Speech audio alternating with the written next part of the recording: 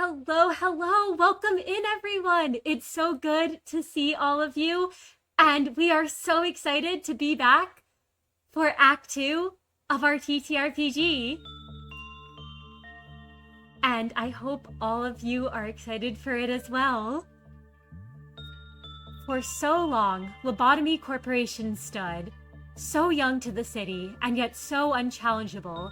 Their dominance was absolute, their superiority assured, as they became the city's only provider of the blood that pumped through wires and into the walls of every home and corporate headquarters across every district. How quickly the mighty fall, how fast the faith of a people are shattered. How singular and small can the action be that sets off the end of everything? The managers, survivors of their mysterious AI Assistant Ange's attempt to bury their facility, return with the supplies their remnant branch need to put food on the table for their hungry clerks, materials to reinforce the containment units, and a Golden Bough, which they hoped would help their AI assistant and her goal to become a true human. Taking a moment to reflect on their adventures so far, the gathered group split up as quickly as they had come together, back to their corners of the facility and different responsibilities running each department. Meru and Kai stayed in touch, but otherwise the four were mostly preoccupied with their own business. After all, while they had gone on quite the adventure, nothing could compel them to risk themselves like that again. Or so they thought, when Ange returned with news that the deterrent system was failing due to these very Golden Boughs being recovered across the city.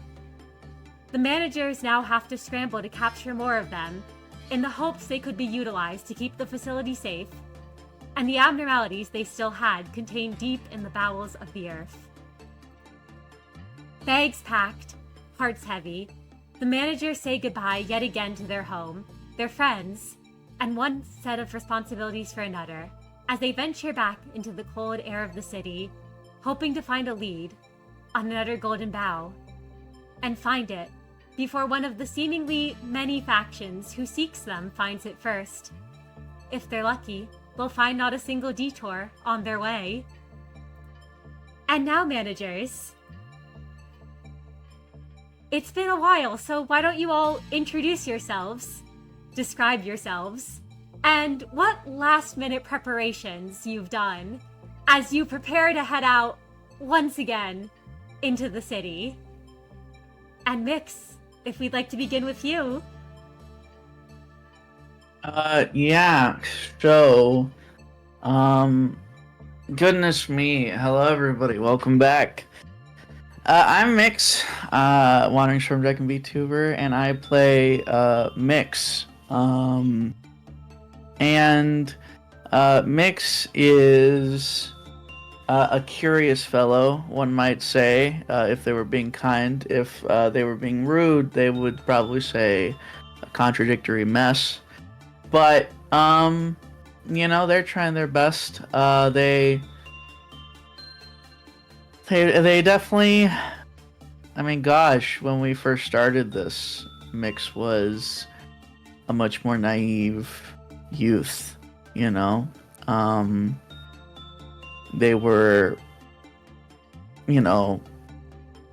sort of still sheltered in many ways of the world, and after leaving the facility, they saw so many things that basically changed the way they think. They stand a little different now, They seem toughened up, one could say. Jaded, definitely. But, whether or not this has made them a stronger person, we can't really say. We'll have to wait and see. As for any preparations that they've done, I think a lot of it, just sort of showing, the ropes and like getting things ready for when they leave. Making sure any maintenance they have to do on any of their gear, anything any records or anything that they have to keep. All that sort of stuff. Those sort of smaller, more mundane, quote unquote, things. That's kind of what's been their focus. And that's probably what they have been wrapping up. That makes sense. And Meru, what about you? Yes, hello everyone, welcome back. I'm Meru Online, and as always, I play our control team department head Meru. As for his last minute preparations, Meru feels like he can't get prepared enough. He's been working closely with Kit, his team captain, and filling them in on everything he was allowed to tell them that he felt they needed to know, while he's gone.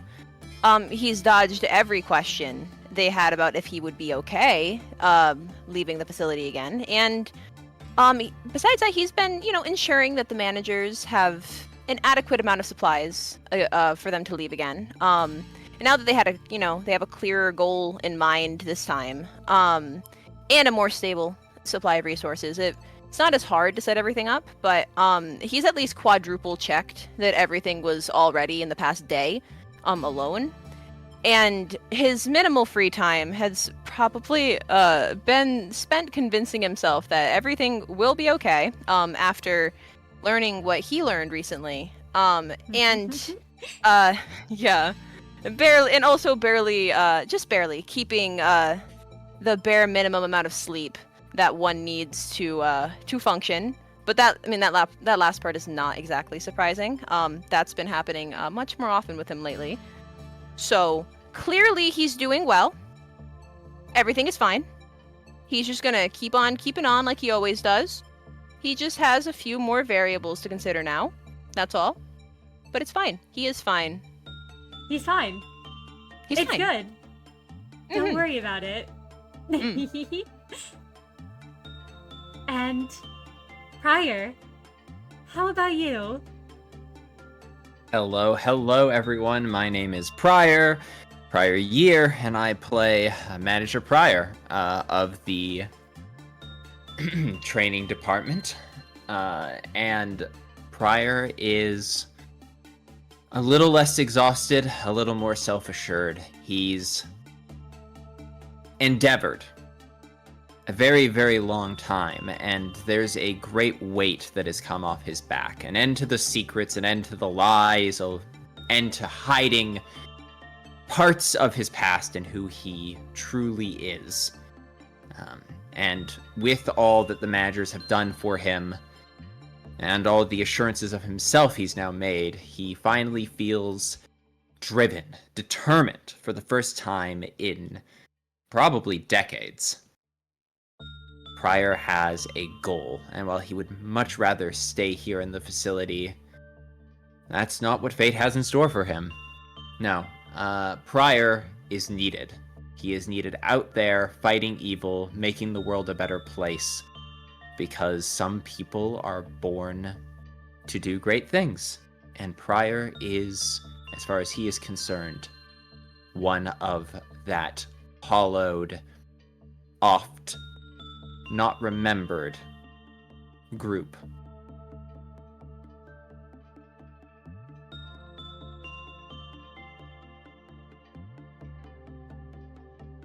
And Kai, what about you?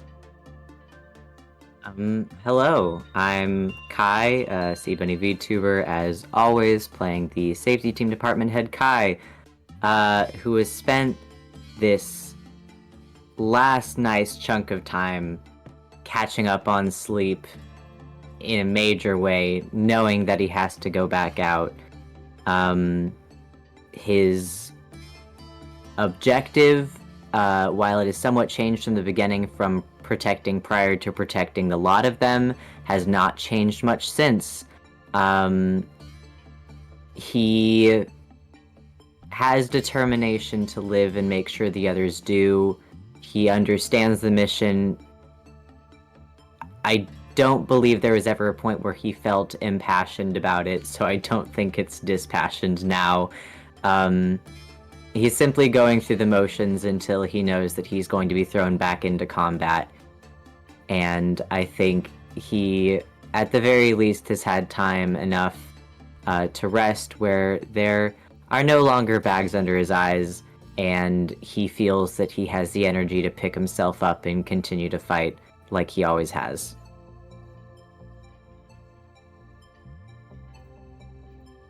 And the four of you,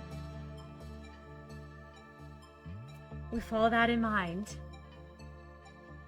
and already, I imagine, Ange flickers on the screen before you all. And she says, "Oh, yes, please." Yeah, Pryor has seen a lot of Ange in the last little while. He is, however, never upset to see her face. And as she flickers onto the screen, he turns from his frantic packing and hits her with a warm, beaming smile. Here I was ready to wander out into the city streets without any more guidance. I'm guessing you might have found something for us. I have. That would be unwise to do, Manager Pryor, and I would advise against such things. I will keep in mind to stick to the beaten path. But don't you worry, Ange. Meru's an excellent trailblazer. I'm sure he'll get me back on the same path I left. Isn't that right? I certainly will. That's for sure. Nothing to worry about. We'll be fine. I see. You can't see her expression as her eyes are closed. But for a moment, she seems to almost tense before she resumes her neutral demeanor and continues. I have located an L Corp branch in V Corp's District 22. I believe at this time it has not been raided, but I have no method of confirming what factions might be vying for this Golden Bough or aware of this facility's existence.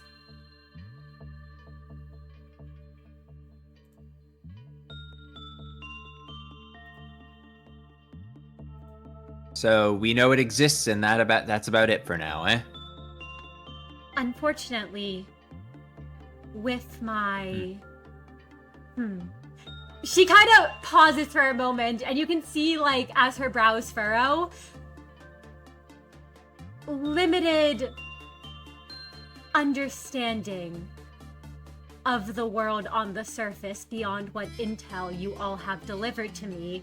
I am afraid I cannot deliver any information of what might be going on in District 22. Well, it's better than wandering around blind. Excellent work, Ange. Really appreciate it. Thank you. It should be fine. We'll get the Golden Bough, bring it back, add it to the deterrence network, and if my understanding is correct, because the Bough is actually in the facility, it should do a better job of actually keeping everything up and running, right? That it should. All right. Forestall the apocalypse for another day. Goodness. Well, this might be our last chance to, ask any questions, so... How's everyone feeling?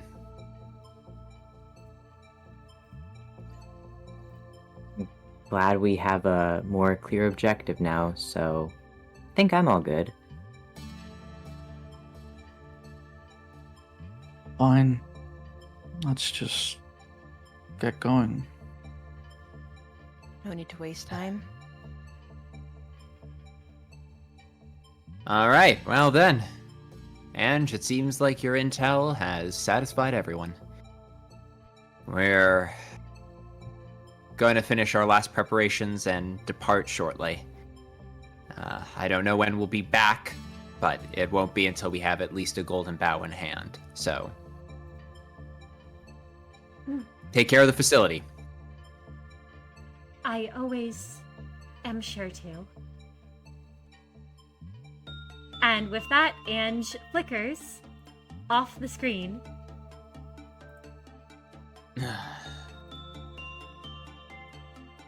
Well,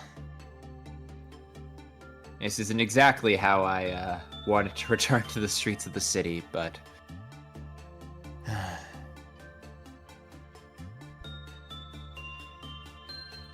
here I thought we were done. It isn't over till it's over.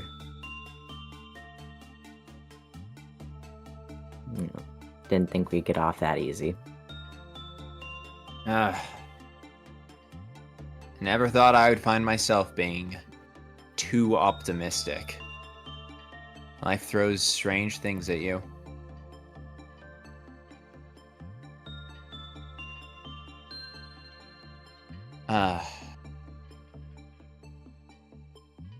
Well, regardless,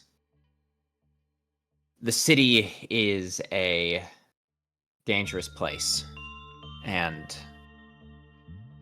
I know we survived it once, but we'll have to see if we can survive it again.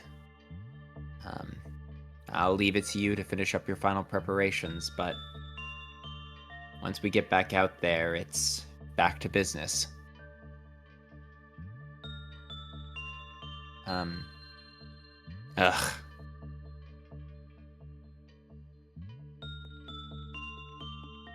Pryor doesn't like the silence. He seems bothered by the fact that he wants to leave this place as much as he wants to stay.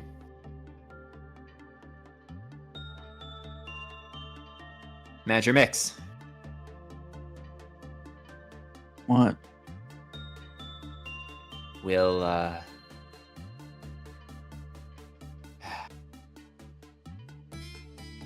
we're leaving Yuna here, right?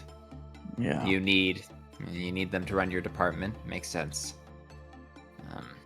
Okay. Well, we'll see what goodies they left us in the RV then, and make our exit. Unless anyone needs anything from me, I'm going to go deliver final pick-me-up to my agents before we make our departure.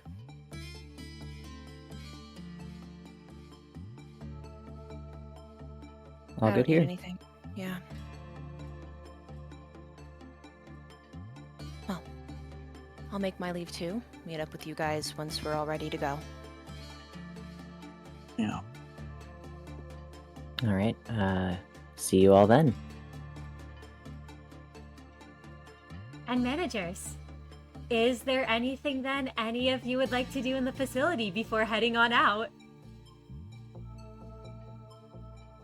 Well, if no one else has anything, Pryor does want to actually slip down to the basement one more time. Absolutely.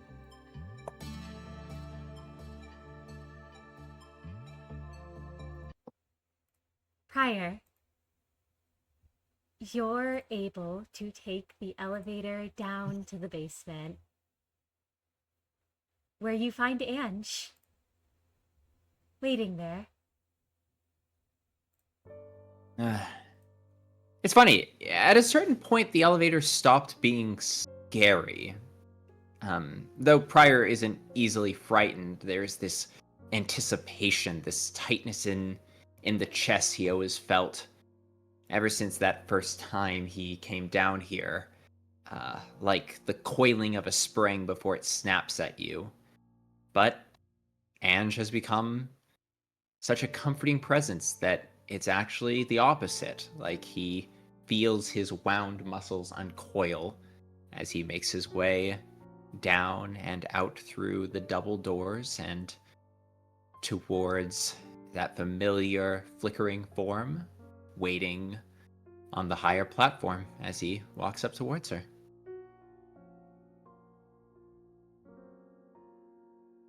Sorry, I know I already said goodbye up there, but... What is it you said the first time? You don't understand sentimentality?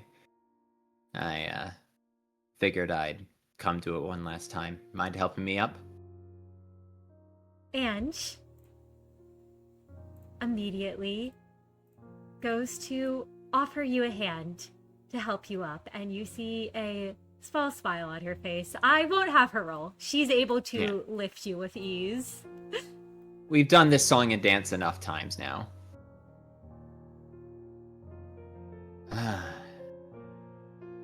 Prior, Ange. it is good to see you come down here before you go. I had almost expected that you would leave without saying farewell. Well then, I need to do a better job giving you higher expectations of me. You are my friend, Ange. I'm not gonna leave without saying goodbye. You see her form flicker at that, and there's a smile on her face, but she seems almost worried about something as she simply just nods and says, I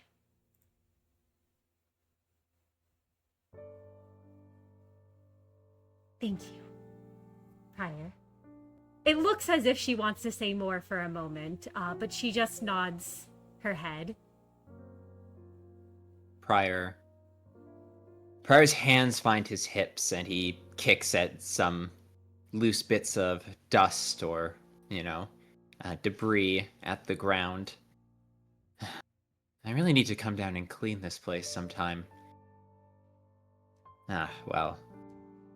When we get all the golden boughs we could need, we'll have plenty of time for housekeeping, eh, Ange? That is correct. It is not a pleasant sight. And once more, you see her brow sort of crease at that as she says, I know that many unpleasant things have happened in this place before. Well, we can't change the fact they happened, but it's a choice to, put a new coat of paint on it, make it into something better going forward. That's all we can do, right? Paint over the past and choose a new color. Doesn't change what lies beneath, but, well, what else can you do?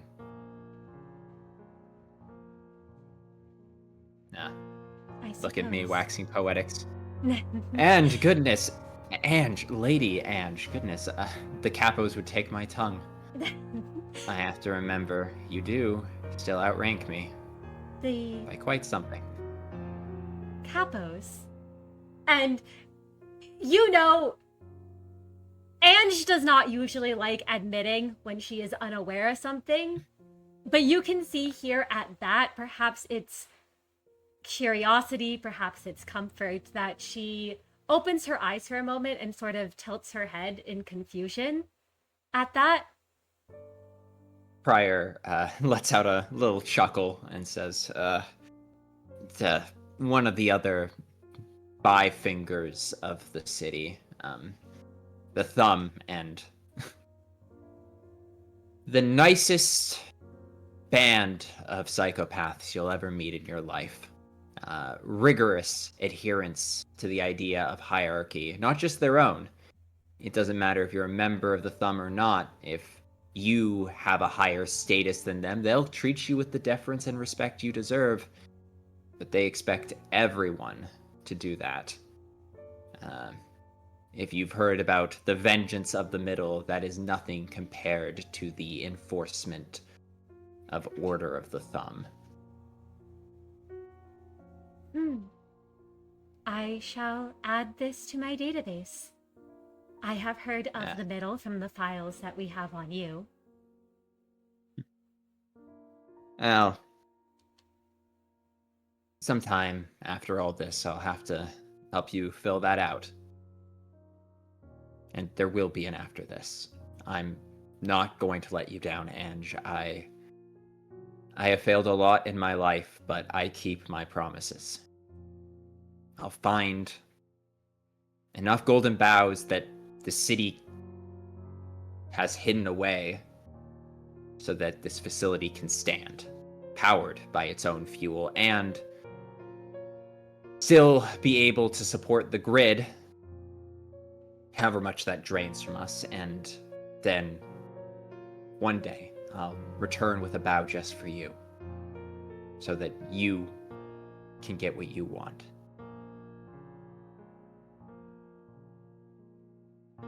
Her eyes open once more. And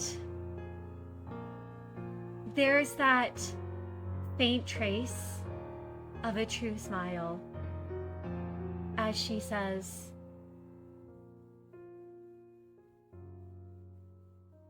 "Thank you, Prior.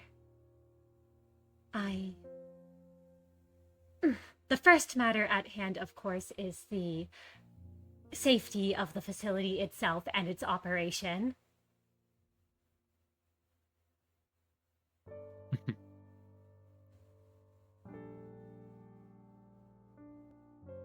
Well, I knew I could count on you. Before I go, Before I go, though, this is my last chance to ask this. Are you gonna be okay, Ange? Is everything alright?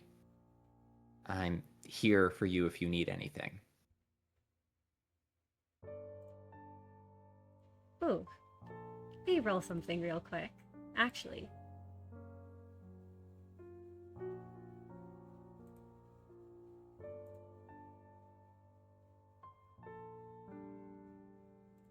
One moment.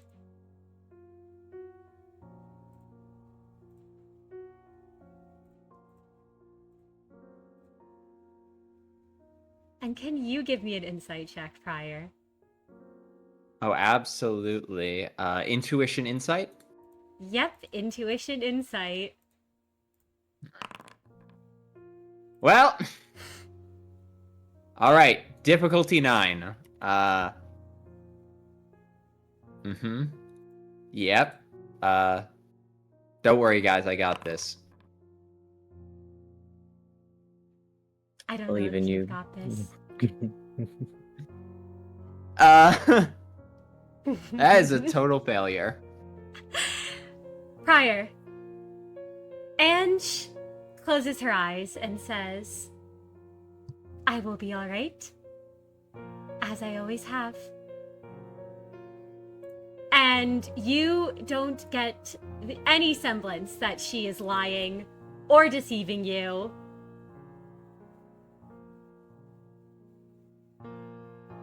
Or have Good. any reason to suspect. Excellent. Thank you, Ange, for holding it together. I can trust a very small number of people. My fellow managers, and you. And I know you're not gonna let me down. You have changed. And together we're gonna change this facility.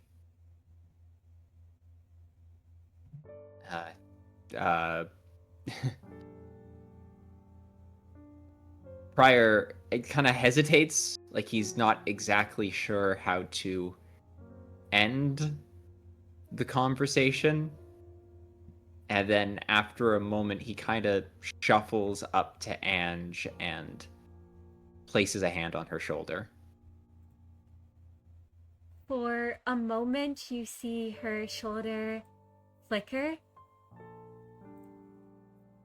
before it stabilizes.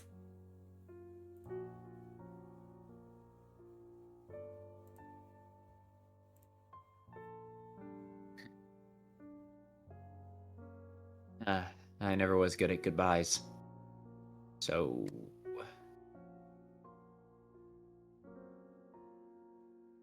next meeting when I get back? I am looking forward to our scheduled meeting, Manager. And there is a almost teasing smile on her face for an instant at that. Yeah. Prior looks away and like awkwardly like takes his hand off her shoulder and then folds it over his chest. The eye on gaze has not left Ange, and the three eyes on the side of Prior's face stare at her. Right. Next scheduled meeting. See you, old friend. I will see you. Be safe out there, Prior. You have an order to come back. Oh. I've never been one to disappoint.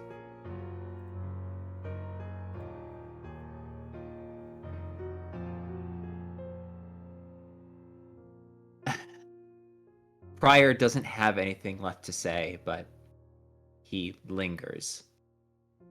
Just getting one last look at Ange before he steps away. As you step away, Prior, perhaps for an instant, you can feel a gaze lingering on you. But if you look back at her, her eyes are closed as she's returned to her work, overseeing the facility, monitoring everything that goes on. And do you rejoin your fellow managers? Nowhere else you'd rather be. Absolutely. As you head back to the control department, and all of you are able to reconvene.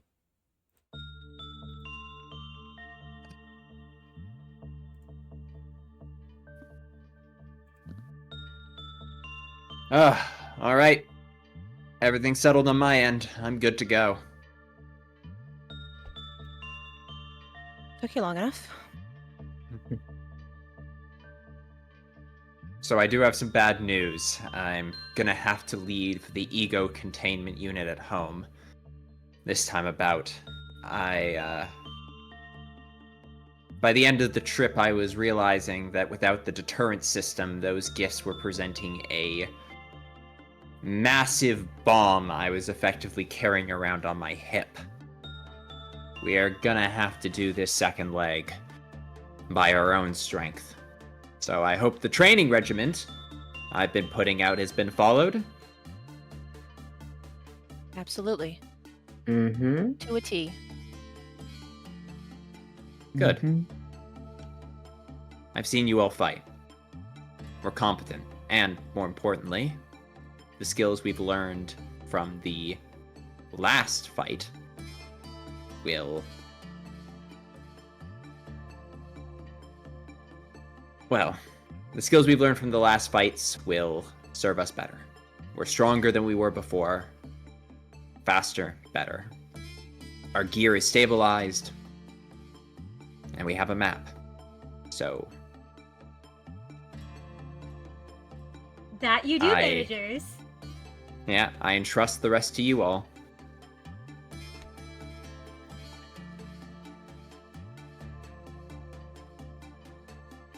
Well, we're all ready, then we might as well head out. Would you all like to head out to the RV? No use in wasting time. Absolutely. You all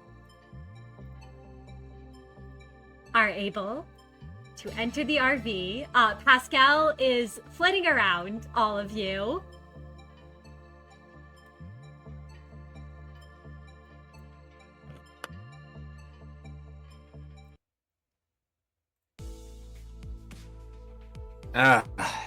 Well, I'm glad you're still with us, little buddy. Pascal beeps happily.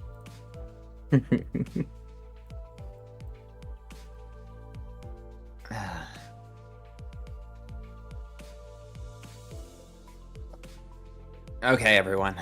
Well...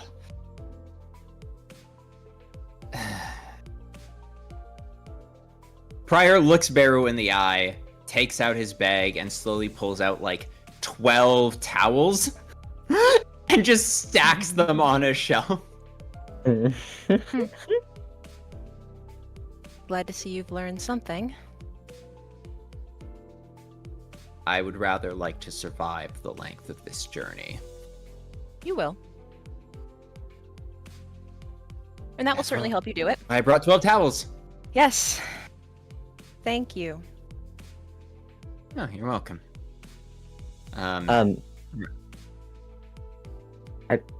Sorry, Kai is aghast because that means that there's only 3 towels for each person, which means Pryor can't individually dry his limbs with 1 towel. Oh no, those are Pryor's towels. Oh, those are not everyone's Oh, towels. I'm so sorry. I thought he was being generous and kind. No, well, he is. He's not taking any of the regular towel. Like, there's like Got one it. towel for everyone, and then 12 additional towels for Pryor. Understood. Listen, if he wants to take the towels away from his agents, that's fine. Meru doesn't care about that.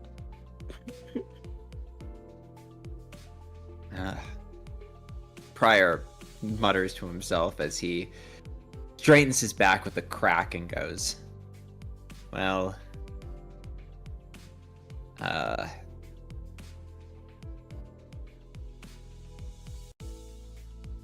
hope you brought enough food, and... You better have. I only checked it. And Meru counts on his fingers, and then stops, recounts, pauses, counts a little more, and goes, 8 times? We should have enough, as long as... Well, I don't need to repeat myself. Yes, don't worry. I'll be on my best behavior.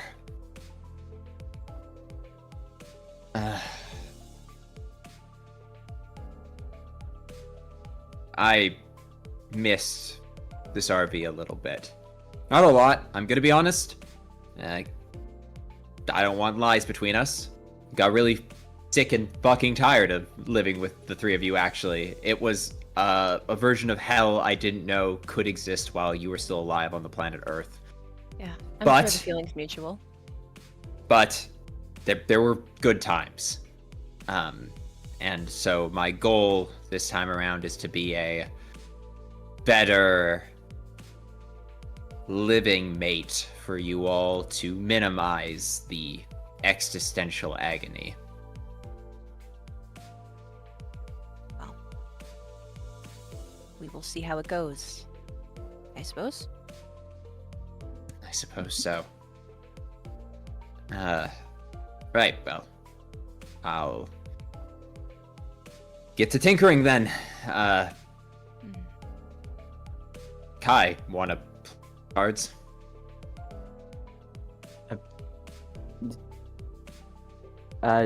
Yeah. Sure. Pryor gets behind the desk, the little RV table slash couch, and takes out a deck of cards and starts shuffling them up.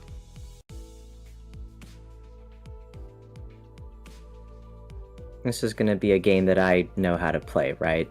Nothing Yes. from before. Thanks. Yes, though I think I think you might have played this a couple times back in the web.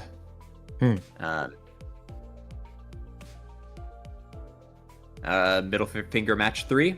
Do you remember it? It's been a bit, but I think so. Prior and Kai will just start playing cards. As they play cards, Miix, I have an important question. Do you try to go to the driver's seat? Yes. As you're headed there, Pascal keeps flying around the wheel. Like, anytime you try to put your hands down, it's like Pascal's almost trying to grab it from you. Miix kind of frowns. What are you doing? Pascal beeps.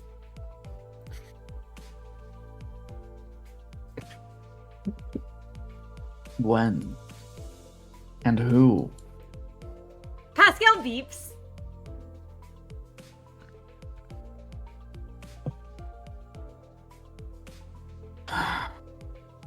Fine. Do your thing, I guess. You tell Pascal that, and Pascal immediately flies away. Okay. He's such a little shit. I love this robot. I really thought we were about to get driven around by a little tiny robot Thank God we're not. that does nothing but flips. Thank God we're not. Just immediate smash cut to the RV token as it does a full 360 in the air. Pascal just looks down at you, Miix, and beeps again. Miix nods and then sits down in the driver's seat and starts the car. And managers, as you head through L Corp's Fallen District, this time around, I won't make you do any rolls. There aren't any notable encounters. Of course, I'm sure you all run into some trouble along the way, but it's nothing that you all, at this point, can't handle and aren't prepared for. As you make your way to the border, into V Corp,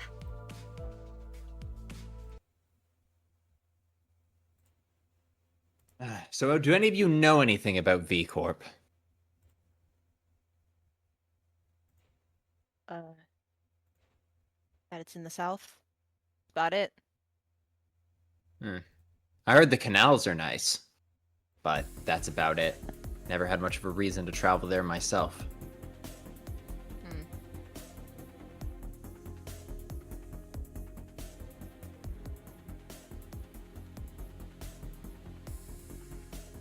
do any of you want to make me a city knowledge check on what you might know about V Corp? Oh no, I don't. I don't know anything about V Corp. City knowledge. Oh, my bad. I suppose that would be... It would be, I believe, city secrets, yes. Yeah, city secret. Just city secret. Yeah, no. Yeah, probably understanding city secrets. Yep, understanding city secrets, if any of you would like to make that. I'll make an attempt at it. Alright.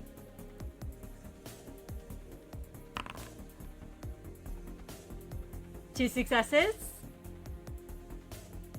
Let's see. Oh, Miix, are you gonna roll? Whoa! Okay. Oh, 4 successes. Miix has read a book.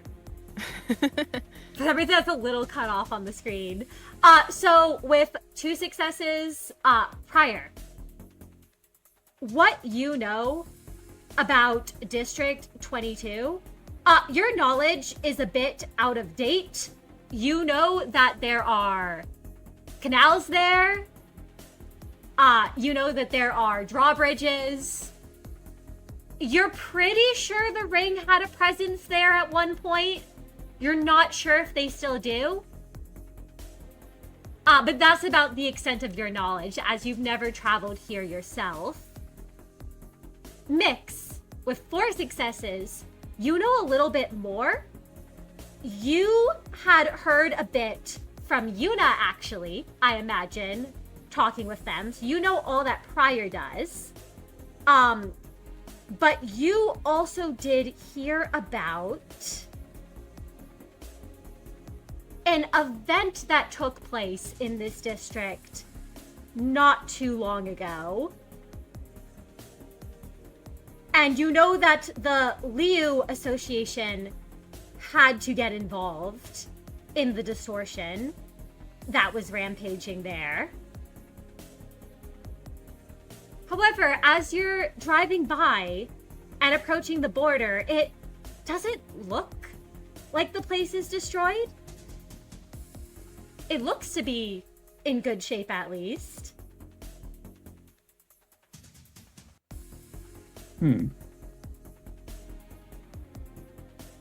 At the very least, this area.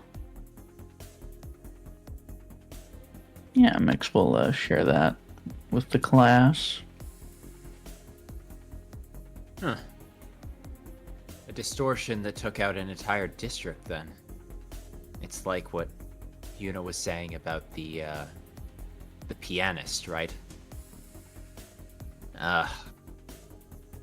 I guess distortions really do come in different powers. Well,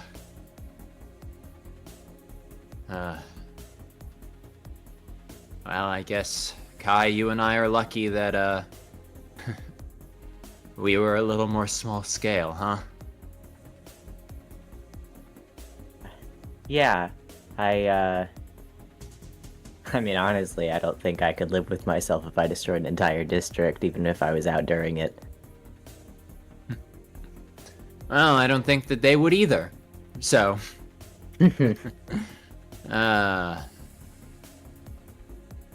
Prior's smile dies as quickly as he assured the people of this District V did.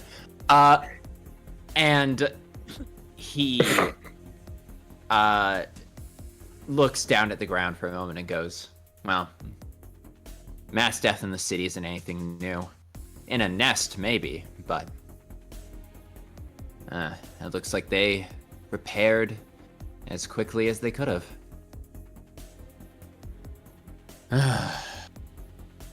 What's a little more death in the city?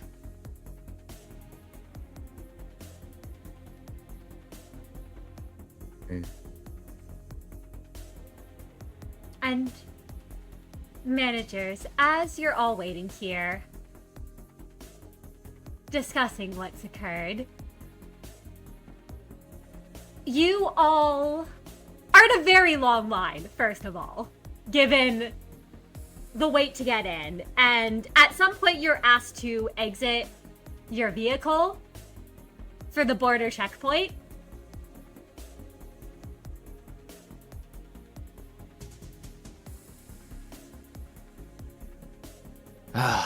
Yep, another border crossing. I mean, after confirming that they are not carrying anything strictly illegal, Prior will advise everyone that we should probably just do as they say.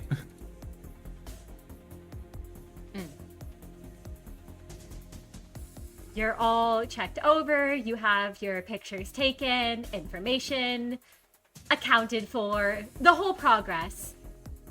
And then for a bit, you're all basically shoveled into a waiting room. And after about 4 hours or so... Uh-huh. Yeah, okay, yeah, they're putting us in the room. I think at around hour 2, Prior starts pacing.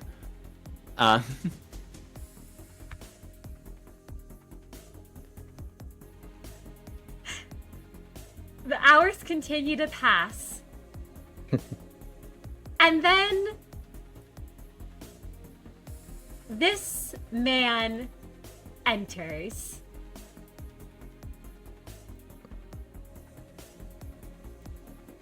You all see... What a grumpy-looking fellow. You all see a man who looks to be probably getting up into his 40s. He's dressed in the uniform of the Hana Association, which all of you, I imagine, would recognize. Even if some of you are more familiar with the Hana than others. Actually, this would be a great time for another city knowledge check, or city secrets check, rather. Yes. Meru, you would get a 2 dice bonus for this. I would.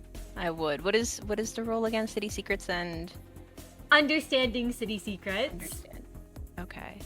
Then I get. Oh, it's a +1, not +2. That's what it says. Oh, sorry. That's because you actually have a specialty. So sorry, that should actually be +2. That is an error on your cool. sheet. My bad. No, you're good. You're good. All right. Is it like a scaling difficulty? Challenge level? Scaling Okay. difficulty. Cool. I will roll. Yup. Wahoo! And that's going to be 5 successes at difficulty, or at scaling difficulty 1. Meru, you know a fair bit about fixers. You know that the Hana Association are the ones who are in charge of grading the other fixers in the city. They act as the head of the other associations and offices. You know that a Hana being here, especially approaching the 4 of you, is very odd because they handle matters concerning fixers and handle issuing permits and fixer license. And you also know that all fixers have to report to the Hana upon completing a request. Right. Well, I guess when this Hana fixer enters the room, Meru had been they've been waiting for a while. He wasn't exactly completely like at attention or anything like that. But actually, I want to say if they had been doing a checkup, like to make sure that they weren't carrying anything illegal, Meru probably had lifted Justicia up so they could see his face. And he hadn't put it back down because he just wasn't thinking about it. So his eyes like noticeably widen, and if you're close enough to him, you probably can hear like a little gasp. No, Meru doesn't idolize fixers. He does not. But it's the Hana. It's kind of a big deal. So he startles a bit, and he doesn't say anything because he's not going to speak until he's spoken to, but he is suddenly very, very tense, very wide-eyed.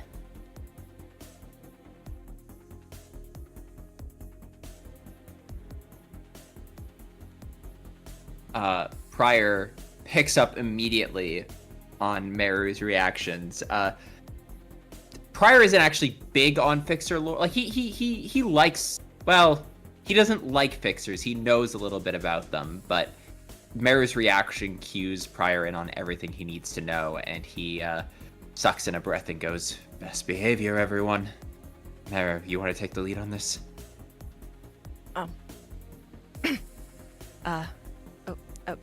Okay. Yeah, I can do that. Yeah, Meru he's not the talker of the group, but he was asked to do it, so he will take a step forward towards the I guess let me squeeze by. And he will think very quickly about what to say, and he will just go, hello, pleasure to meet you.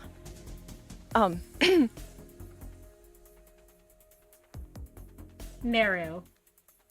This man towers over you, not in the way that Pryor does, but he's still quite tall compared to you, and when he looks down at you, it's not in the same way that Yuna did back when you were in K Corp. But it's similar to that sort of feeling of someone almost looking at you as if you're lesser than them. And he sort of just kind of frowns at you and says, I'm not here by choice, but rather because I've been asked to give an opportunity to all of you.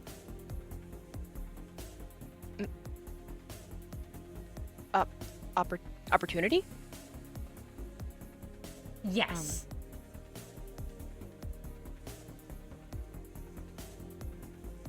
The four of you are clearly not fixers, given your lack of license and the lack of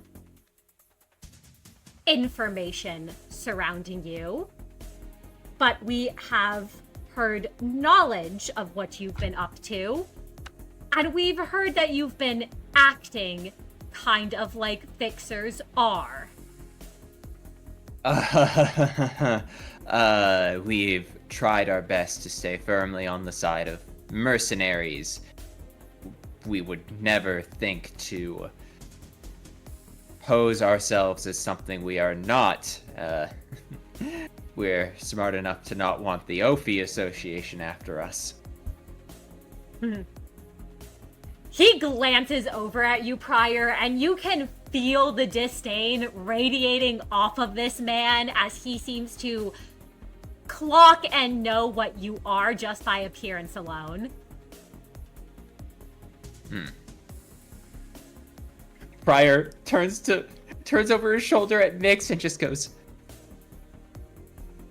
Miix, you're good with people in a higher social bracket. I think this guy is, and he sort of makes a turn his nose up gesture, like very subtly.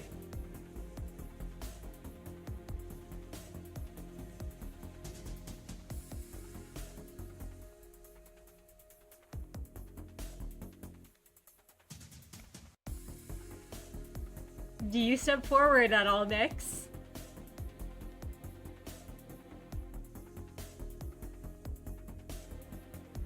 Miix looks over at Pryor with a expression, and they step forward and they look at this person and they say,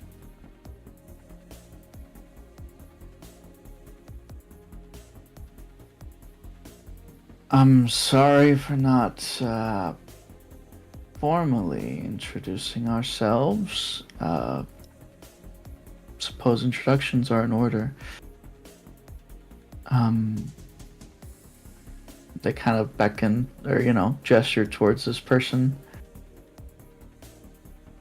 to, introduce themselves first.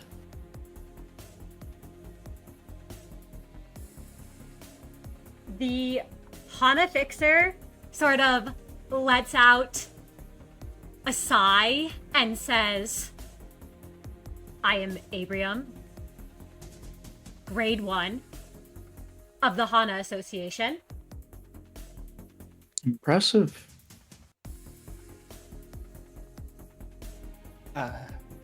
Pryor looks like he's about to shit a brick the second grade 1 comes out of this guy's mouth. His eyes dart to you again, Pryor, and there's almost You can feel almost the challenge in them. Prior plants his feet like they're rooted to the ground and nods his head. You've been around the block once or twice then. He just kind of makes an affirming noise at that, and then turns back to Miix and says, I should inform you all that you're not wanted by the She anymore. You were for a while, if you were not aware. And he says it with, like, the tone of he absolutely knows you were all aware, but...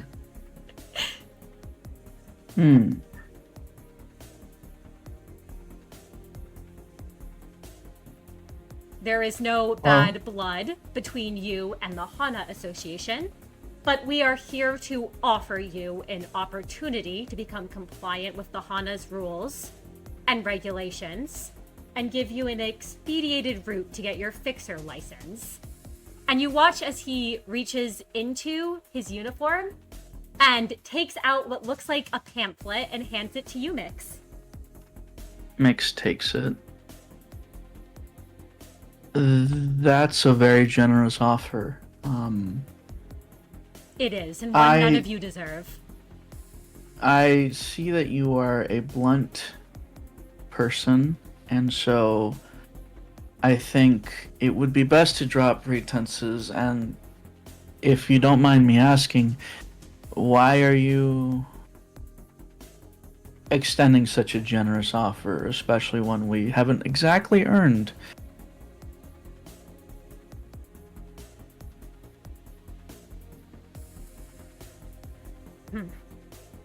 I think you are mistaken. I am not extending any offer to you. This is on behalf of the Hana. If it were up to me in particular, I think none of you should be invited here. And I don't think any of you belong here. Might I ask why we are being invited in the first place, then? By the Hana? Apologies if that's rude, I'm just... You know, our history isn't exactly the most positive.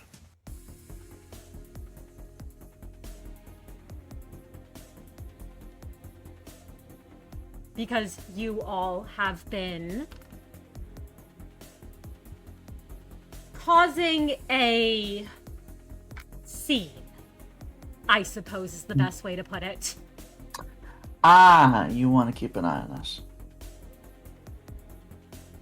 If we're being blunt. He doesn't say anything at that, but his silence appears to be confirmation of that fact.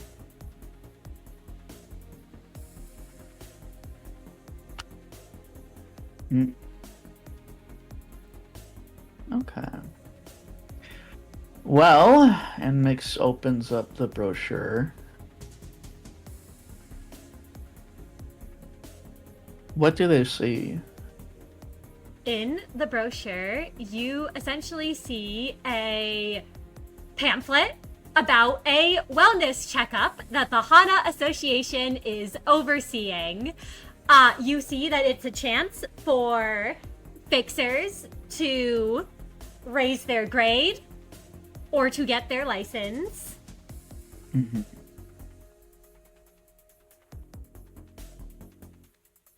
It's a lot of jargon, I'll say, as you're reading through. Essentially, a lot of propaganda, too. It looks like, of the, like, become a fixer.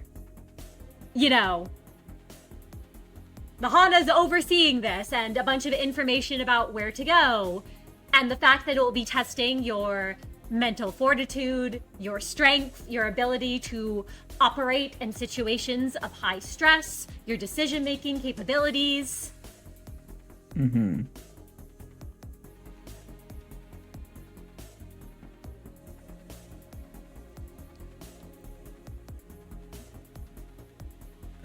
Interesting.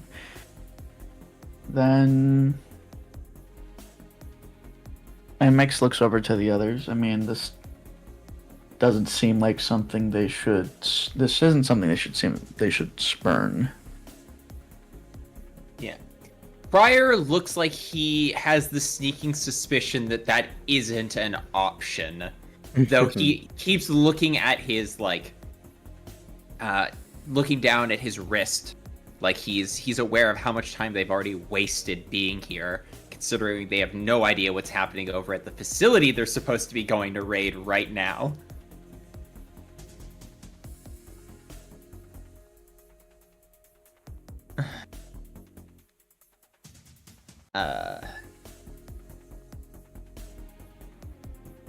I'm guessing that if we wanted to take a rain check, this offer would not be presented to us again, would it? No. It's being held tonight.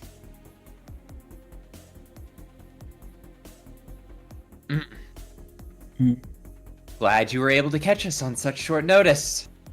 So close to us just missing each other, huh?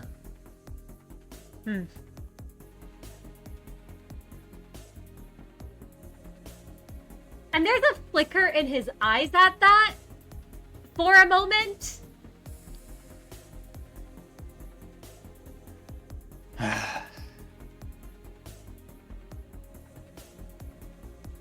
Well, you made your opinion of us perfectly clear, and you've also made it perfectly clear that refusal really is not in our best interest, given the fact that we've already managed to avoid bad blood with the Hana so far. Now would not be a very good opportunity for us to start. We'll be there.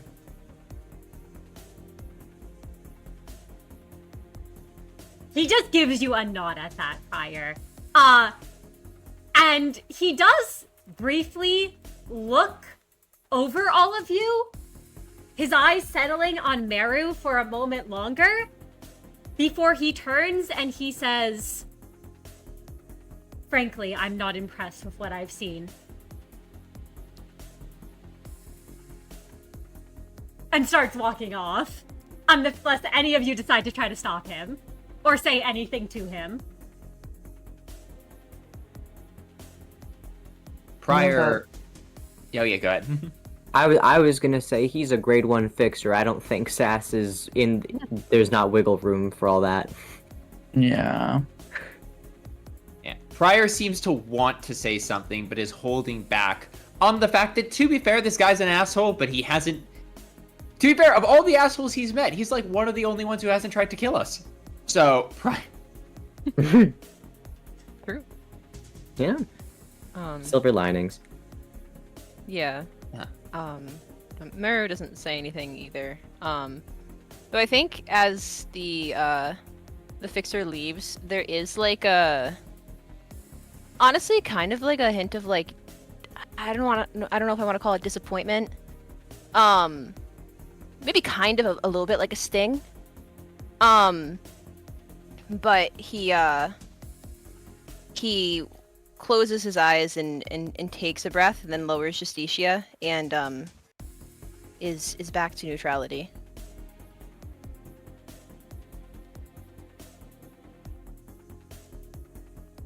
And you are all left alone in the border with a pamphlet.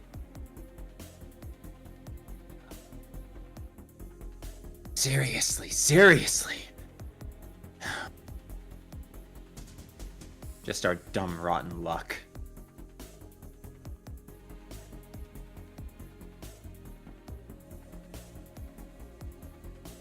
I mean, I guess at least it's day 1. We don't have much momentum going yet.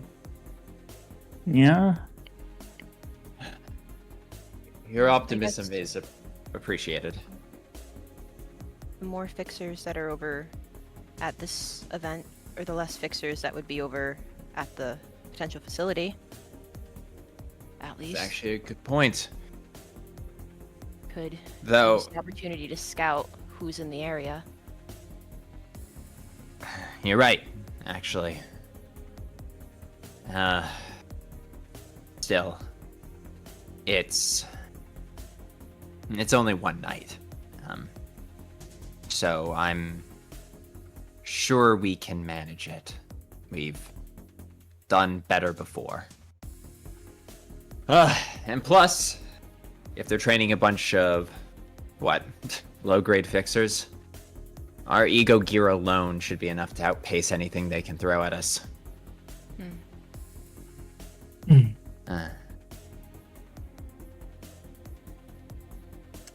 Miix, do you take another look at the pamphlet? Yeah. I think it makes sense. Miix is kind of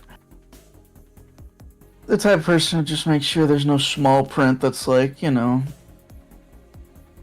anything important. find an address to a building that is about 2 hours from the nest located in the back streets. You see that there is a mention of where vehicles for anyone traveling with those can park them, but you've noticed that that part has been completely scrubbed out and replaced with something that says no room for your sort.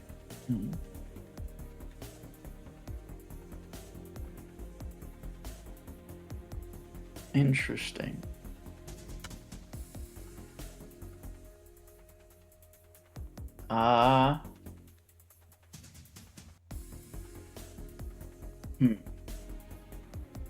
I mean, I think, if makes any sort of connection, they would bring it up.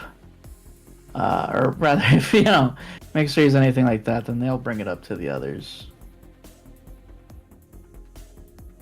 So they wave the brochure and tap. There's something else, by the way.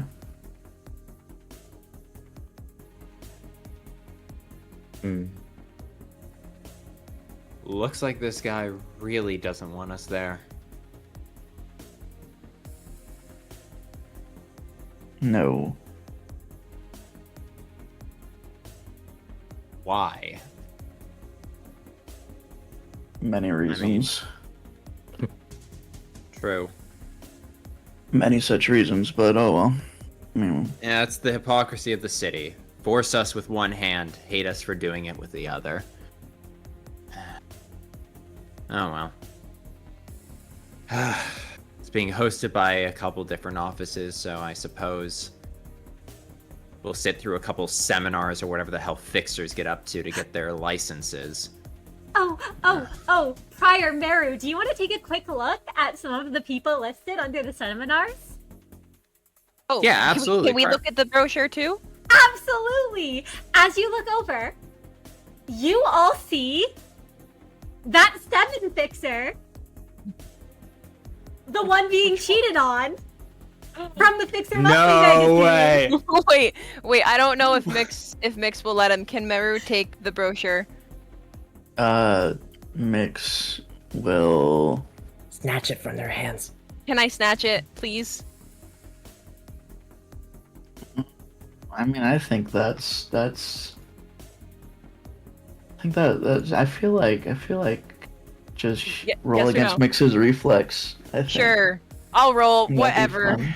Okay, what's athletics reflex? I feel like that'd be fun, Mr. DM. Yes, absolutely. Feel free to Miix's roll reflex against. is 3, so you're just rolling against a 3. Yeah. Rolling against 3. DC Wait, for what am I? challenge. What am I rolling? Reflex athletics. Reflex athletics. Okay, challenge 3. Yup. Give me that. Give me. How does that look? That's 6 successes, difficulty free, so you succeed. Yeah, no. 1 second, Miix is holding the brochure. The next second, there's like slight wind, and the brochure is gone, and Meru's like a couple feet away, and he's like has his head like buried in the pages of this brochure, and he goes, "There's no way. There's no way." Half a second later, Pryor is over Meru's shoulder, looming like a fucking street lamp, and he goes, Wait, I remember that. Mm-hmm. Oh my god.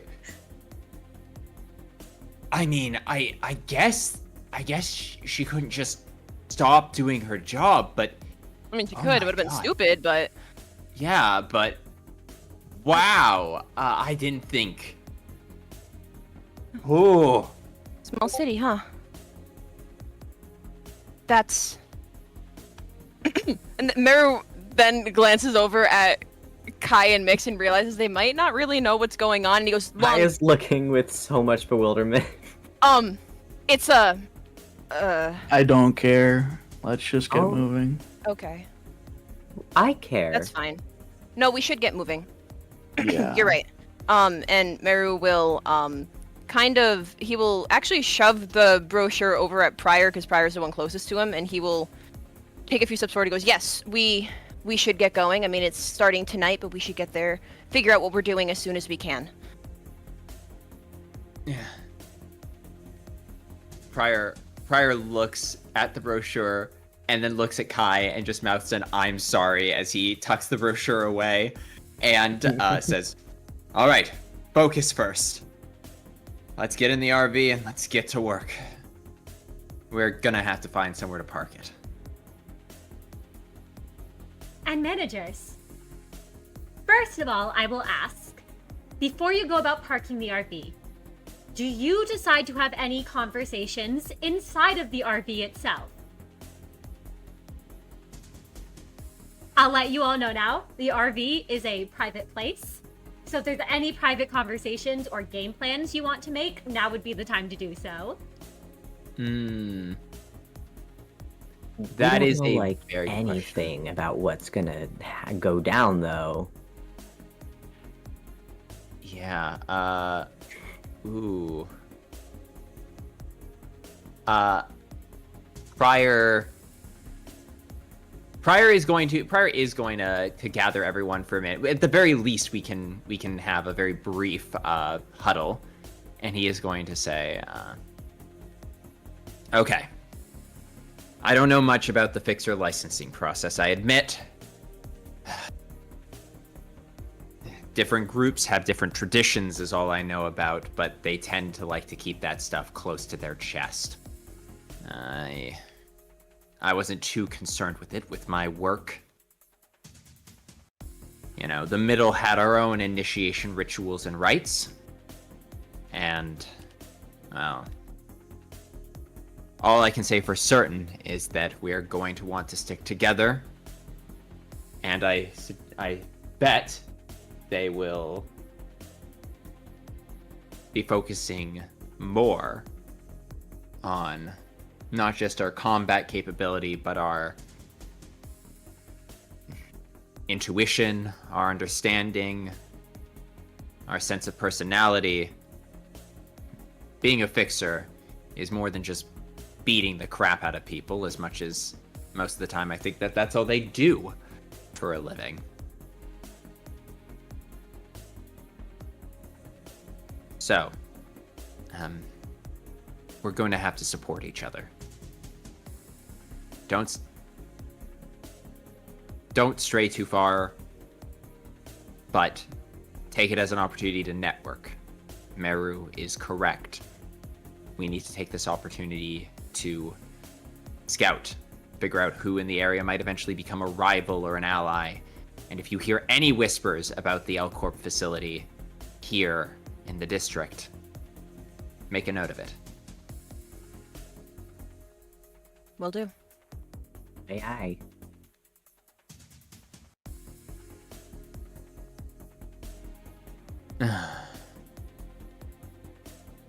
All right then.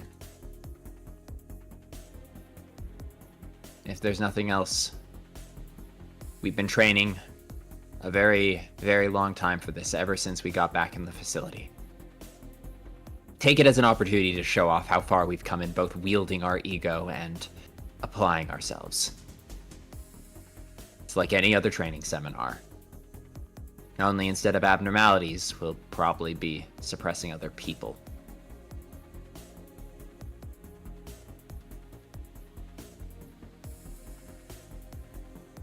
Okie dokie. And managers, would you like to park the RV and head to the location? I Yeah. think that's what Pryor will do. All right. Now, Well, I mean, Pryor doesn't park the RV. Miix parks the RV, but Pryor's there. where do you all decide to park the RV? Like, not a specific place, but like, do you bring it close to where the building was that they told you to go to? Do you park it in the nest? Like, where do you decide to park it around? I'll remind Is you it all, the it is a Miix? 2-hour walk to this building. Well, they'll park it as close as they can without,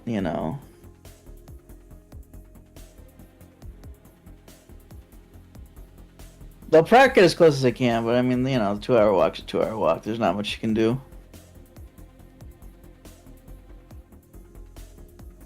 All right.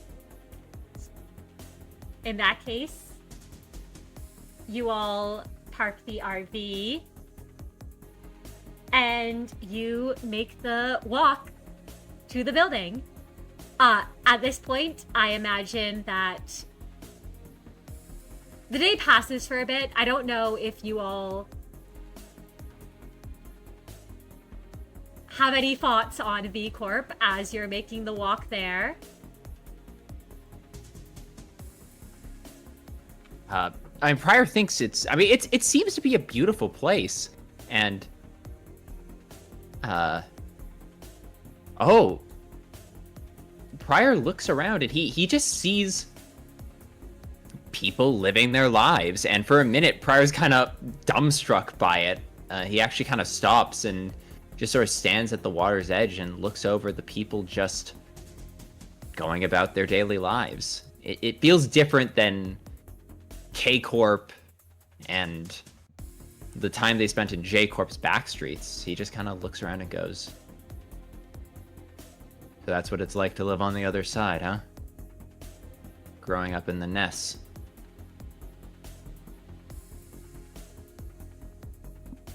I don't think we have time to ruminate on that, Pryor. And Meru, noticeably, he's been walking, but he has not really let himself turn to look at any of the pretty sights or anything like that. He's keeping his head forward. He goes, "We have a long walk." Right, you're correct.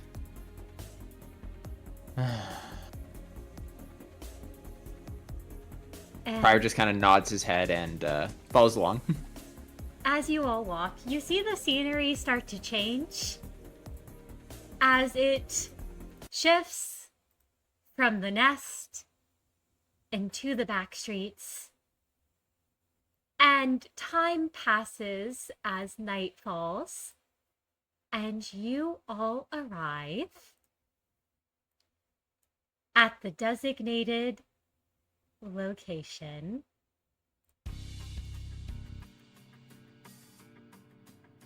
Whoa.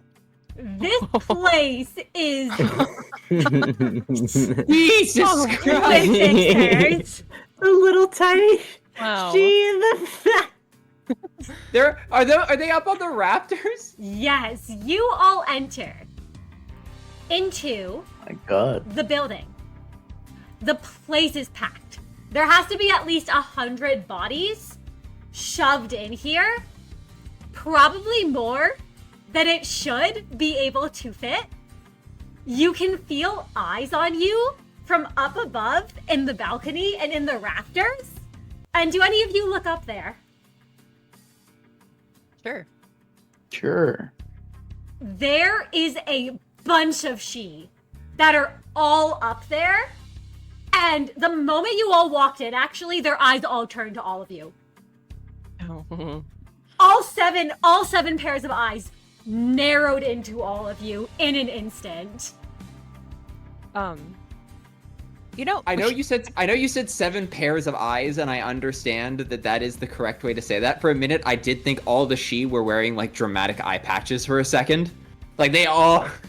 Oh, I think Meru will stare back. Do you stare at the one in particular? that you confronted. Well, I feel like his eyes naturally go to that one, considering it's the only one that is familiar. He is glaring back at you. And actually one of the other she kind of has to like tug on him, and you can't hear what they're saying from here, of course, but you can kind of see them trying to convince him to not throw himself off the balcony at you.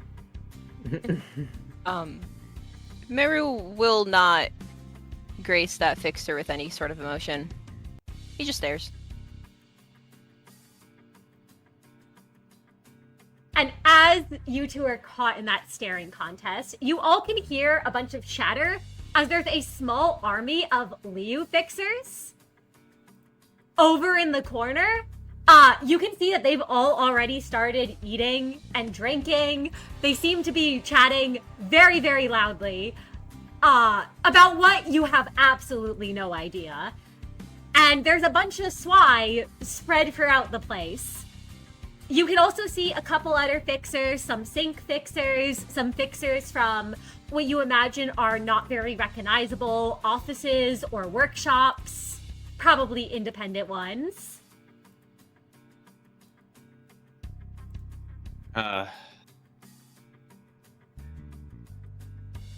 Friar looks around, and I'm assuming they're the only people he sees with ego gear. That is correct. Everyone here is dressed in some form of uniform, whether it's an association you recognize or an office's uniform. You four are the only ones here with ego. And that does not go unnoticed, as you do notice a bunch of different people eyeing you up. You can hear some whispers. You can hear a very loud, "What's up with their outfits?" from someone before that fixer gets shushed by someone else.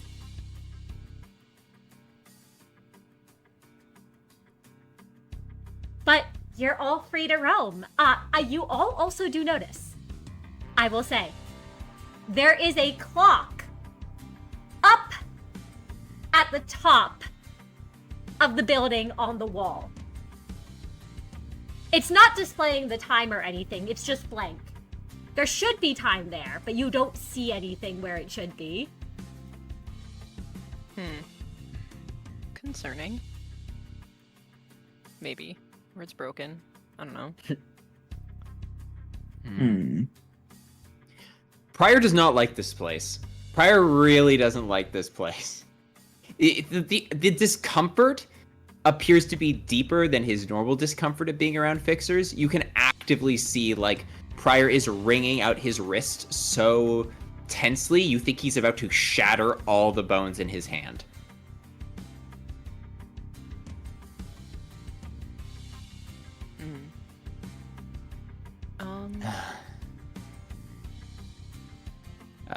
Sorry. This place reminds me of the web.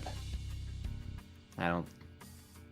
Warm bodies, too many people in a room, food out. This is the city. You don't put that much food out for people. Unless you want them to do something.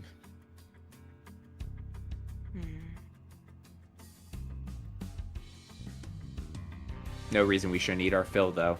I was gonna say, is It's it on the stupid pizza. to take advantage of that? We definitely should.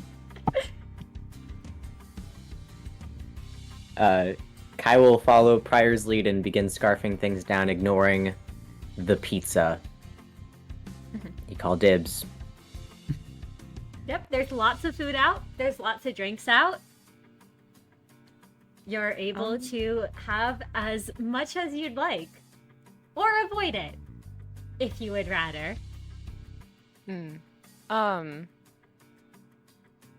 Meru, he might grab like a drink, because they had been walking for a while. Just some water if they have it. They do. It's not bottled, but they do. That's fine. Think. He'll sip on it, I guess. And now that he's done with his stare off against the that she assassin, he doesn't care anymore. He silently said his piece. So he'll just kind of try to silently scout around. He's not going to drift too far from everyone. But he's going to make sure he can still see everyone, like, in his, line of sight. But, he wants to see what information he can possibly get. So he'll take a brief look around. Would you like to make Meru, me... Oh, please Meru's go the first. most aware. I was just gonna say Meru's the most aware man of the world. He is. Would you like to make me a wits awareness check? Yeah, I'll prove myself right now. He's Yeah. witty, wait, what aware is of it the now? fact. It's not wits anymore. What is it now? Oh, oops. Yeah, no, we switched it from wits. Intuition. Intuition. Intuition. Thank you. Thank Intuition, you. Yes. And what is the challenge level? Is it scaling or is there a... It is scaling. level? I will give you Okay. that. I A no. zero? No, Yup, no. yup. No, No, he I was got just one. I got thirsty. one. Oh, I, He yeah, was I just was thinking thirsty. that. Drink. DC 1. Listen. I would rather fail now than later. We've already seen a lot in the room. There's a lot of fixers. Okay? He's aware that the water isn't bottled. He just isn't aware of what that could possibly mean.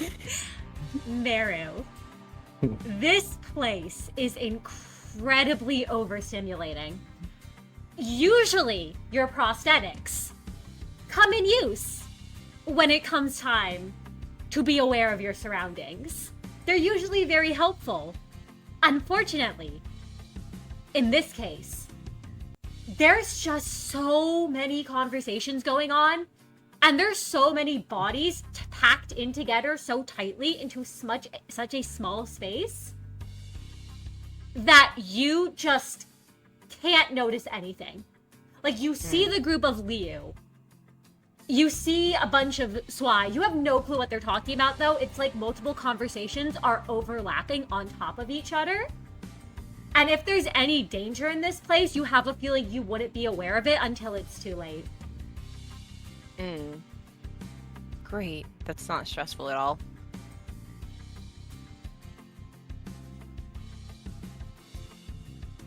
Well, I mean, there's really nothing else Meru can do. He's trying his best. But Prior he won't grab anything else. Prior stuffing his face with 2 slices of pizza actively. Well, actually, that's not true. Okay, so... Wait, this is the first time Prior can overindulge. Okay, Prior is putting away food into his body at a rate that does not seem physically possible to do so. Like, he is... You may have heard of someone inhaling food before. Prior is basically physically inhaling food. Like, it disappears down his throat. Sometimes you swear he forgets to chew it, and it does not seem to impede his ability to shove more food down his throat. This fixer over here seems to see you shoving food down and goes, "Hell yeah, man!" and kind of like pumps his fist in the air. Hell yeah, man! Prior doesn't even it's instantaneous as he turns and like pumps a hand in the air and goes, "It's on, they're on, am I right?" You're right! And that guy kind of grins at that. That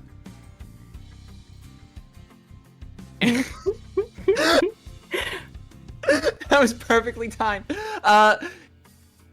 Prior is never really any less hungry when he consumes large quantities of food, but it feels somewhat pleasant. So he indulges when he can without making Meru want to kill him.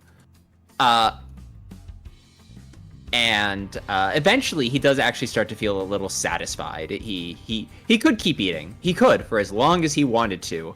But after a bit, he will politely, daintily wipe out off the corners of his mouth.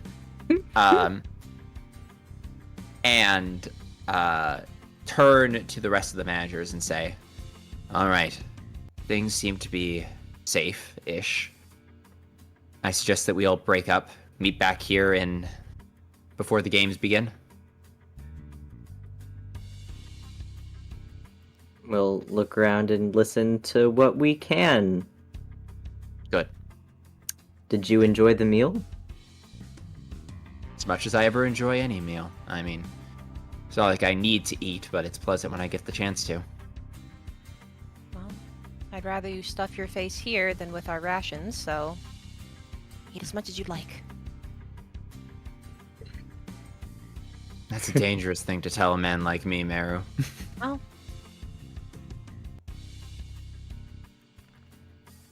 let's split up.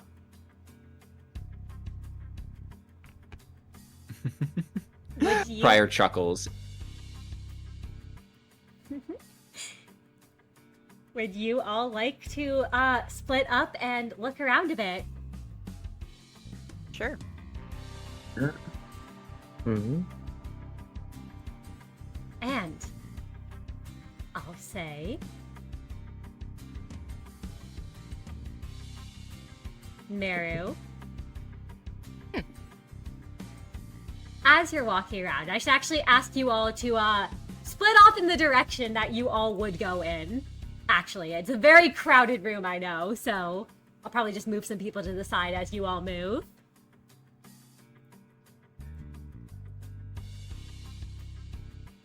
I'll go this way. Kind of hard to traverse. Yeah, as you're moving, like, some of the swine move out of the way. Yeah, no, he tries his best to keep like that manager air that he has when he's walking around the facility. That usually makes his agents move out of the way.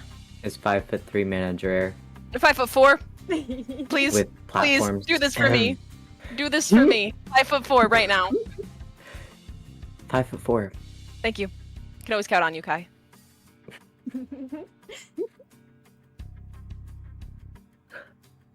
And We're all moving, or just Meru first? oh, all of you, wherever you'd like to go. Wherever you'd all like to go in the Okey-dokey. room. I have some little side rooms because I know it is a very crowded main room. So I just want to know what direction you all start going in. Yeah, I'll move more into. Sorry, Keith. Keith kind of goes like, "Hey, watch it!" as you move past him. Sorry. This is still the table where there's food at, right? Oh yeah, there's food on all these tables. Okay, sick. I mean, some of them Kai have is been still more eating at a eaten slower than pace others, than but- Prior was. Nice, nice. Miix will, I think, just chill at around where they're at right now. Absolutely. And Probably.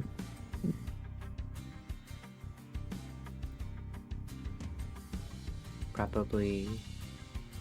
No. Go ahead, Mr. DM. no, please let me know where Miix goes. No. It was probably around like there. Yeah. And one moment. It's just to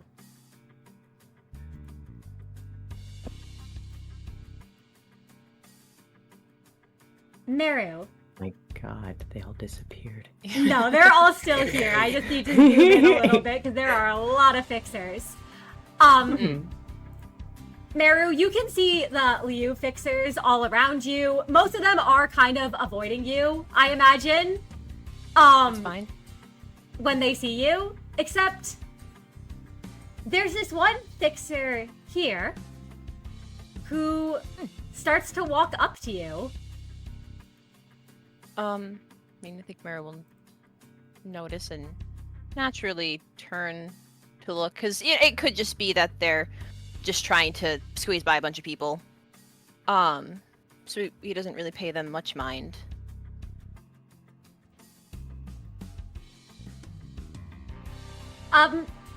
Hey, I just wanted to say your gear looks really slick.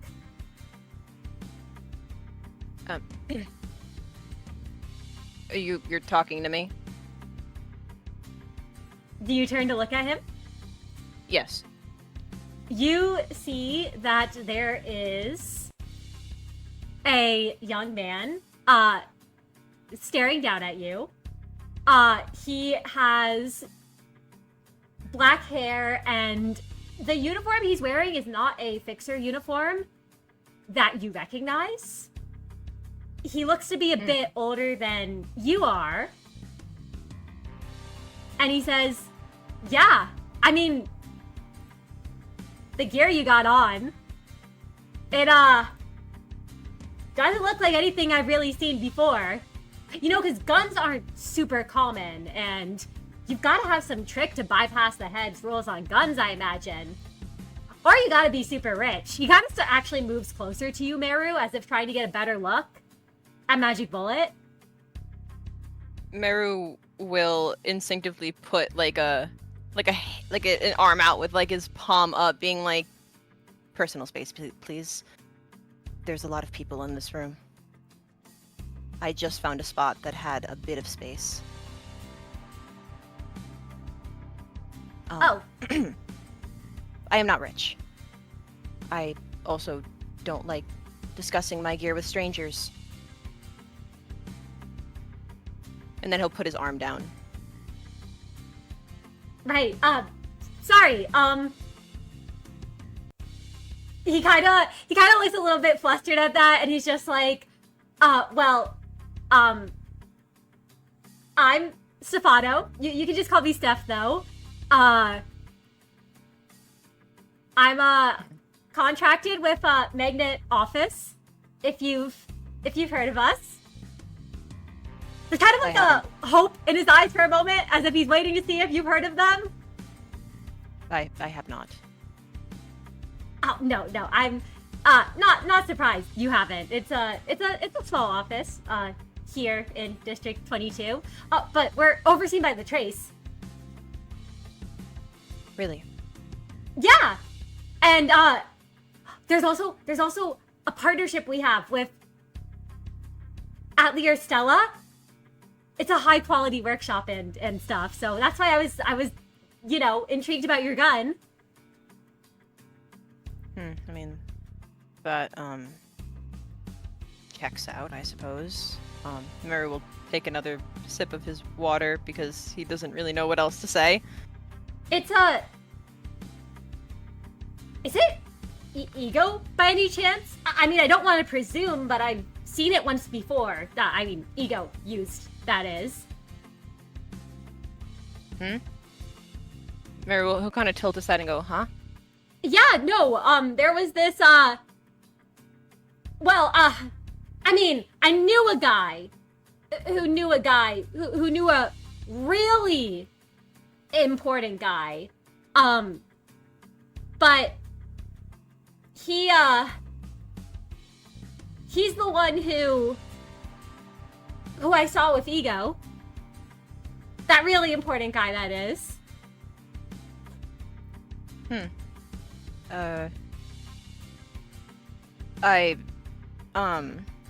And Muru, he'll shake his head just like a little bit.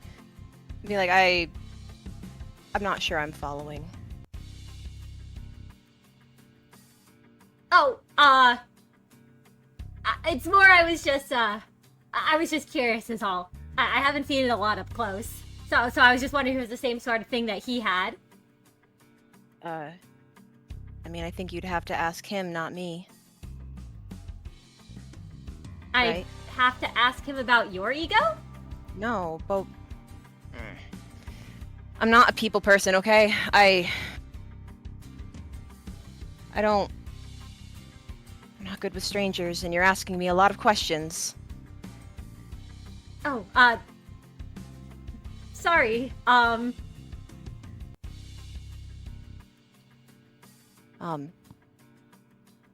Though, I suppose I should give you my name. I'm, Meru.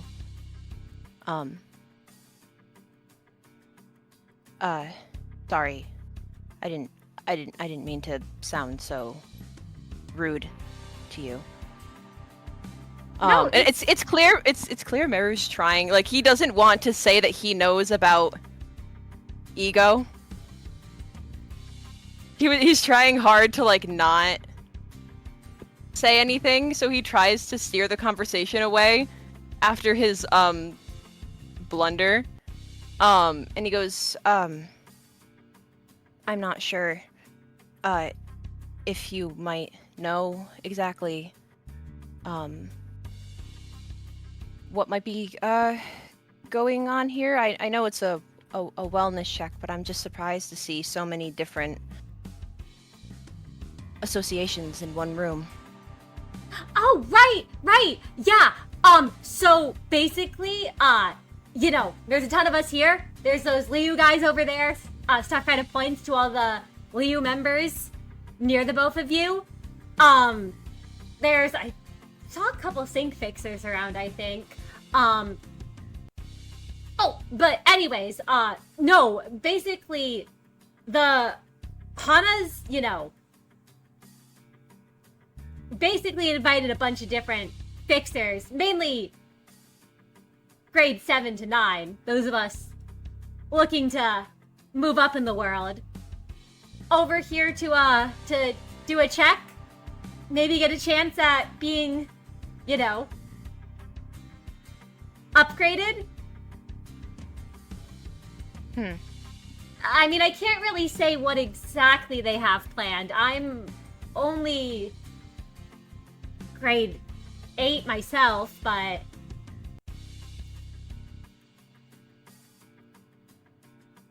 I see. Well, thank you for answering my question. I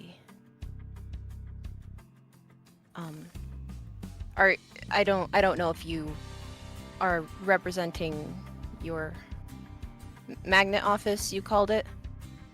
oh yeah.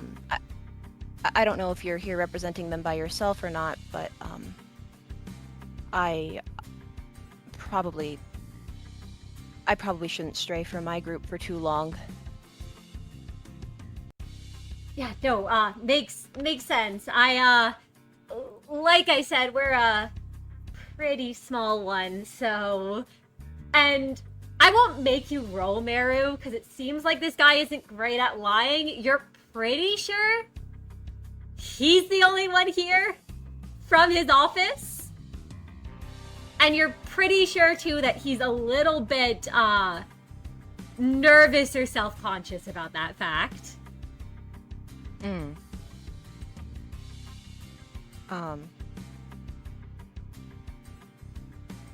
Well, if Meru can sense the nervousness, I think his shoulders were pretty tense. I think he'll kind of like force his shoulders to relax a little bit. And he'll start to walk away and pause and go, you know, my the food isn't half bad here from what I've heard. Coworker of mine was having his fill. If you haven't had a bite to eat, it might do you good. Oh, was that Commoners. the guy with all the eyes on his face? Yeah, he was eating a Unfortunately. lot. He was hungry.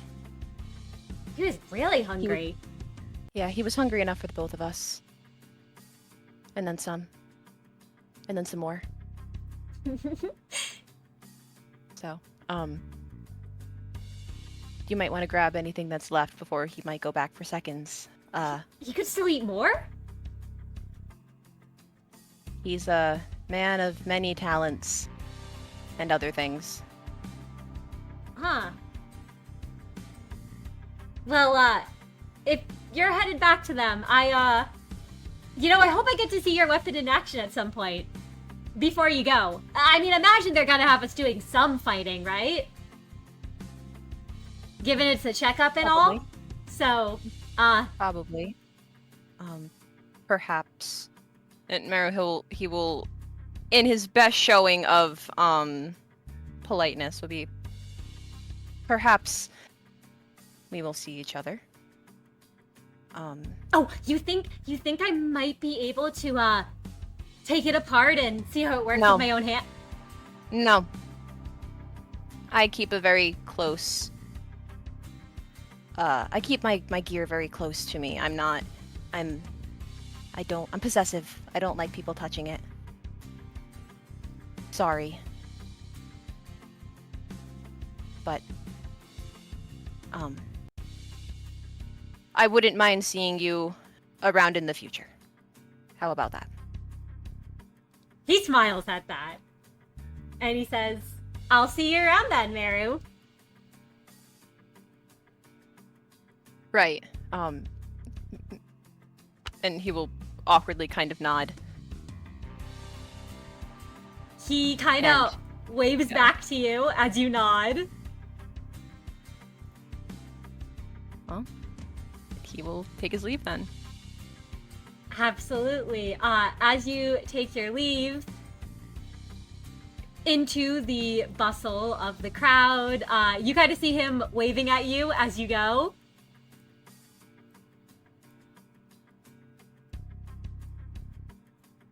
And I should ask, Miix, you've Yes, sir. stayed toward the entrance where you all came in, right? Yeah. Absolutely. As you're waiting there,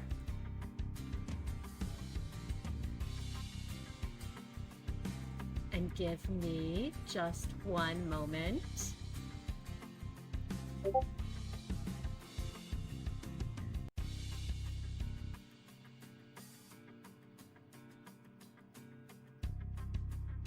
As someone approaches you out of the crowd. Oh.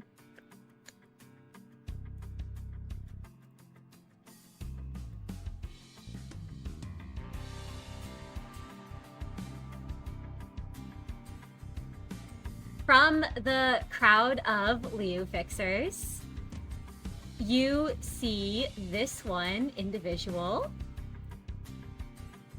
walking over to you. He has almost a sparkle in his eyes. You can see that there's a bunch of pins. Miix was never too big into Fixers, were they? No, not particularly. I would say... I mean, the furthest extent, I mean, they were, they'd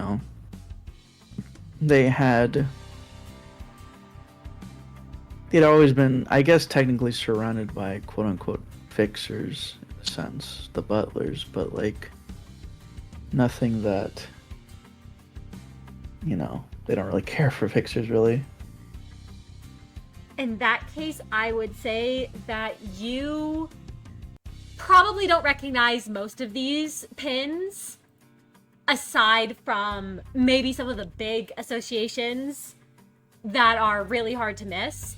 But you see a bunch of them on the outfit that he's wearing. And he kind of just bounds up to you and he's like, "Hey, I noticed you alone over here. Are you not with any association or something?"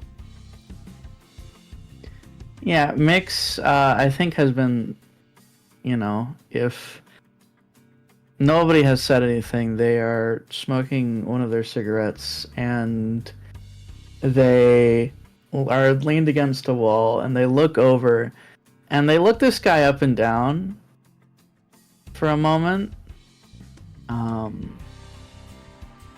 then they say,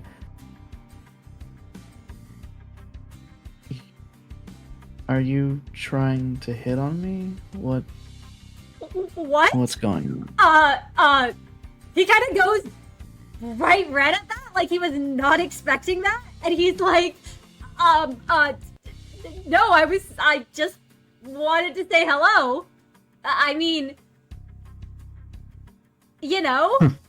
he kind of was very flustered. Like he was not expecting that response.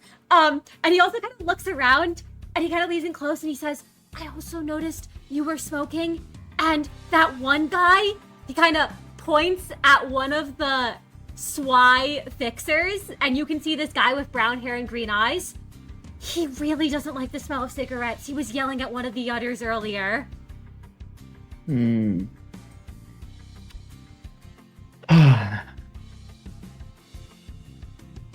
Miix this looks over, and they don't want to cause any problem. Well, they don't want to deal with any problems. They take a long drag of their cigarette one last time before they exhale some smoke, and then there's probably an ashtray nearby. They put it out.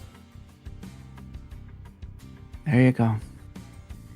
Oh man, I was scared you were gonna get yelled at him. SWI can be really scary, you know.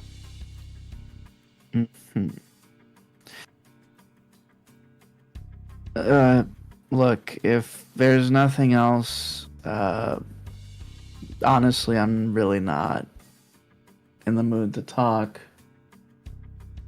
Oh, no, I mean, I wanted to give you the warning, but I also just wanted to come say hello. And he kind of holds out a hand to you, and you can hear, like, the pins jangling as he does, and he says, I'm Faye.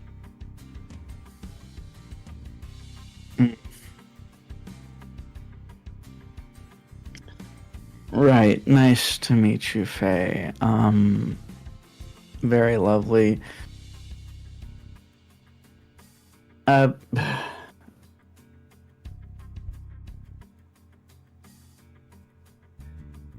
You know, there's a lot of food around here. You know, I think, you look like you could use a bite to eat. Maybe go do that. Oh, yeah, the food's been really good. Do you want anything? What do you mean, do I want any? What do you... No, I mean, you should go get some food and eat it, at the table. He kind of tilts his head at that. And he's like, I mean, have you got any food yet, either? No, not yet. You should probably be sure to eat too, then. Well, I honestly, I had quite a big breakfast this morning. I'm good. Miix is like trying to figure out the nicest way to tell this person to go away. Miix, this person looks like they have no intentions of going away anytime soon. What, right, what was your name? Frank? Whatever? Faye! Right. Faye.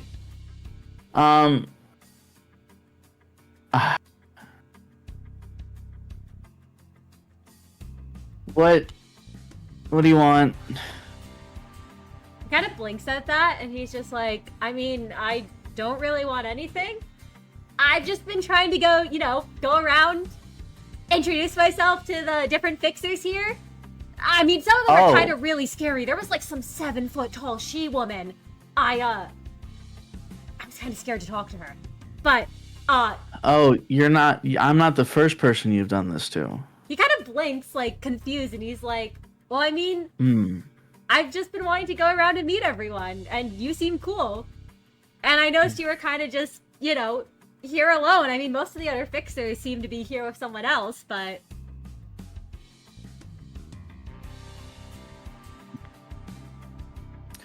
Miix is looking increasingly uncomfortable. Like, they want to be mean, but Faye seems to be pretty genuine. They're just like, not like, they sigh. Okay. So, what's the point of it? What's your goal? Are you just trying to scout information? Are you trying to like make a connection? Are you trying to like make network? Like what's? Because I'm not interested in either of those. He kind of blinks and he's like, I don't know why I'd be looking for information. Or, like, what exactly this networking thing is. I just want to meet other fixers. Because, I mean, at the end of the day, we're all trying to help people here, aren't we?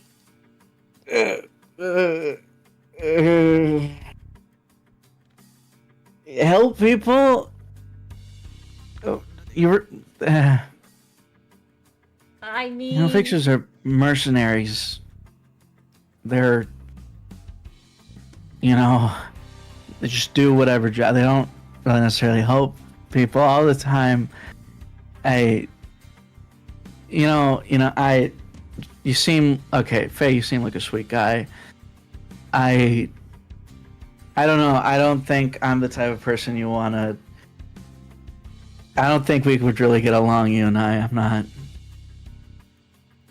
He kind of blinks and he's like, why not? You know, I'm not... I'm really not the kind of person. I don't think we would really get along. You know, you know? No! Yeah. But I'm not like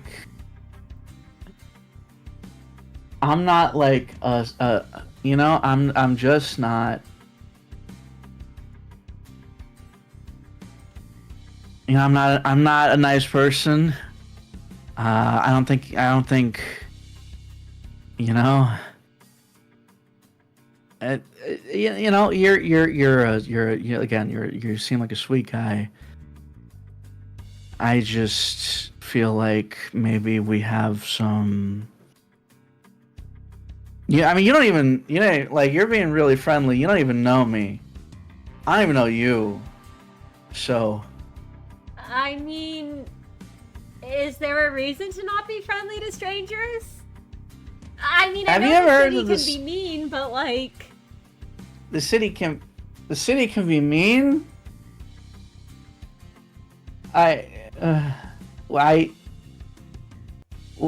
The city,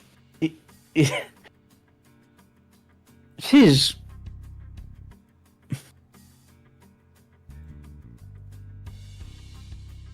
Okay. He kind of blinks, like he's like kind of confused. You're not gonna go away, are you? I wasn't intending on it. There's no chance there's someone else you haven't said hi to? I mean, I've went up to most people. Ugh.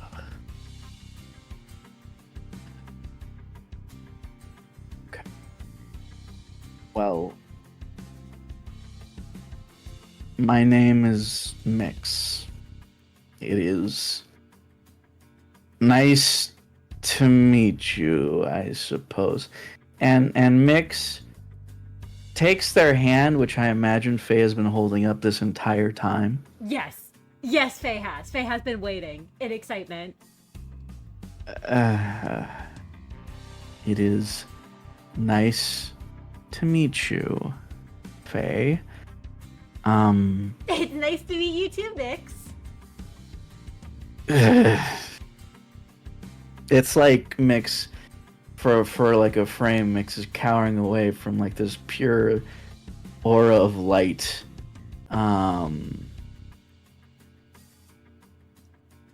And they sigh and say, well, you know, it's nice to meet you too. Anyways, I think what association are you with? Who are you? I'm a grade 9 With? fixer from the Leo Association. I mean, I Grade- know they tend to do war, but I haven't actually seen any of that. I've kind of just been rescuing lost pets, which you know is still a really, really important job. because those people miss their pets. So we gotta find them and we gotta get them back. But I know I'll be able to save people too someday.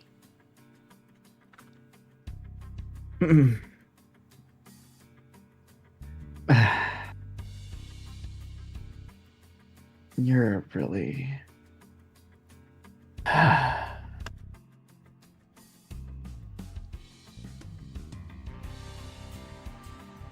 Miix looks at this person and there is... And for a moment, they kind of just like see another Miix like that's standing next to this person. And then they blink and they're gone.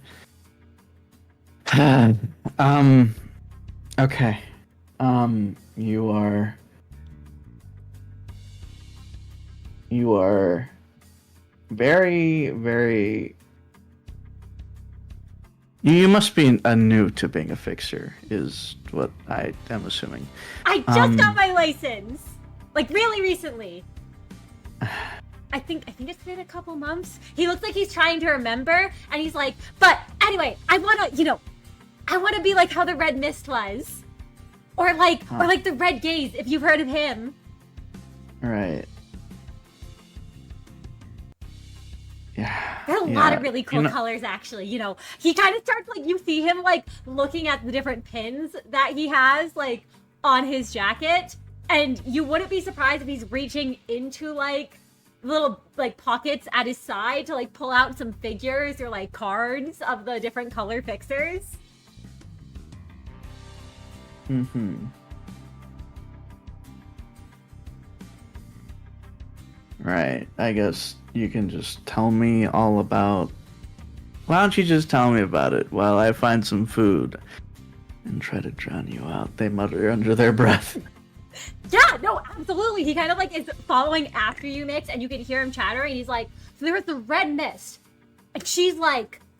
I mean, okay, people say she's the strongest fixer, and, like, I mean, she's really strong. But, like, I think personally the Red Gaze could probably beat the Red Mist in a fight. But, like, I've also heard people say that the Red Mist could have beaten the Red Gaze. Some people get really, really heated about it, you know. And he's just, like, chattering on. And he's like, yeah, but there's all these different ones. And then there was, like, I think there was a fixer. I'm trying to remember.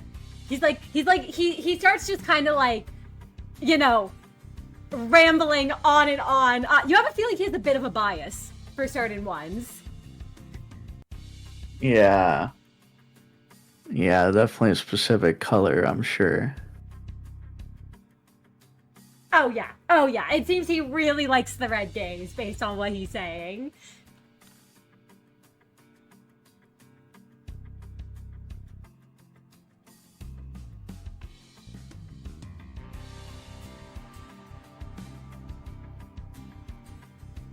And do you let him keep rambling on, Miix, as you head throughout? Yeah. Or do you try to ditch him?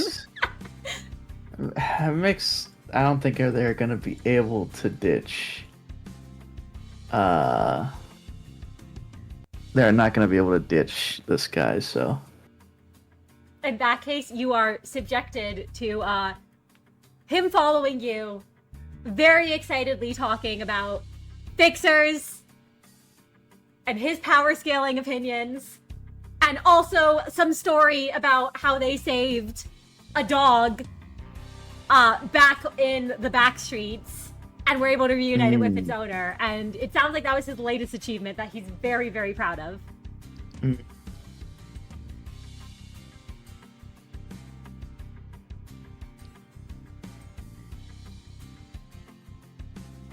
Miix, unless there's anything else you have there to say to him. I don't think so. In that case, let me quickly return to the main room.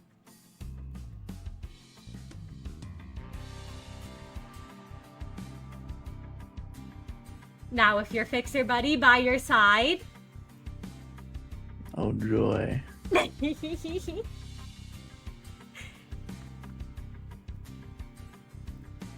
and Prior. Hello. Give me a moment, as I know you are also wandering off in the room, and where is Prior headed towards? Prior is, now that he has had, he has eaten an amount of food which he thinks is an amount of food a human could eat without arousing too much suspicion. Which is an incorrect amount of food, actually. He has already eaten far more than that. But he's gonna just try and go and see if he can listen in on things. So he's trying to find, like, large groupings of fixers and just kind of... He's not as aware as Meru is, but he can, you know, hear things in his proximity. He's not deaf. So, Prior, as you're walking about, you can't hear what's being said, but you see this one fixer, this one swy fixer, whisper to another one.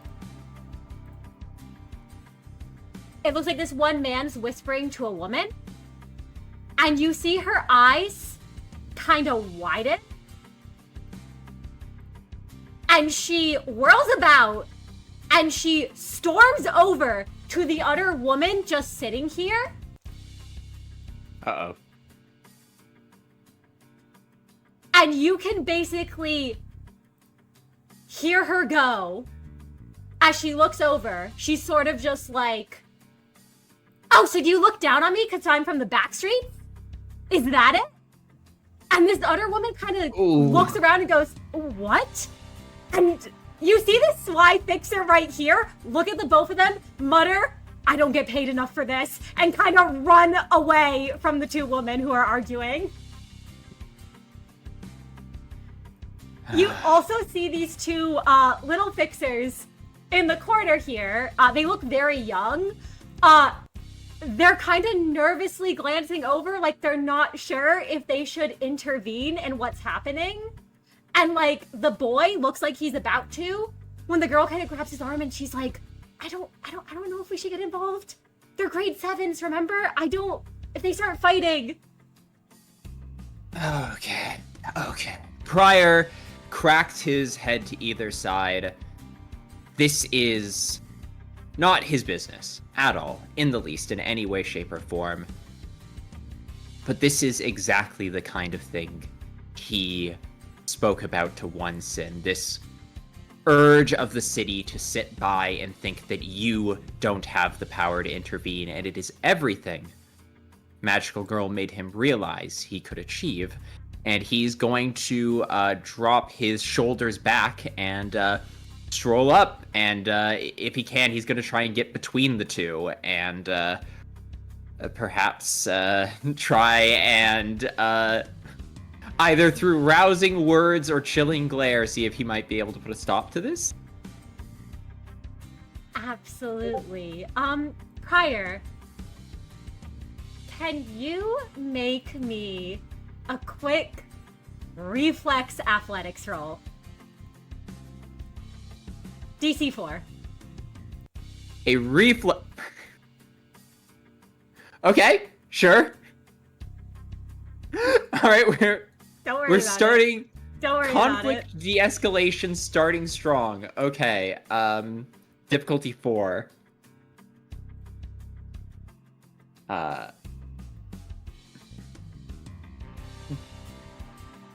Nothing there doesn't go off, right? Nothing there has not gone off, no. Okay, so... Oh my gosh, that's a 6 success crit. Difficulty 4. So, Prior, you do not get knocked to the side, as this fixer here, if the token wants to cooperate, swoops down in front of you.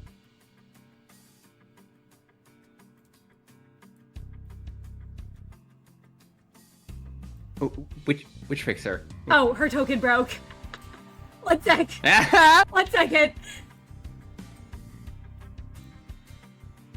Oh no.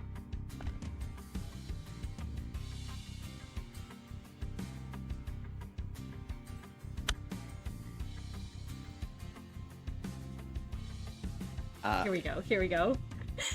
Yeah. Prior makes the reflex roll, and as he does, his foot hits the ground. He feels something moving, and he's back on his back foot, and grips onto the table to stabilize himself. And she just materializes in front of him. She leaps down, shoves you back, and basically sweeps in between the two of them, breaking up the fighting at once. As you see her just sort of declare, like, both of you, stop this at once. We are fixers, are we not? It should not matter from whence we came, only what we do now.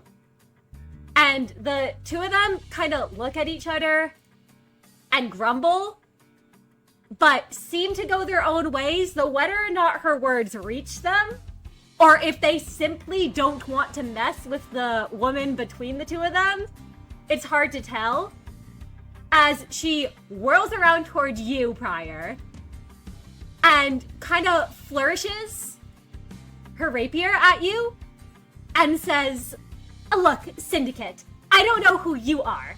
I appreciate you were going to try and do something, but perhaps leave it to those who are actually valorous defenders of goodness and justice."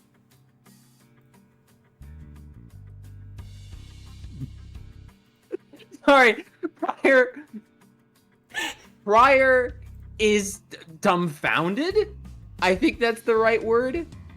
His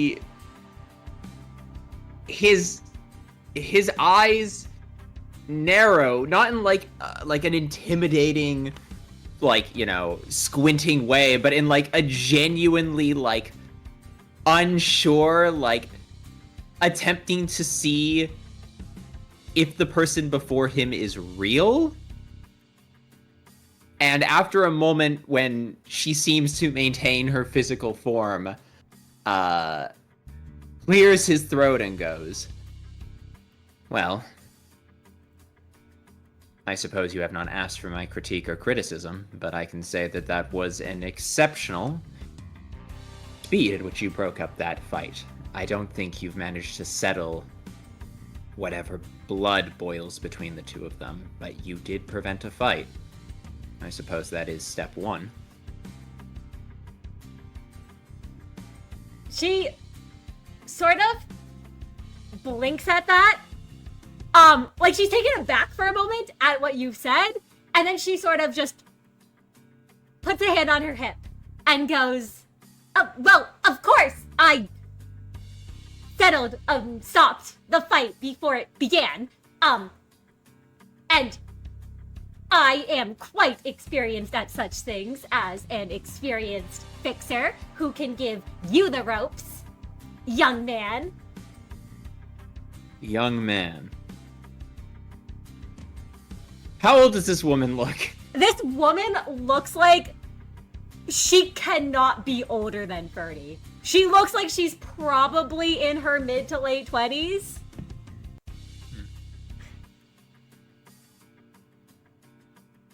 Well, as a inexperienced, unlicensed, so-called young man such as myself, I suppose I admit I was taken aback to see a fixer actually trying to fix a fight. Not in the way where you're rigging it, I mean. Well, Prior. Pleasure to meet you. she sort of looks taken aback for a moment at that and at the accusation. And then she sort of just sighs and she goes, "John is my name. I am a grade 7 fixer from the Cinq Association. Section Grade 7. 7 South."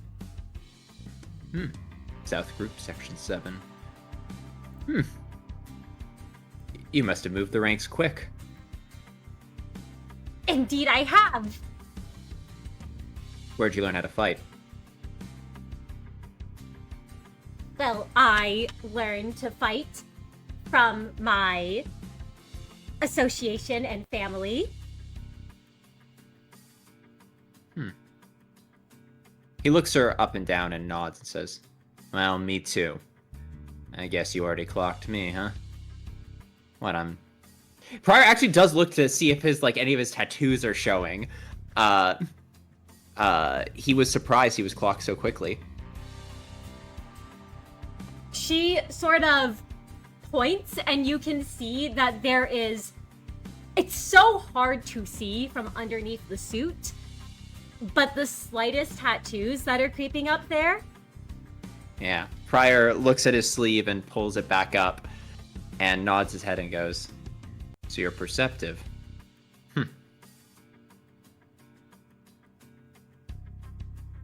One All right, has then. to be. Pryor nods his head, and impressed is a good word for the look on his face.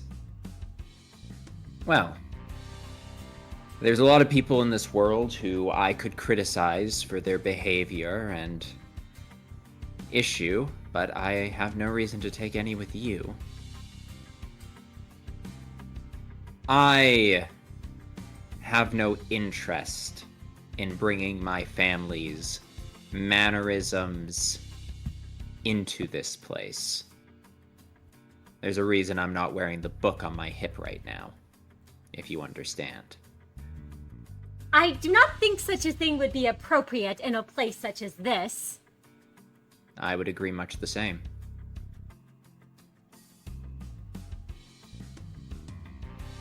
I only have the intention of helping people. I think that you have the same. We both have a different story on how we got here, but now that we're here, we're both trying to make the best of it, right? You can see there is a bit of judgment in her eyes, like she's not quite sure what a member of the syndicates is doing here, or what intentions you might have.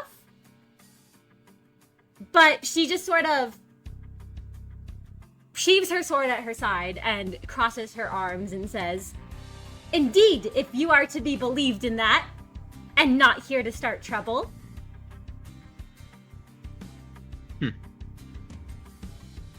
Well, you have a good start, I suppose. I'm not here to start trouble. You're not here to start trouble either. I suppose that makes us allies in a broad, ethical sense. I suppose that it would. Are you looking to become a fixer? That's why the Hana invited me here.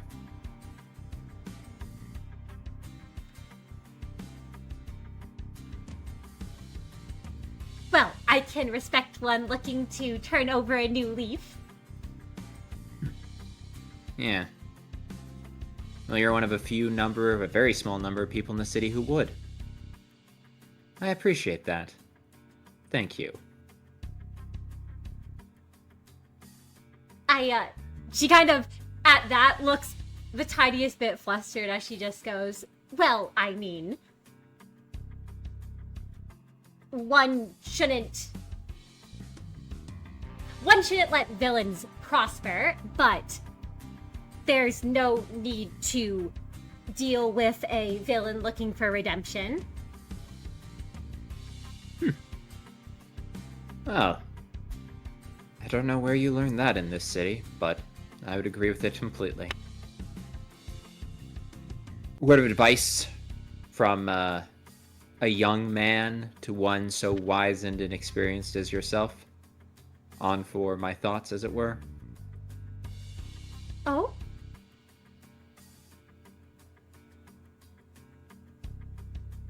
If you have the talent, the skill, and the strength, you'll find it is very easy to do what you just did earlier. You know, put yourself between two people and on the sheer weight of your name and skill, snuff the fires of conflict. But the flames and embers still burn in the ashes. If you are to use strength to deny others the chance to do misfortune, you must either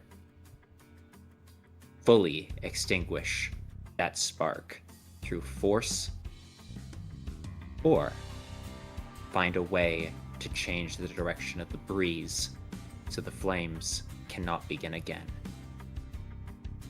Those two fixers will have another conflict. And one day, you and I will not be there to stop them.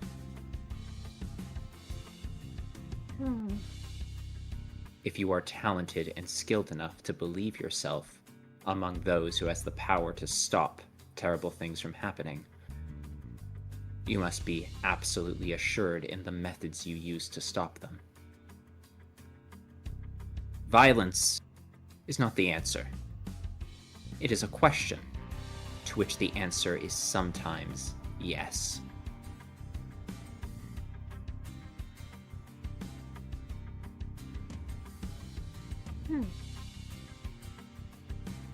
I must confess. But you seem to have things figured out. That I do, but I must confess that I did not expect such wise words from one such as yourself. With age comes wisdom, with youth comes luck. I suppose I got lucky.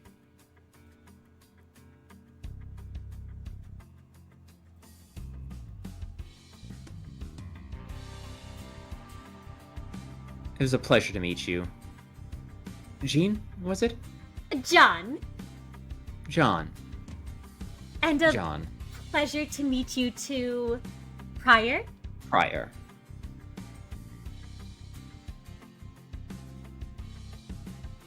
And Prior taps his head 3 times. It's a small little mnemonic gesture, and John gets locked into his memory vault.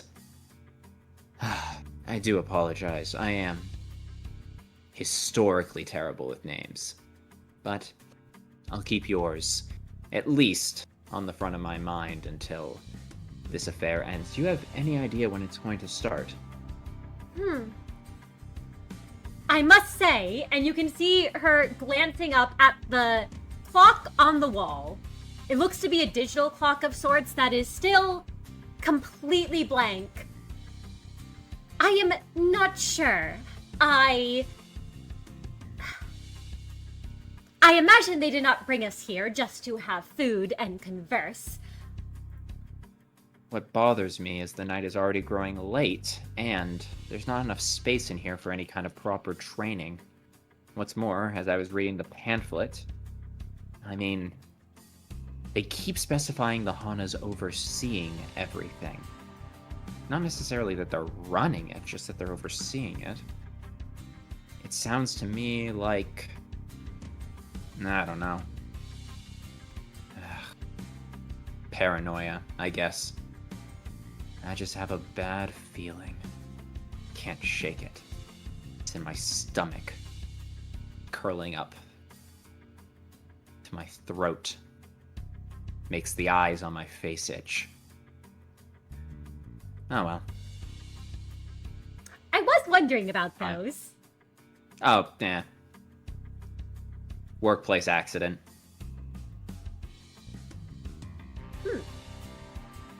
She doesn't seem to question That's that. all I had to say.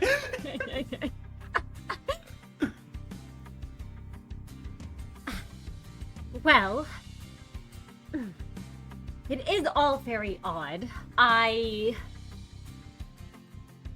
cannot imagine either what might be the cause. I mean, I'd more expect them to bring us to some training room to spar than some club.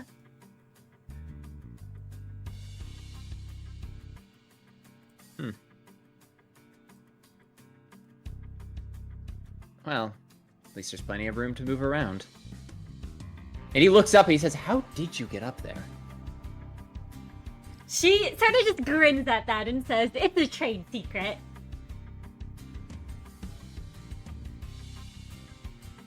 Right, well. I suppose I have much to learn. Prior, do you decide to look up at where she jumped down from? Yeah, absolutely. Prior's, like, all of his eyes are up there searching. You can see there's the balcony area where all the she were positioned, and still some of them are hanging out. You can see that there is the clock, which is, you at least all presume it to be a clock. You're not quite sure. You can also see that there is a box that almost looks like an intercom, like one of those announcers boxes at the very top of the stairs. And there's also another little thing underneath the clock that was easy to miss before because it almost looked like it was part of it, but it almost looks like another sort of counter.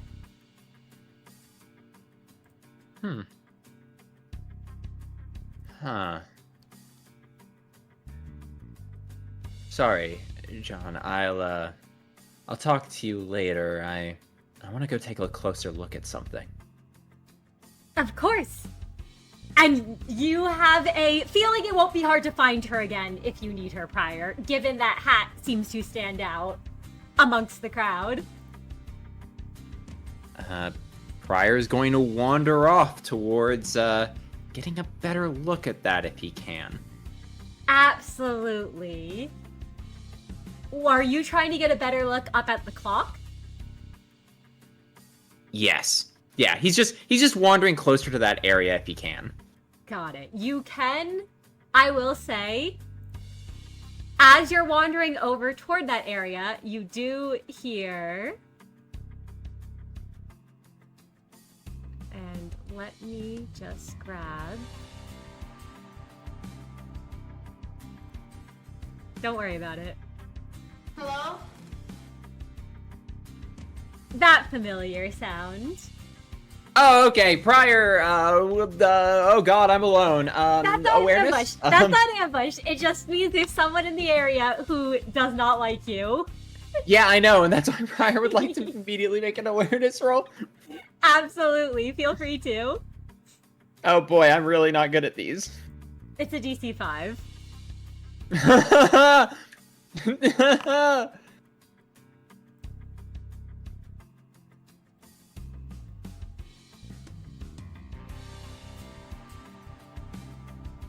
Free successes DC 5. You don't see anything. Prior, is going to maintain his awareness and, start to return back to the meetup area. And I will cede. I believe that should probably be the end of Prior's scene. You don't want to Unless he's about to get jumped. No, he's not about to get jumped. I will let you know that. You know what? Sure, I'll finish what I was doing. I'll get closer to the clock, actually. All right. As you get closer to the clock, would you like to make me I think you could either do an understanding or an intuition craft roll. Ooh, sorry, a craft plus either intuition or... Understanding. Oh, I'm absolutely gonna roll understanding craft. Difficulty? Difficulty 5. All right. I'll spend a point of sanity. Ooh, just couldn't make it. 4 successes, DC 5. You have no idea what that contraption might be. Yep, Prior's gonna stay there and observe it then. As you stay there and observe it, nothing changes. You also do not get jumped. And if you'd like to wait there and observe it for a while, I guess we can return and see what Kai's up to. Prior will... He doesn't understand it yet, so he's just going to spend some time trying to get a read on what this thing is. It's probably gonna... I mean...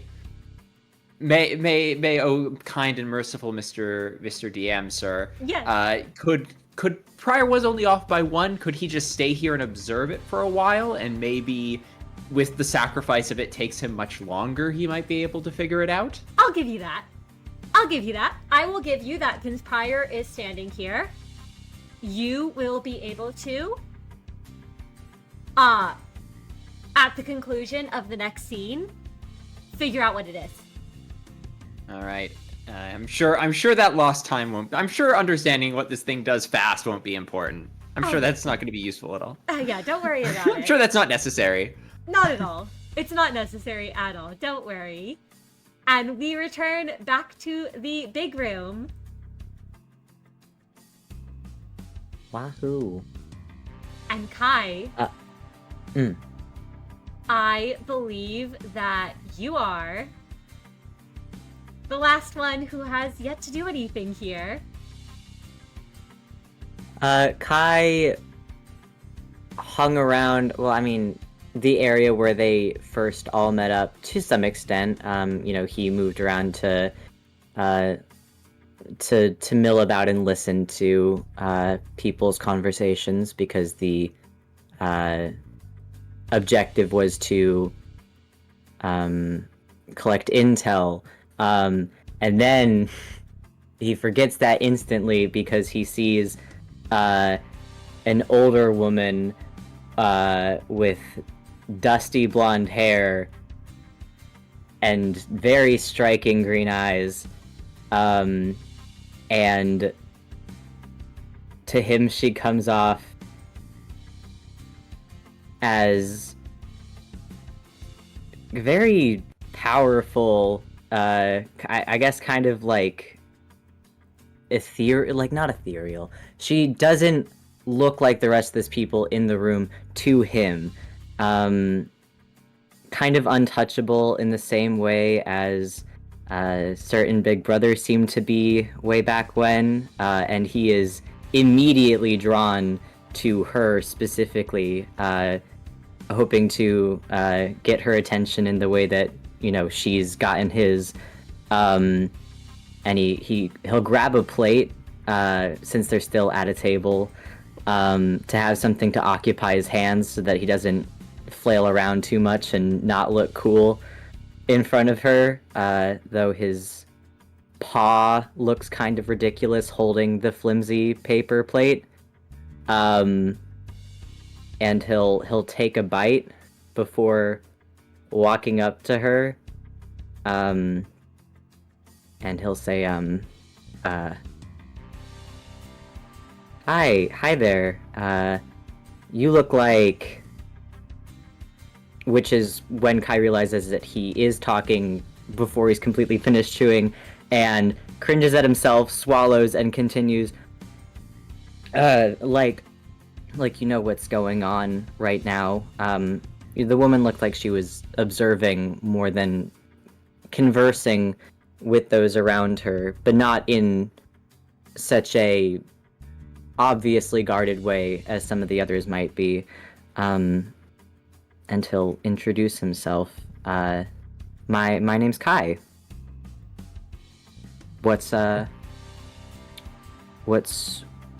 yours?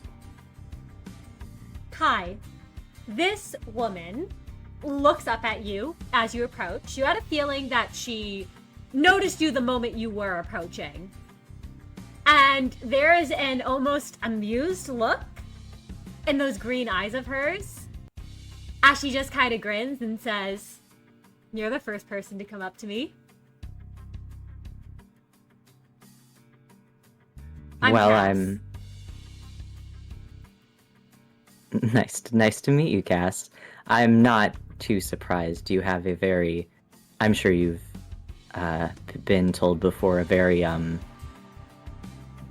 you're kind of scary. But I like that. You look very, and Kai's eyes kinda, I feel like he stares at her for longer than he meant to, and he goes, professional.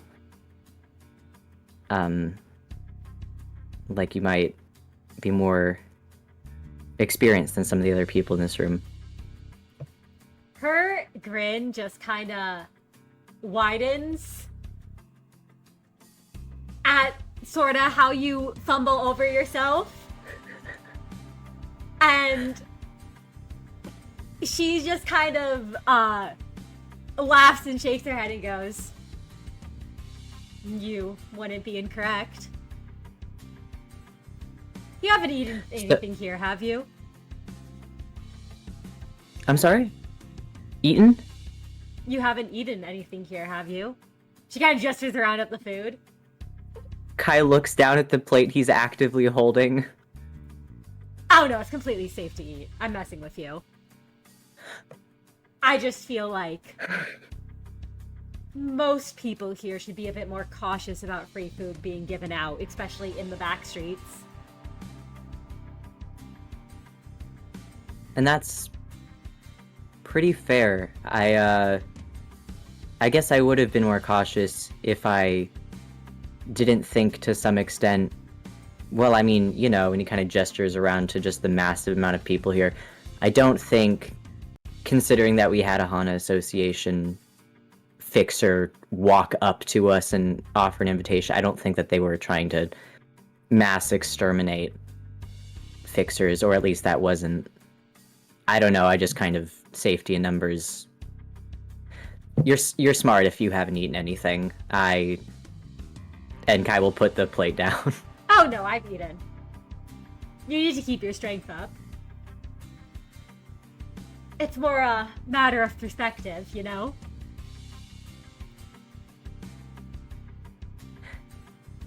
Absolutely. So you do know what's happening right now?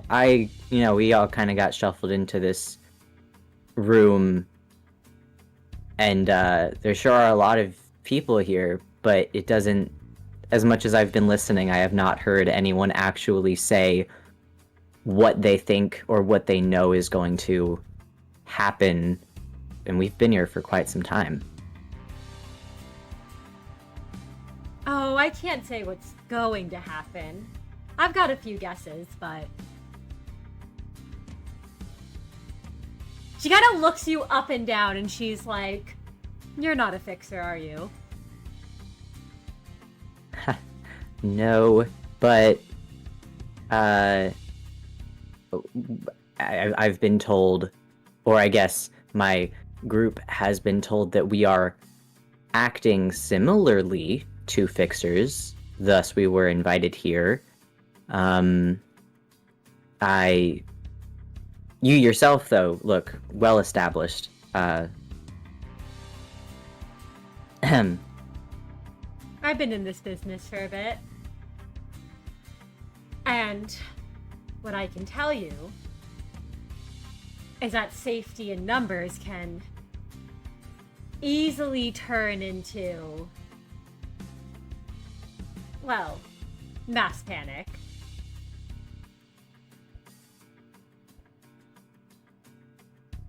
Good advice.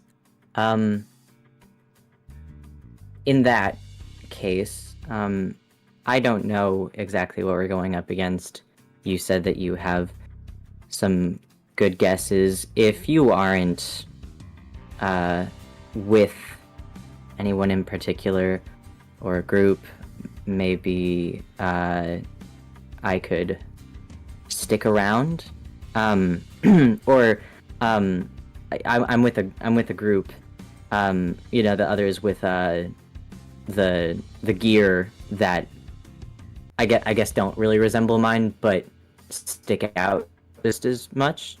We're strong, I'm sure we could be helpful. Try to keep up with you, not be a burden. Oh, I'm sure. You're gonna stick with me. And I'll take good care of you. Kai, right? Yeah, thank you, Cass. Between you and me, Kai. And she kind of leans in and lowers her voice to, like, whisper in your ear. Kai swallows. This place will be a bloodbath soon enough.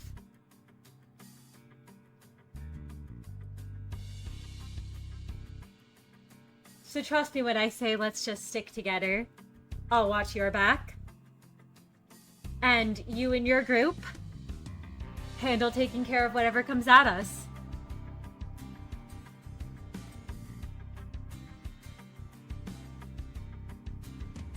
Got it. Yes, ma'am. And you say this is between you and me. Is this not something I can... I mean, I'm with the group. I promise they're not, blabbermouths, but I feel I probably shouldn't be sitting on that information entirely by myself. Oh, it doesn't really matter. We'll find out in... She kind of tilts her head and taps her chin as if she's trying to calculate the time. Shouldn't be long now. It's definitely past midnight at this point. You know when this thing's gonna start? I have a guess. And Kai, you both hear a sudden ding of what sounds like a bell or an alarm. And that clock in the corner, which up till now has been completely turned off, suddenly lights up with a 5-minute timer. And you hear an unfamiliar woman's voice say, 5 minutes until the checkup begins.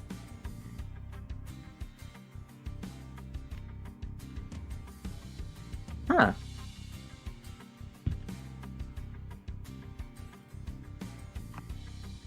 Seems you're right. I will, I'm sure the rest of my group saw that. I will let them know that we're gonna stick with you Lovely. for the bloodbath. And she just starts leading the way towards your group. And just kind of like walks as if she's expecting you to follow her. And Kai will like a lost puppy dog.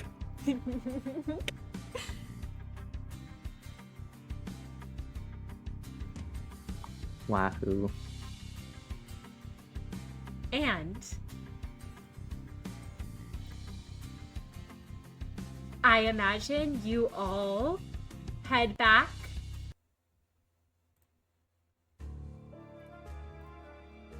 and meet up with each other once more.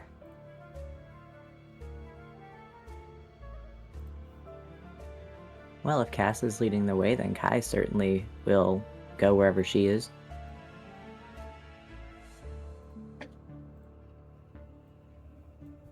Cass will lead the way back to where it looks like Miix is. And you see, I imagine you two were the closest to the entrance, so you two probably meet up first.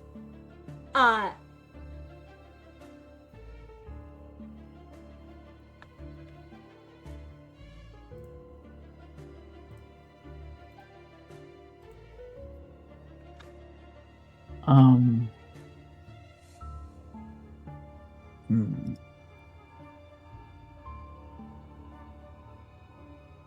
Hmm.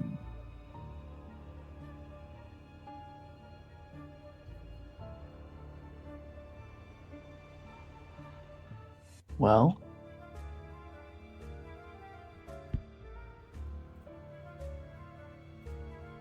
Do either of you say something to the other?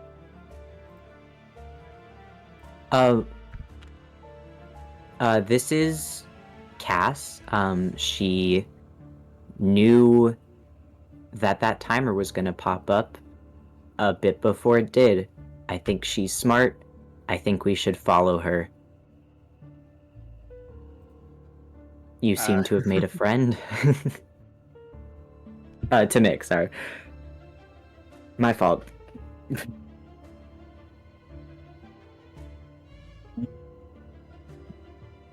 Faye kind of waves Yeah. to Kai. oh yeah, that's interesting. 100%, I agree. Absolutely. Yes. And Meru, I imagine. Oh, really? I will say Miix has gotten into and they have not taken in anything Kai has said. They are like just saving generic answers right now.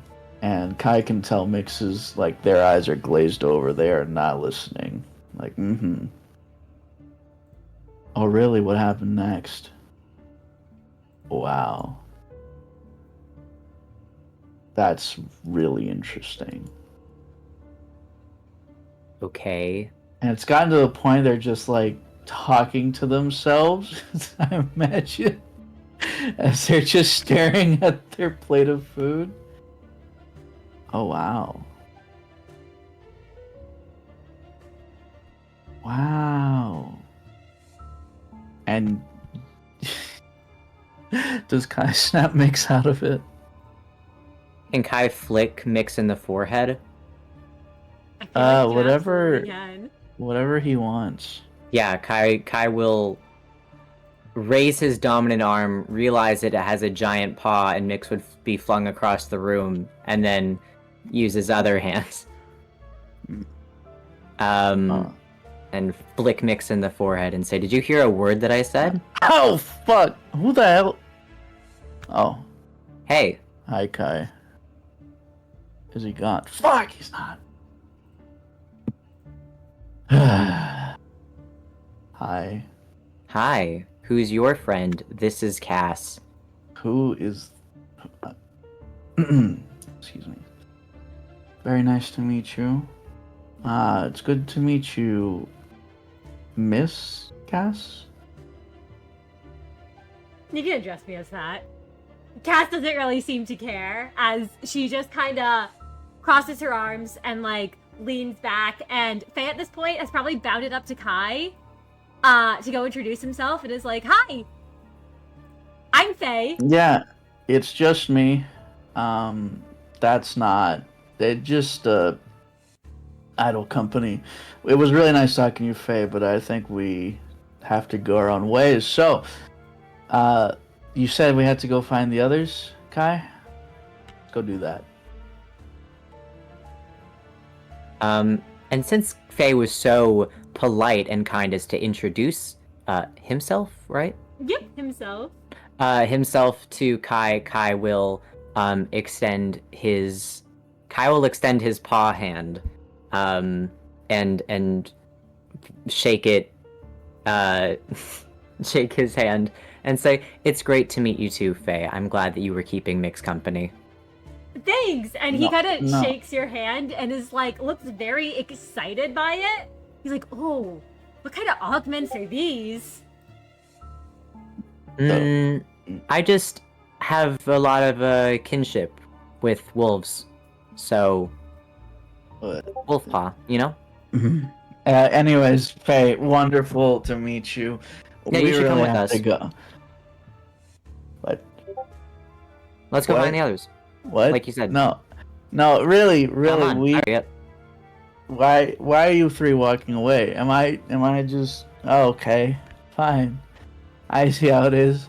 You know, I know more about color fixers than I ever wanted to in my life.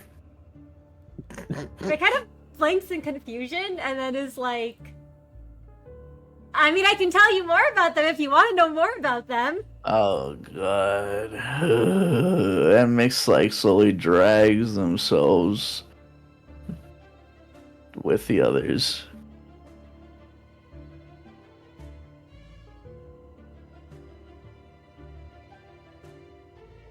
And I imagine at this point, Meru, you approach the others.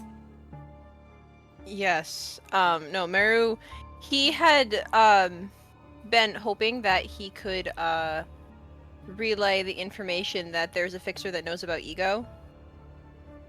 And that apparently there was some really important person in connection to him that had some... He wanted to just relay the information he'd been given by this fixer, but when he sees Kai and Miix with other fixers, his eyebrow twitches a little bit because he doesn't want to have that kind of conversation around strangers, of course. And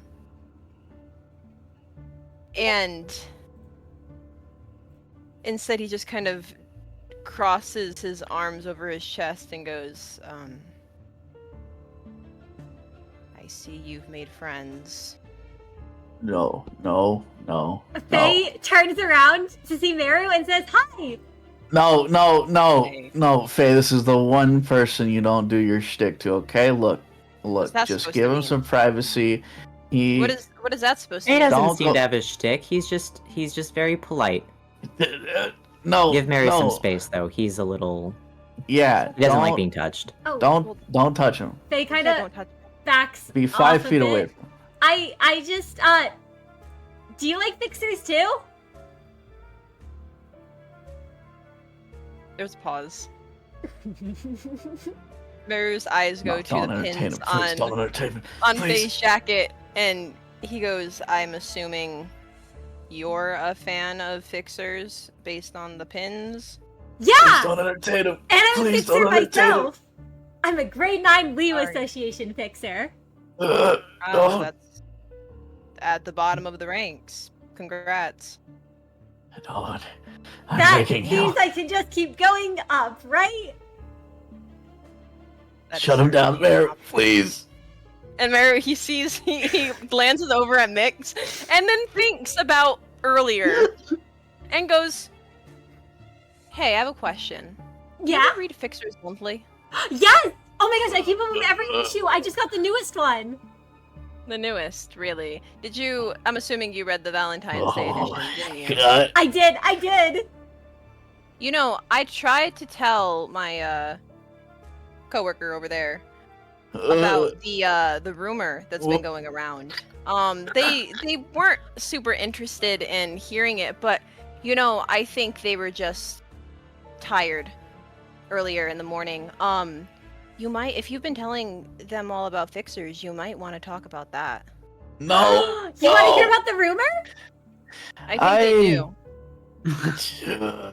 And Mix, you are now subjected to a rumor circulating about the seventh fixer and how her partner is cheating with one of the she. And Faye goes into long detail with, I imagine, Meru correcting him when he gets like something wrong or some detail like Yes, incorrect. no, Meru will correct any incorrect detail. And as you're all subjected to this, Prior, you Yes. were waiting over by the clock. Yep. He You- heard the announcement that there's like 5 minutes left, but he was obviously preoccupied, so he's just kind of waiting to see if he can figure out what this goddamn device is. You can now confirm that the first one is a clock. It looks like it's currently being used as a timer, but I will give you that it looks as if it is supposed to display the actual time, and it will go to displaying that once the timer counts down. That is your assumption, at least. As for the other little device, you've used a lot of devices working at Lobotomy Corporation, and I imagine back in the web, especially during game nights, you probably had a lot of your own things you would use. And Prior has always been an inventor. You have a feeling whatever that second smaller device is, it looks to be it doesn't look like it's a clock like the first one. It looks like it's more supposed to be counting something down. Now, what it's counting down, I'll say that you can't fully piece together. It could be counting down people, it could be counting down seconds, it could be counting down any number of things, but it looks like it's supposed to be counting something down. Or counting something up, conversely.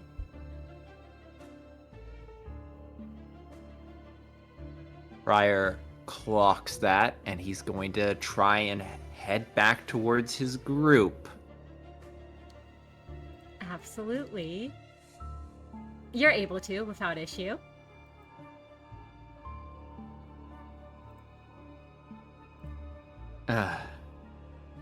Prior sort of moves into and goes, "No, glad to see you've all networked."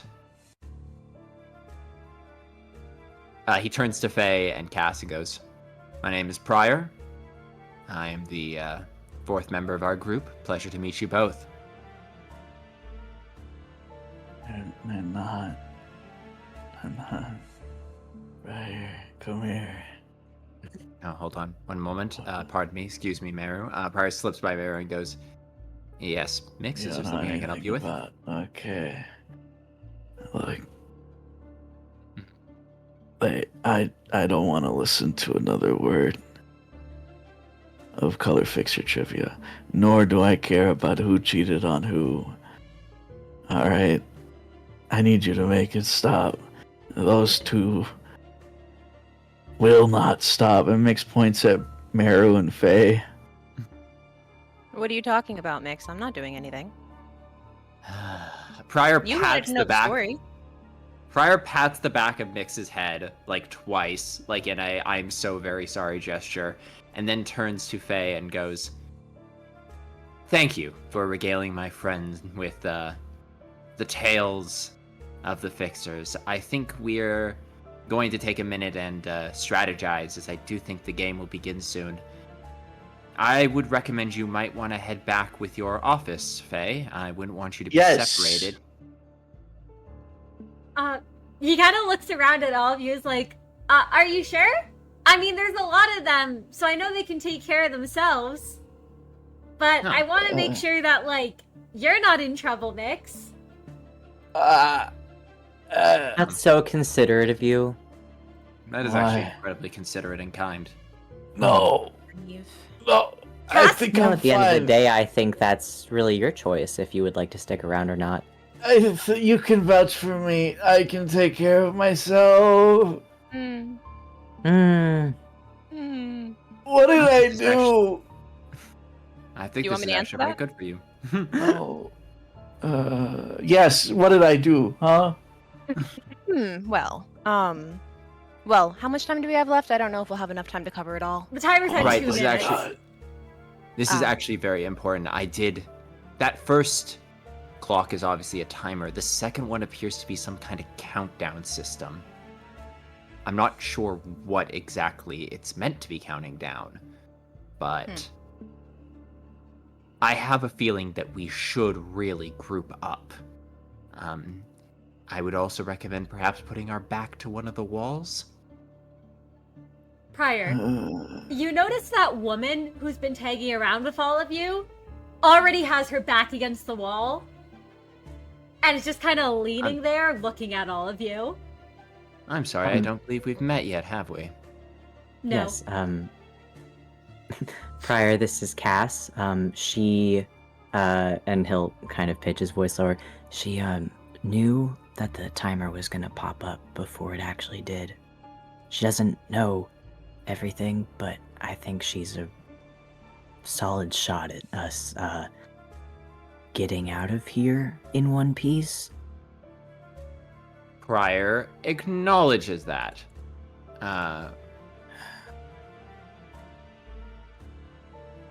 Hey, Right. Well, very nice to meet you, Cass. I'm Prior. I'm the strategic organizer of the group. she kind of looks you up and down and then just grins and says, "Good to meet you, Prior. Don't mind me." I Oh, will say- unfortunately, I'm too good at my job to not do that. I'll watch your backs, you watch mine. And she kind of lowers her voice, leans into you a bit, though her back's still against the wall. Have you checked the door since coming in here? I haven't had a chance to yet, though I don't think I'll need to, considering the implications are beginning to come together in my mind. Just thought I'd ask. Yeah. Well, you do seem to know a lot, and you seem to know that you can leverage that knowledge with people who might have, well, more of an ability to make active use of it.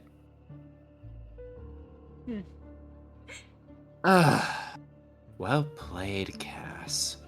Well played indeed. Alright, everyone, get ready. I have a feeling things are about to get messy really fast. Pryor does not draw life for a daredevil, but he does put one hand on the grip and begin to count down with the rapidly dwindling clock. You all watch as it counts down and goes from minutes to seconds to 5, 4, 3, 2, 1. A time pops up on the clock, along with a little jingle. The time is now 1:13 a.m. Welcome, Fixers. This is the first round of your checkup.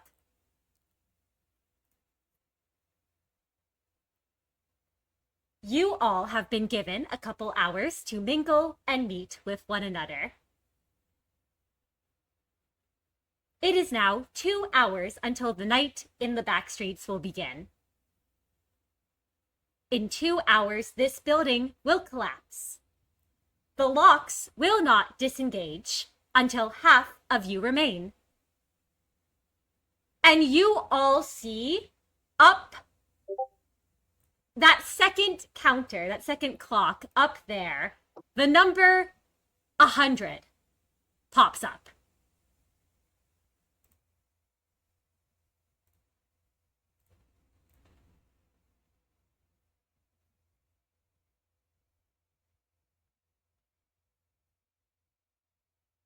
The game will now begin.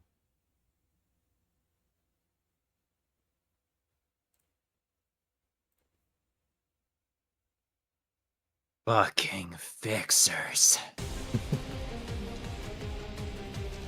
Make the Syndicate look like fucking school children sometimes. Okay. Shit. It's fine. It's fine. As long as no one panics. Maybe we can... all see at once as the room explodes into chaos. God damn it! A bunch of sheets are jumping down from the balcony. You see them vanish and just blood spurts as there is like a cloud of smoke, and that number ticks down from 100 to 99. Okay. I think Shit! Meru will immediately, he'll kind of turn so his back is to the others. And he goes, "We can't leave our backs unguarded now. I'll watch your back, you all watch mine, figure out what to do." Pryor draws life for a daredevil, and all of his eyes seem to dart in different directions at once. Come on, come on. Alright, listen. Everyone's in chaos. If this... No, there has to be a different way. Pryor knows he needs time to figure it out, though, but he doesn't have time right at this second.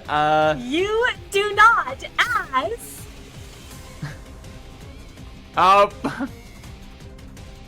No.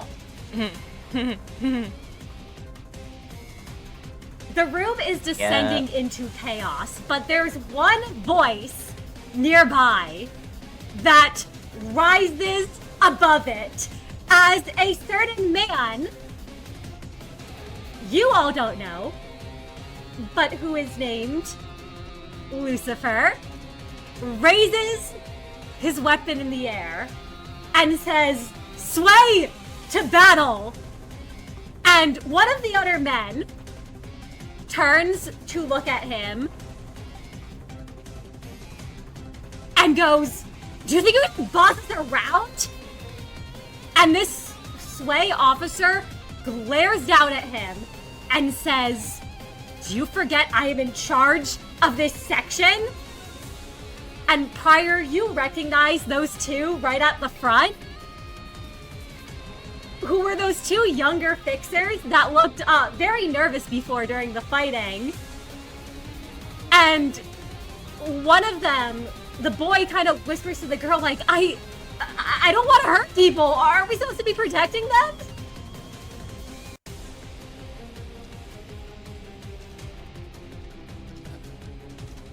But that one voice carries over the rest of them and says, "These are enemies who would kill our clients. It would do you good to remember that. Tosca, you wish to make your way up in the world, don't you? And Azzy, have you come this far to die and to leave your boyfriend behind? If not to the fixers? Here, then to the sweepers? Fight as if your lives depend on it." And you all can roll me initiative as we enter into battle against the sway.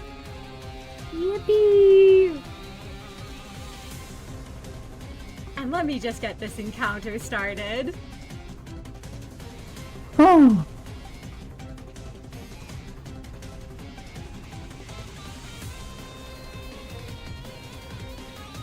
One Wow. moment. Yes, sir. There's a lot of people in this combat. There's a lot of people in this Yeah. combat. Hey, you're all good. You're good.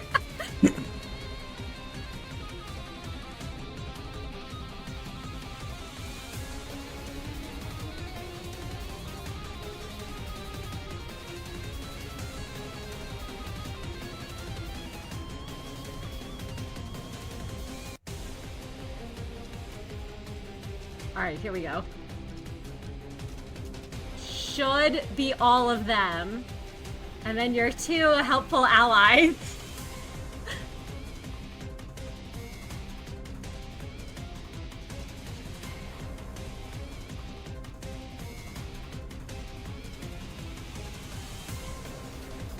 Alright, have you all entered initiative, actually? Pryor's in it. Oh, there I am. Okay. There you are. There you are. There I am. We do not seem to have much in the way of initiative. Shout out Cass. Damn.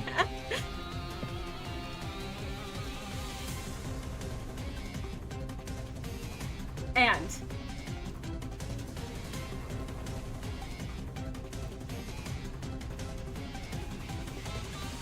we begin combat. Just stick that right there.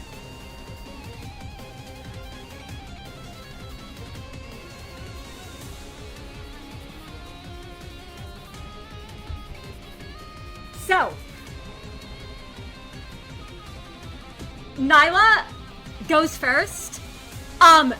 She looks very panicked, like she doesn't know what's going on, and she is going to simply put up a shield and stand in place. And I just realized I actually need to pull up a little something for all of you. There we go. So you now all can see the tracker. Perfect.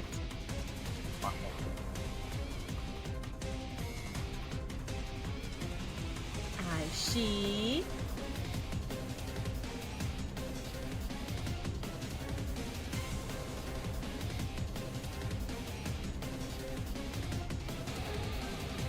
Oh, that's odd. It's not showing up for some reason.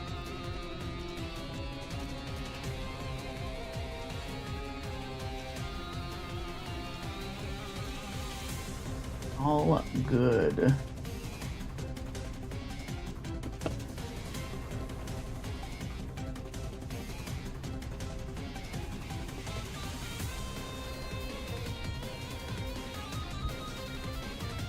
Alright, Founder's having difficulties, everyone.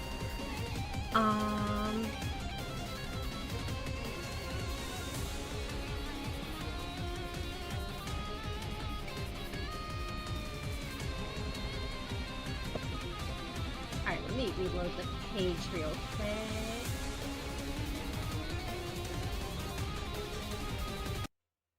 Hopefully this will work. There we go. Wahoo! Wahoo! There we go. It took a second.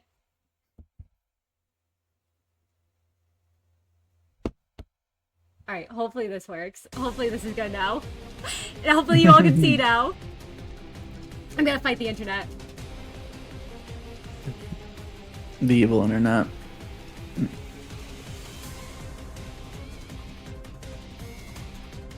She is going to ward.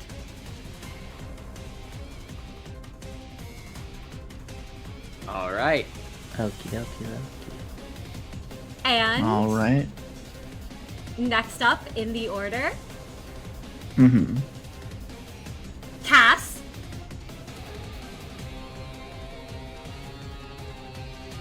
Cass is going to tap on your shoulder, Kai.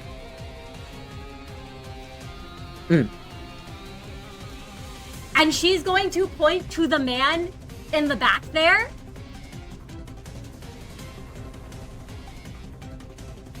And she'll say, you see that one? He's their leader. Topple him, the rest will either scatter or fall.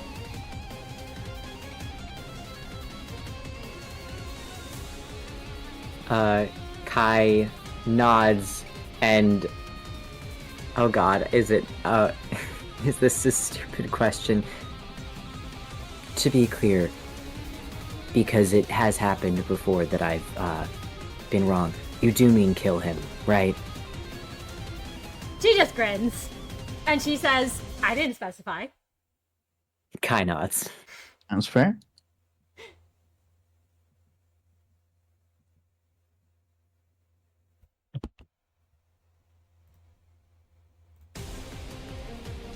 Oh boy. Oh boy. And next up is Guy. You all see this younger looking fixer here, who looks to be grade 9 and is kind of looking around very nervous. And the one in the back yells, "What are you all waiting for? Attack!"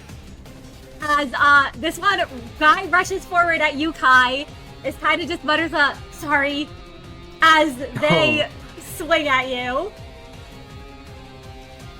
And can you make me a challenge-free, either endurance physique or focus reflex? Or athletics reflex. Yes, thank you. Athletics reflex. Athletics reflex or focus physique. Wait, sorry, trying Oh, sorry. Kai hasn't guarded, so I believe it is just reflex athletics. Right, yes, it's only right reflex athletics. Okay.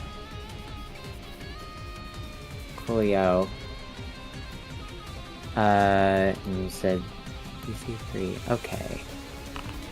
Oh, come on.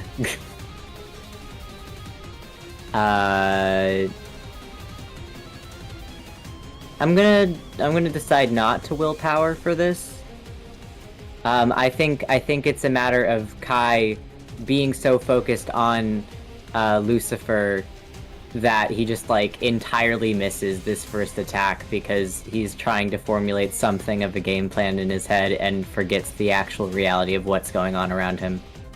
Absolutely. You are hit with the sword that this fixer is wielding. And Kai, you take 2 unhalved red slashing damage. And you gain tremor. Ooh, and Kai, you have your little defensive box there to pop out. Oh, wait.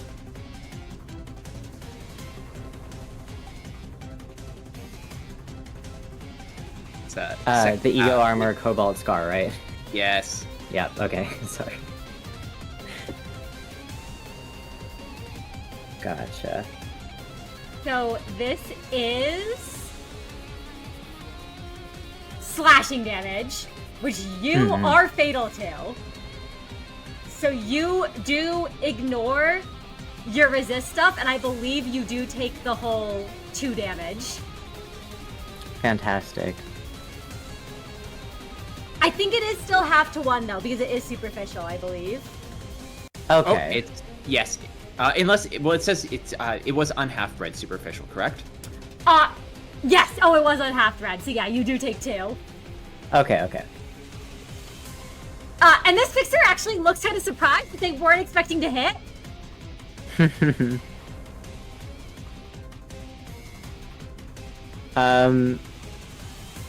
Kai also looks surprised, like he wasn't expecting to be hit, and also embarrassed at the fact that he was, at the very least, in his mind, it was not a very damaging blow, and he'll just kind of snarl at Guy.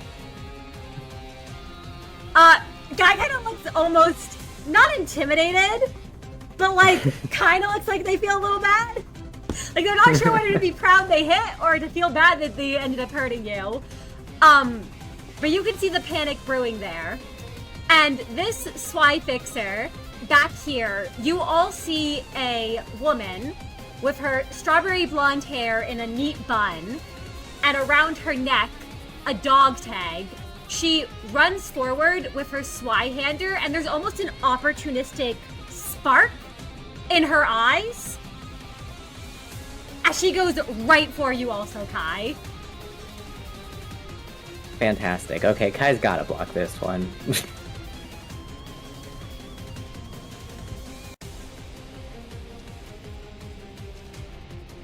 Actually don't know if Kai can block this one. So Kai can spend a point of sanity to try and dodge this one as well. Yeah, Kai would absolutely do so. So are you saying that I would roll the same roll, but I would use a point of sanity? Yes.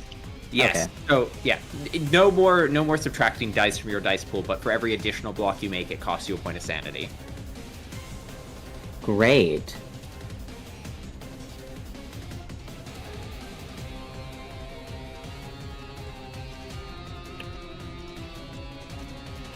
Okay. Oh god. Oh come on. Wait, so I can use a willpower reroll. You can also Yep, you can that's also use two willpower. successes. Oh my god, you're joking. 3 successes, DC 4. Thankfully this one uses blunt instead of slash. But you do already have tremor, so you are taking. It's ineffective. So that'd be 6 minus 3, or sorry, 6 halved to 6 minus 3 halved to 2 damage. Yep, so you take 2 damage, Kai. I'm humiliating myself in front of this older woman I told I was a capable fighter. And you can see this woman kind of look down at you, Kai, as she says, "It's no hard feelings, we're just trying to make it to the top."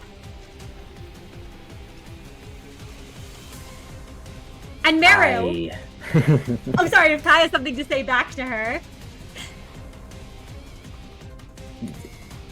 I get it. There's some hard feelings, though. I will kill you. If I There's must. a determined look in her eyes as she says, "I'm not dying here."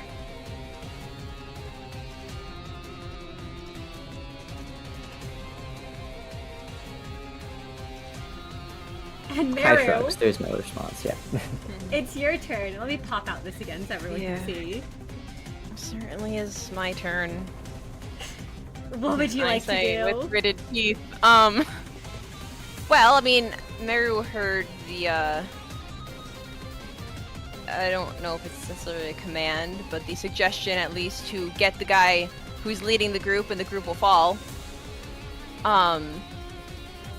Meru, he could probably get some sort of a line here if he really wanted to, but he really doesn't want to. But he will if he can. I believe if he goes like Well, it's a little hard to maneuver. But if we go like right here, he can pretty easily. I don't think anyone's in the way of him firing magic bullet at Lucifer. No one is in the way. You are able, I think, to maneuver around everyone. It depends how you position yourself. Yeah. You I mean, could- I think right here, it's Pryor's a bit to his left, and Faye and this spy fixer are a bit to his right. Doesn't seem like seems like there's a gap. Yep, there's a gap there, so you can fire. Ah, well, I will simply do that. Let's see. Let's see. What is the challenge level? The challenge level is, for this one, challenge 5 to hit Lucifer. 5.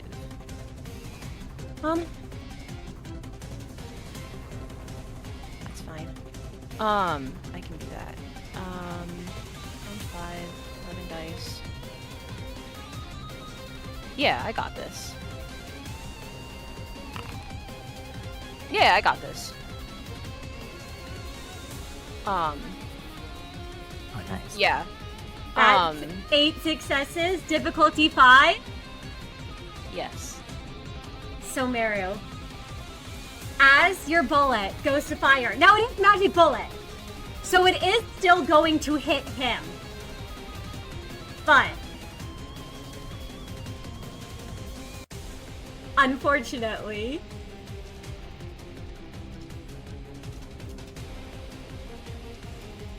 Lucifer rushes forward the moment you point the gun, grabs this younger grade 9 fixer right here, whose eyes kind of widen in panic as he goes, wait, we really shouldn't be fighting, should we? And holds him up in front of the bullet to try to shield the hit. Oh. Okay. It was a reaction on his part. Oh. I mean, Meru, I do believe, can spend a point of sanity, though. Oh yes, wait, Meru! You can send his point of sanity to have the bullet not hit Pico.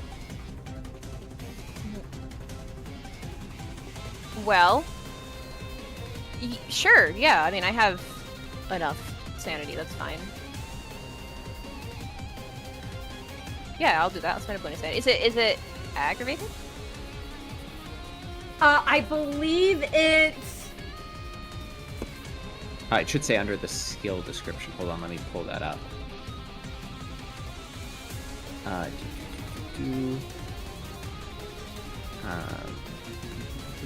Yeah.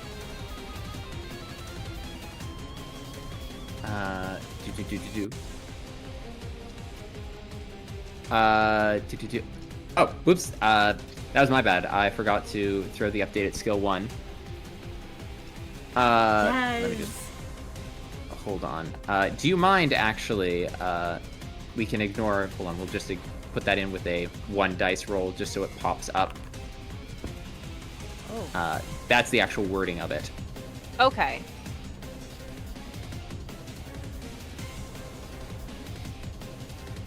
There we go. So yes, I believe it's aggravated sanity damage, right? Yes.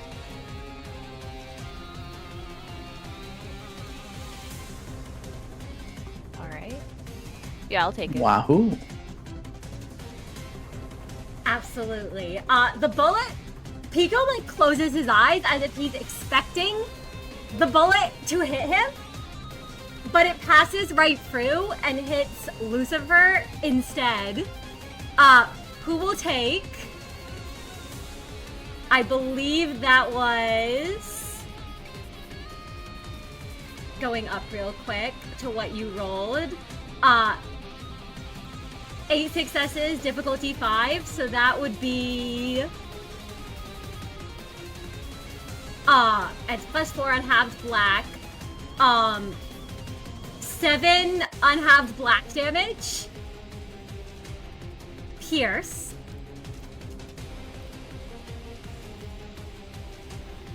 which he is fatal to. Oh my gosh, I think that's enough to kill Lucifer. Wait. Wait, it might not be. It might not be. That is unhalf damage, remember. Right. So it's 7 unhacked, right? Oh, Yes. no, it's not enough. He's still standing. He is still standing. That said, he did have Cass's mark on him. But I don't believe that gives you a bonus until he's down.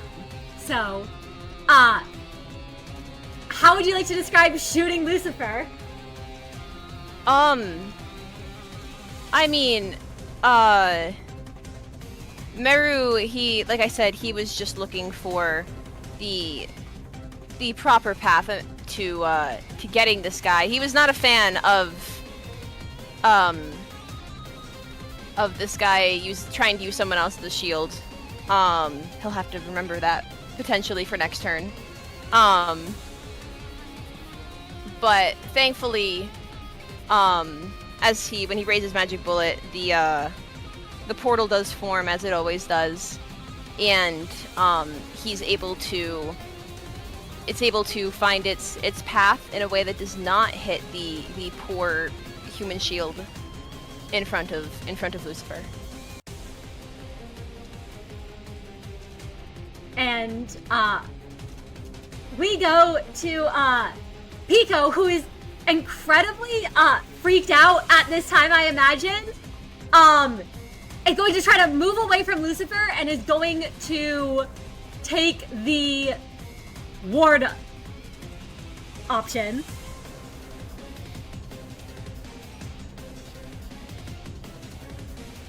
Entering a defensive stance.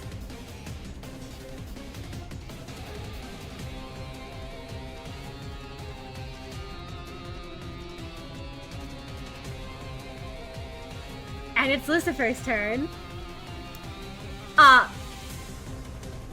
Lucifer seems to see how things are going south. And also just saw what Meru did. And is going to try to go right for you, Meru. Naturally. And attack. Alright. As he swings at you, and you can give me a challenge 5. Reflex plus athletics. Alright, challenge 5. Reflex plus athletics. Challenge 5. It's only 7. It's only 7 dice. Now, if I recall correctly, there is something that Meru's able to use. He still has what we could call desperation. Yes, Meru has, I believe if you look under your sheet, it should be under, I see it. it should be called core skill. Yes. This. So I think I will have Meru use that so he can get access to 3 more dice. So he doesn't want to get hit. He wants to be the one who hits Lucifer. He doesn't want to get hit by Lucifer. Let's see, so athletics, reflex. 3 dice. Challenge level 5. Let's see. Haha! But I do take a...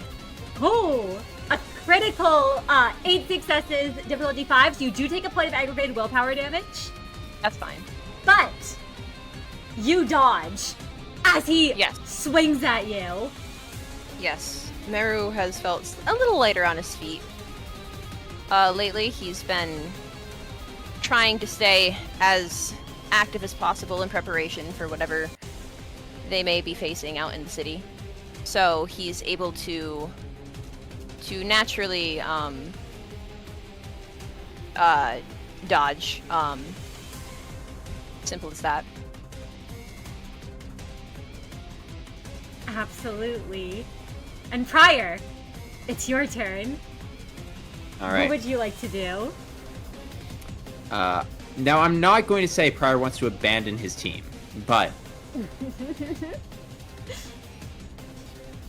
Prior very quickly clocks that this is probably not going to end well.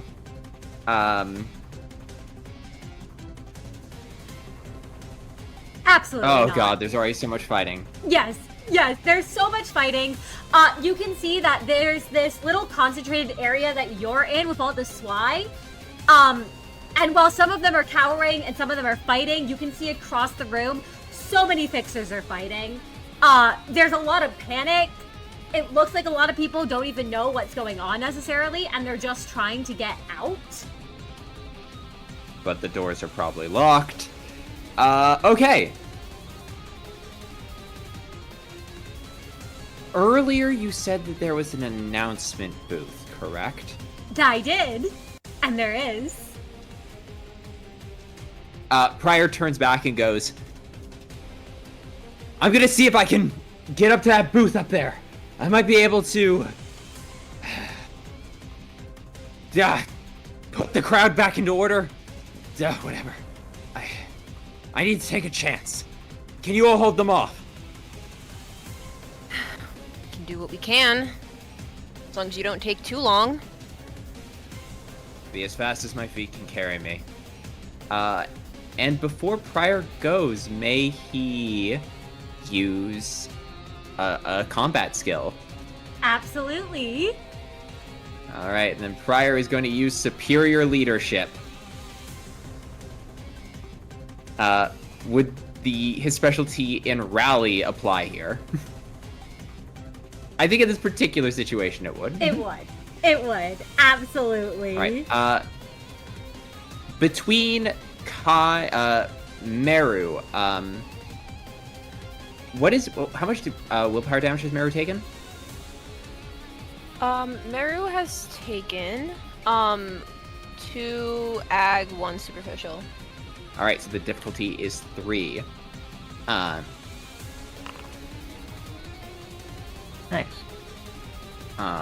Okay, and he targets Meru with 1. He will target Kai with the second coin.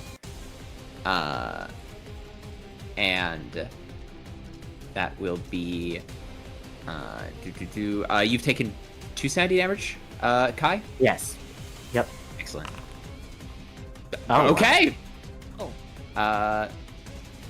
And Miix, has Miix taken any sanity damage yet? Nope. No, correct? All right. Oh, well. Look at that. Okay, so Meru, Kai, you both heal 1 superficial sanity. Okay. And you both get 1 damage up, which means that the next time you hit with an attack, you do +1 damage. And for you, Miix, you gain 5 poise. Wow. Yes. And with that, Prior is going to try and peel out from the combat and make his way towards that announcer booth. Absolutely. And as you're doing that, Prior, Kai, it's your turn.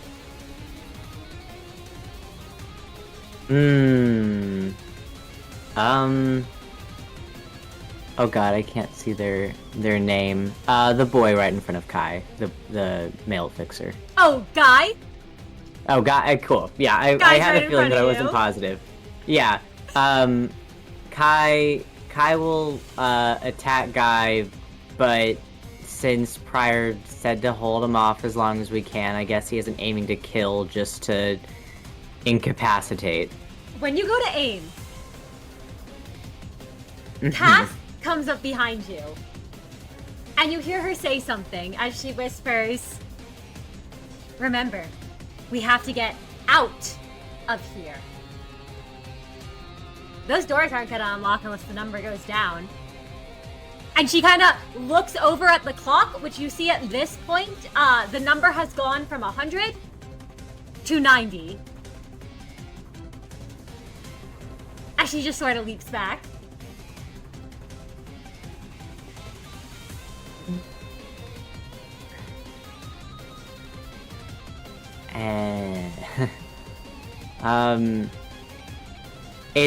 It's not that Kai is incredibly hesitant to kill people. He's done it many times before, but if it's prior telling him to do something, even if he thinks that Cass is very knowledgeable in this area, if it's prior telling him to do something versus someone else telling him to do something, he's gonna listen to what prior said over them.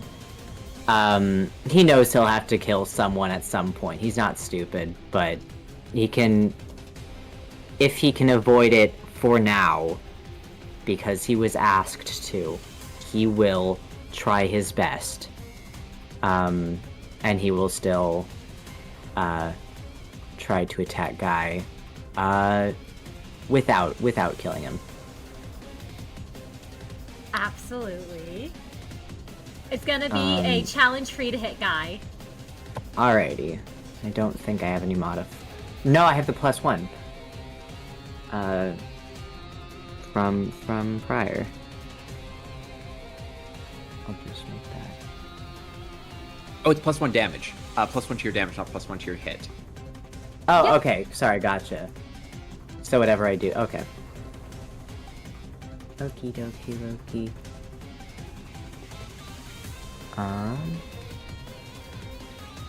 I'm so sorry, you just said 3. To the DC. Yep, challenge free. It's a challenge. Could have gone better, but Yeah. it hit. Yes, it did. So, Guy is going to be taking... That's free successes, DC free. And Guy's defense is... I believe / normal, so there's no special effect. You're only doing, I believe, 2 red slashing damage. +1 damage. Oh, +1, yes. From prior. So it brings it down to Guy takes 1 slashing damage and then takes 1 bleed damage. Yep. So total 2 damage. Guy takes 2 damage and kind of clutches at their wound. And Kai, you gain blood to focus. You may fill your superficial health tracker with damage as a minor action on your turn, if you'd so like to. I think I'll hold back for now. Alright. In that case, Yeah, I think for now I'm good. Don't want to lose 8 unmarked health points. Yeah, I think I'm all right. You know, it's absolutely. Then we go to Faye's turn. Faye looks incredibly panicked at everything going on at the moment. Should Miix go before if Faye's a little stunned then? Absolutely. Miix, if you would like to go before Faye does. Gotcha. Alright, so this is rough. Miix quickly steps up next to Faye. You haven't done anything like this before, have you? No, I didn't think this was something supposed to happen. Go hide in a corner. Alright, if you can't do any of that, just go hide in a corner. Wait until it's over. I can't just hide. I'm not gonna kill anyone, but I can't just hide in a corner. That's the only way we get out of this. And Miix has drawn Solemn Lament, and unlike the others, will not go for Lucifer because obviously Mario has that handled. Miix doesn't need to. Miix will instead choose one of the other here. I think they will go, since it seems like Kai's got Guy covered. They'll go for the spy that is slightly behind Guy. Tosca? Yep. Absolutely. You go for Tosca, Miix. And they will shoot their first bullet. And that'll be And- a challenge 4 to hit. Challenge 4 to hit. Cool. This will be black damage. I'm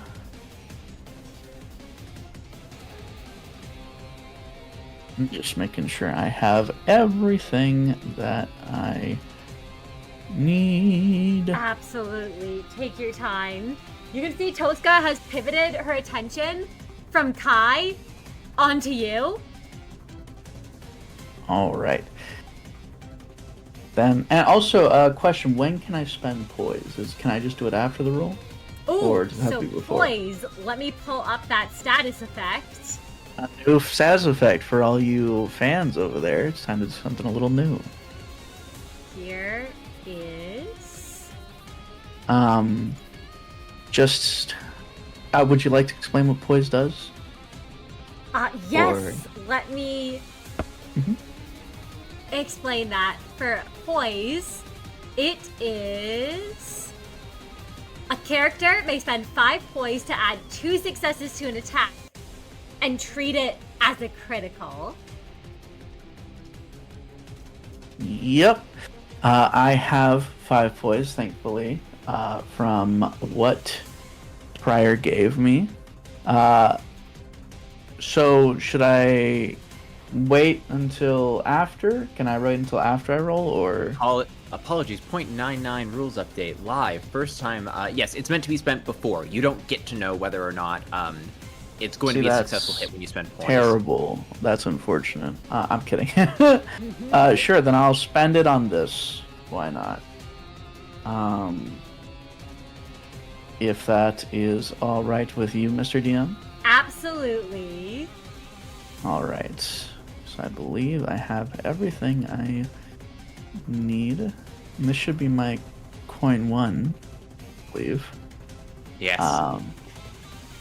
So then I will go ahead and hashtag roll.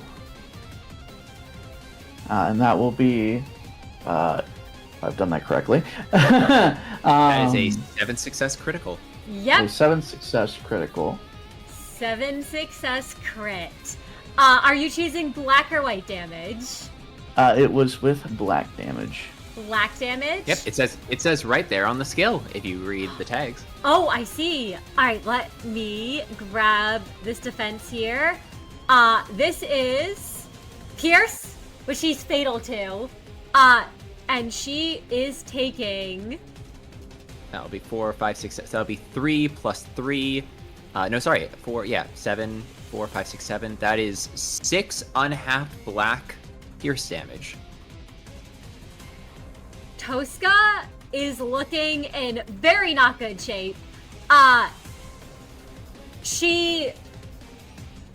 Miix, if you'd like to describe how it is. Actually, you have a second attack, don't you? Yes, they do. So if you want to do that first before describing it. But she also gains a sack of butterfly, which... Don't worry about what that means, everyone. Definitely not. I will go ahead and use willpower to reroll.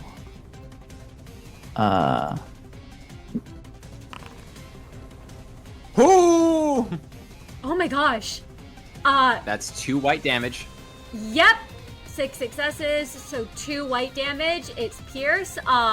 She is in very bad shape at this point. As butterflies start to flit around her.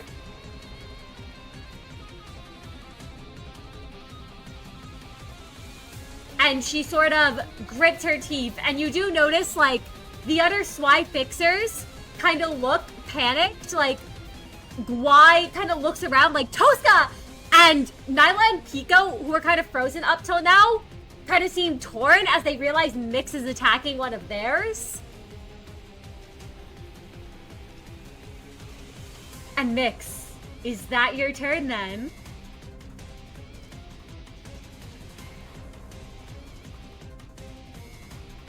Let's see.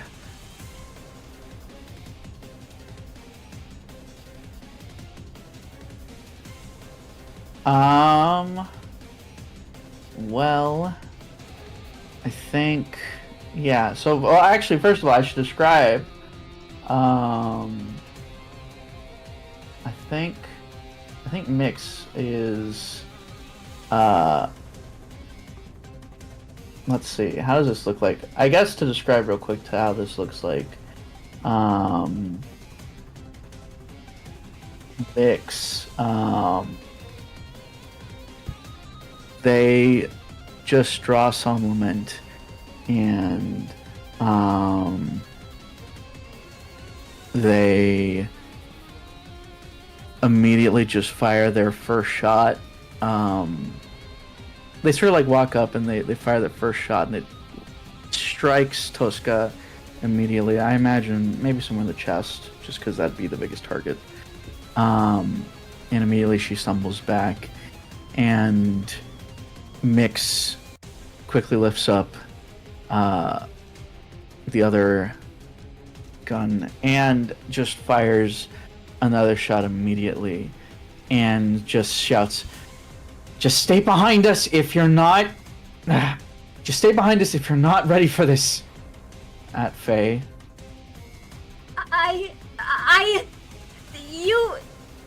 I think you're going to kill her if you keep going like that. That's the point. That's not... Oh, we really shouldn't be. And as Mix's turn? Faye tries to yell out to you, as he rushes in right at you, Miix, sword raised, as she attacks.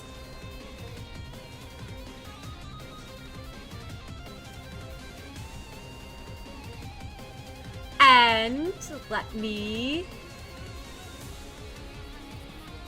grab this. That's gonna be a challenge 4. No.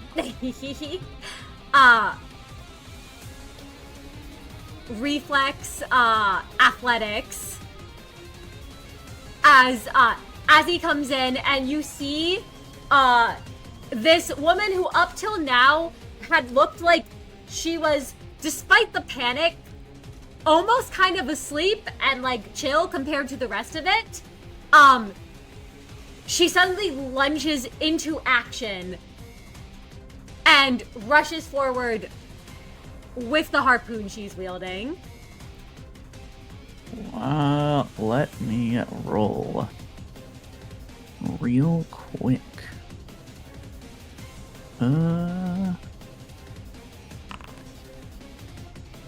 Hey! Dodges. Yep, you're able to dodge.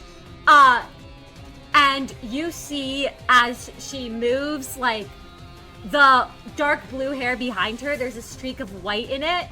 And there is this anger in those deep blue eyes of hers. Ooh, scary. Was she one of the ones that was hesitant on hurting people in the beginning? You aren't sure. It looked as if she was in the back waiting to move.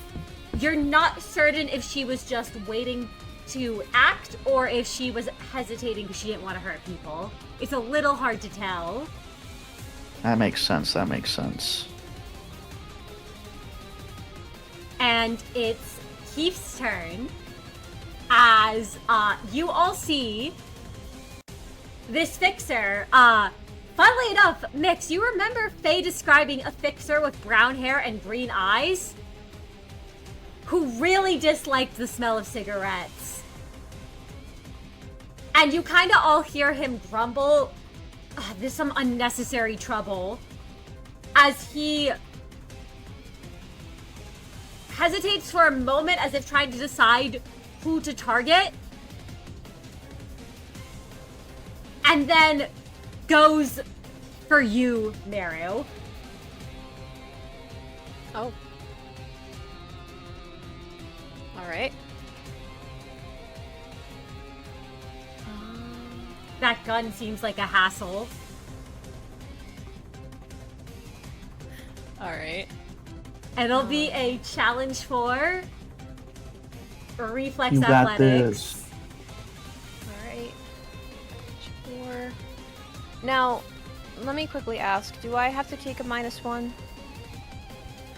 Oh, have you already been attacked this turn? Yeah, I dodged. Right. I believe you have to spend a point of sanity to be able to dodge again. Okay. Yes. Yeah, alright. Oh, I remember, we just talked about this, yes. Is it... Yep. Again, New remind me, dodge is that rolls. superficial? Is that superficial or aggravated? To be able to dodge again? It is...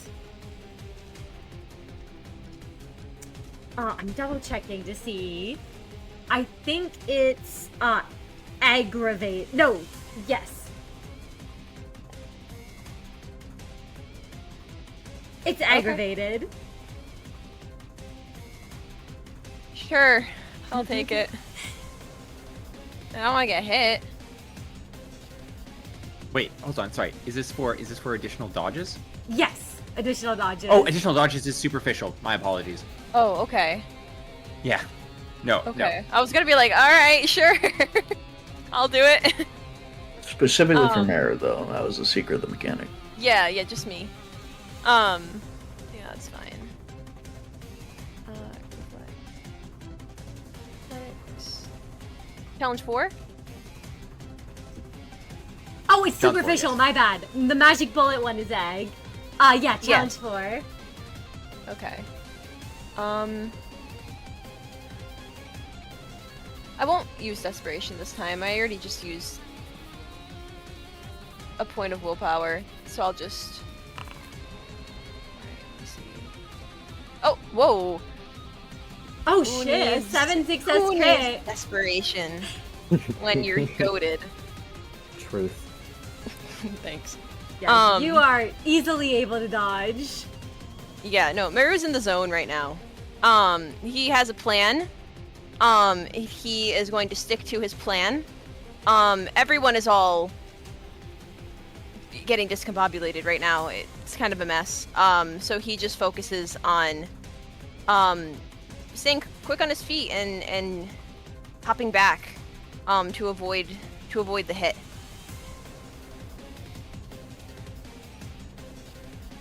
And at the top of the turn order, this fixer here is still guarding.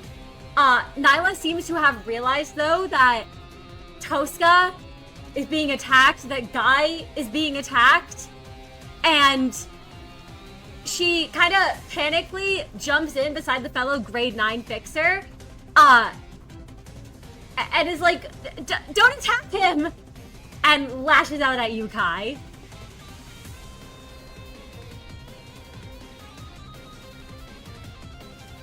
I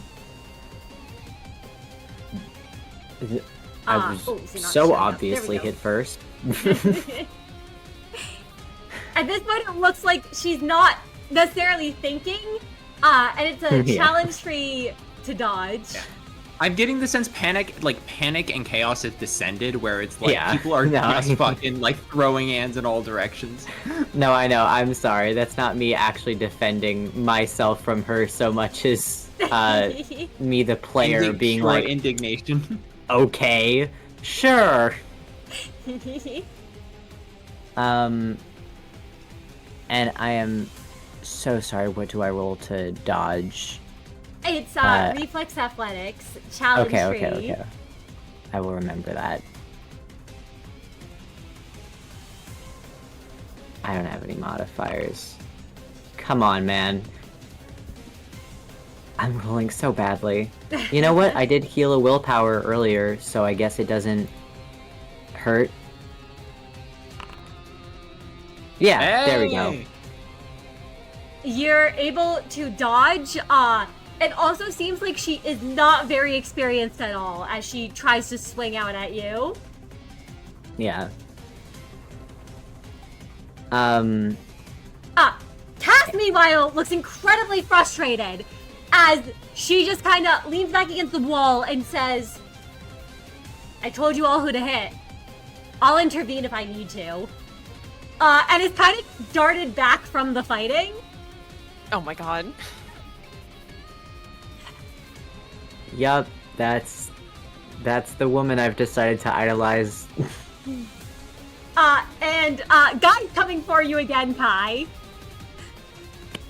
Guy does have bleed though, so as Guy swings at you,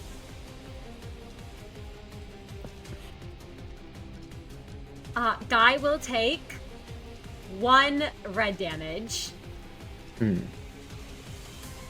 then the bleed will go away. And if I try to dodge, that costs willpower, right? Yep, a superficial willpower. Okay, how...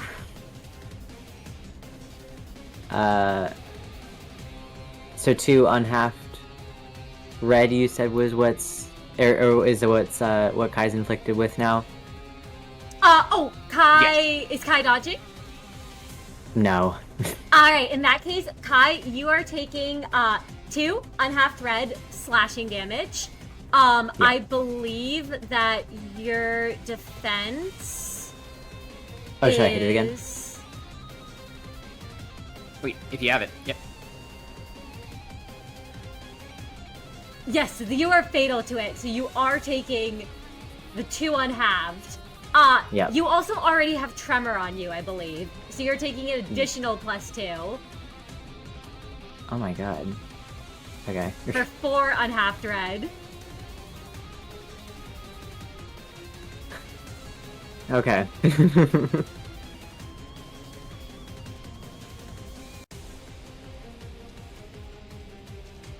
Tosca, meanwhile, is coming for you, Miix.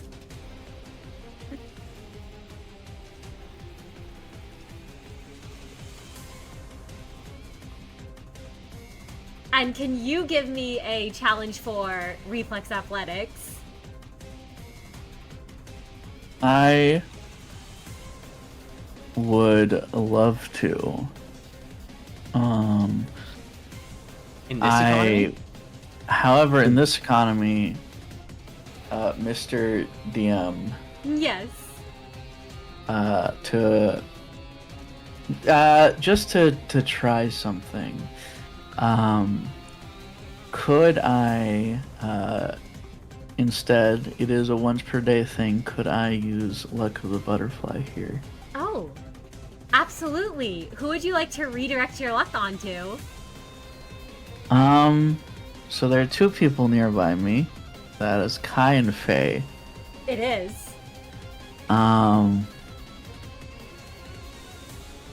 See, I feel terrible either way. I truly do. I think okay. Kai, how healthy are you right now? I've got 2 health boxes left before I Okay. get epic. Then I think for now Faye will have to be the one to take the brunt. Absolutely. He could dodge. So Faye actually cannot dodge because this is a grade 8 fixer and Faye is a grade 9 fixer. That's true. So Tosca does automatically hit Faye. Yeah. That's Not that much damage. May I describe how this looks? Absolutely, go for it. So I think Faye, so what weapon is Tosca using? just to quickly ask. Tosca is Yeah. wielding Just like a sword? one of the or- swords, one of like the sway hander swords. Okay. So yeah, Tosca sort of comes in, charges at Miix. I'm sure, pretty much on her sort of last legs. However, still aiming for Miix. And at that moment, there's almost like a small chime that Miix hears, and there's like it's almost like they feel like phantom fingers brush against them as something they don't know moves them out of the way. At least they don't see, although they do know. And who else is in the way other than Faye? Absolutely. Tosca's sword slashes through Faye, who kind of is knocked back, clutching at his chest as he takes 4 unhalved red damage. He is not looking in good shape. And he kind of coughs up some of the blood. Faye! And Tosca kind of gripped her teeth and is like, I was aiming for you.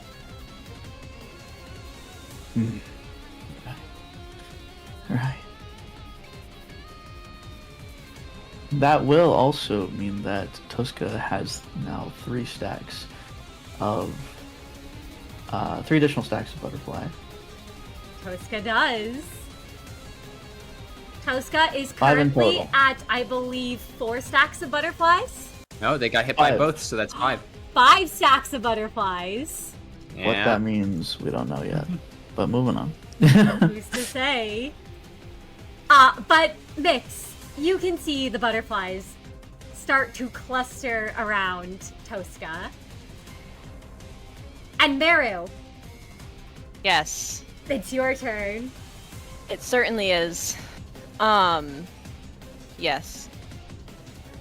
So, I mean, Meru, he still wants to shoot Lucifer.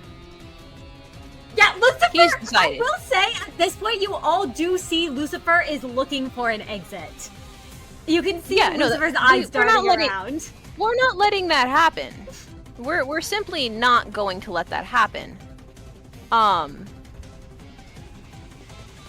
let me pulling up my sheet. I mean, if it ain't broke, don't fix it, you know? Let me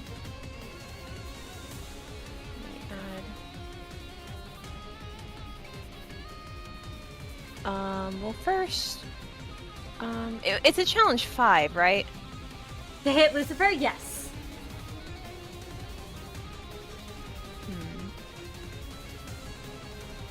You know what? First, actually, I don't think. How injured is Lucifer? Lucifer looks very injured. If you hit him again with one of those shots like you did before, you have a feeling he's going down. I don't think I need to use Justicia here.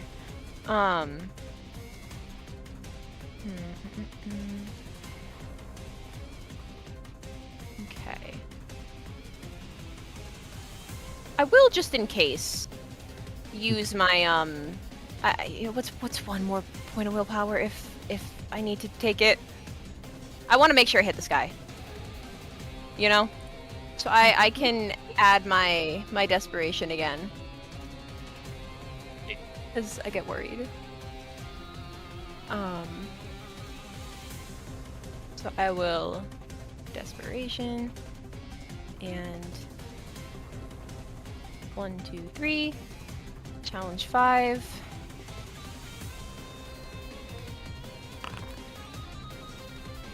It's a success. That is a 6 success on a challenge 5. So you're going to be doing 5 unhalved black piercing damage, which I believe Lucifer is fatal to. So Lucifer is taking... Oh, that's enough to kill him. Oh, thank God. That's enough to kill I him. have to full power for that. Awesome. Yeah, no, Meru is taking this guy down. He doesn't care to shoot the lackeys. There's no point. So he is a little annoyed that Cass was so confident to, oh, let's go, you should go attack Lucifer. I'm gonna go stand at the corner though. That's a little annoying, but whatever, he'll still listen. Because he also agrees. So it's the same as before. He will raise magic bullet. And same old story, portal forms. He doesn't hesitate, he fires.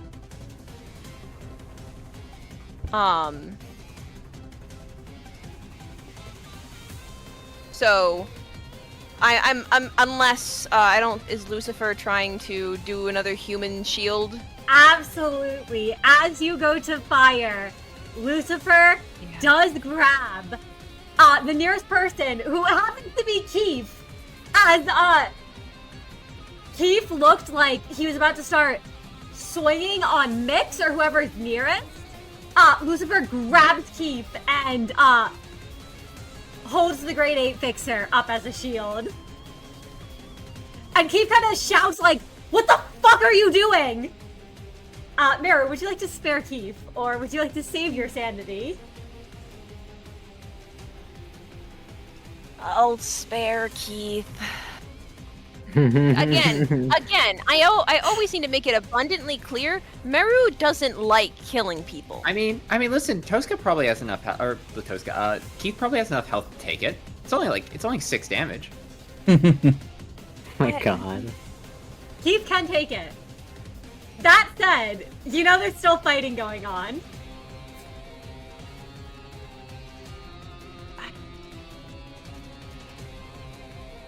I will take the sanity. It's fine. I'll take it. Just this once. All right. Because listen, the beef now is between Meru and Lucifer. Keith has nothing to do with it. Practicing mindfulness. Yes, I'm practicing mindfulness. So Plus, the he doesn't want to bullet make any more enemies. passes through Keith and hits Lucifer. Who, as Lucifer falls to the ground, dead. Keith is released.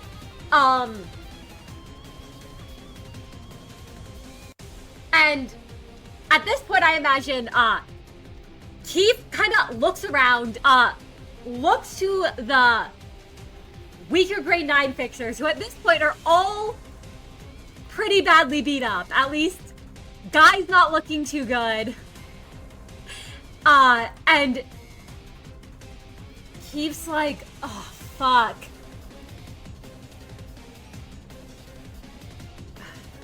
And you can kind of hear him grumbling under his breath as he looks to Meru and just says, I owe you one. And sort of ushers Nyla, Guy, and Pico out of here.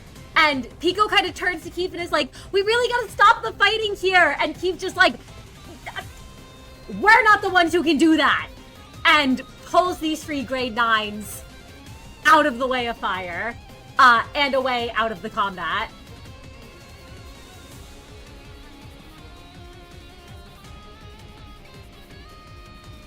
And you've successfully defeated 4 of the fixers. Oh. or rather, made it so they're no longer an issue. Mm-hmm. That said, Tosca and Azzy still look like they are fighting. At least Azzy kind of looks over at Tosca and is like, we should probably retreat too. And Tosca's kind of gritting her teeth like, not here. As we pass to Pico, has been removed from the initiative. Prior. Oh boy. Prior hears fighting, clashing, weaponry. He is attempting to weave his way through the crowd. Every now and again, someone drops at his feet and he kind of like rolls over top of them. Once in a while, he has to deflect a blade off of Life for a Daredevil. I'm imagining that you probably want to make me roll something to try and get to this booth. Absolutely. Can you make me to get to the booth? I would say probably a reflex athletics. And you I'm good can at apply that. your evasion. Oh, thank God. All right, come on.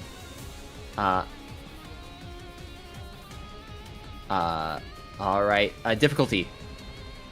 Difficulty will be difficulty 4. Come on. Big money. Ooh. Spend the point of sanity. 6 successes. I'll take 6. Challenge 4. All right, you're getting closer to the booth. If you pass one more check, you should be able to reach it next turn. Excellent. Yeah, Prior is just focusing. He is, as he moves, he looks around and he sees Fixer falling on Fixers, friends begging each other for mercy as they brutalize each other. He sees the city on full display. He sees everything when he looked at one sin he was talking about. How quickly and absolutely mercilessly this city descends into absolute bloodshed. And if he has the capacity to try and put an end to it, he has the obligation to do so. His voice has carried far before. Just needs to make it to that announcer's booth.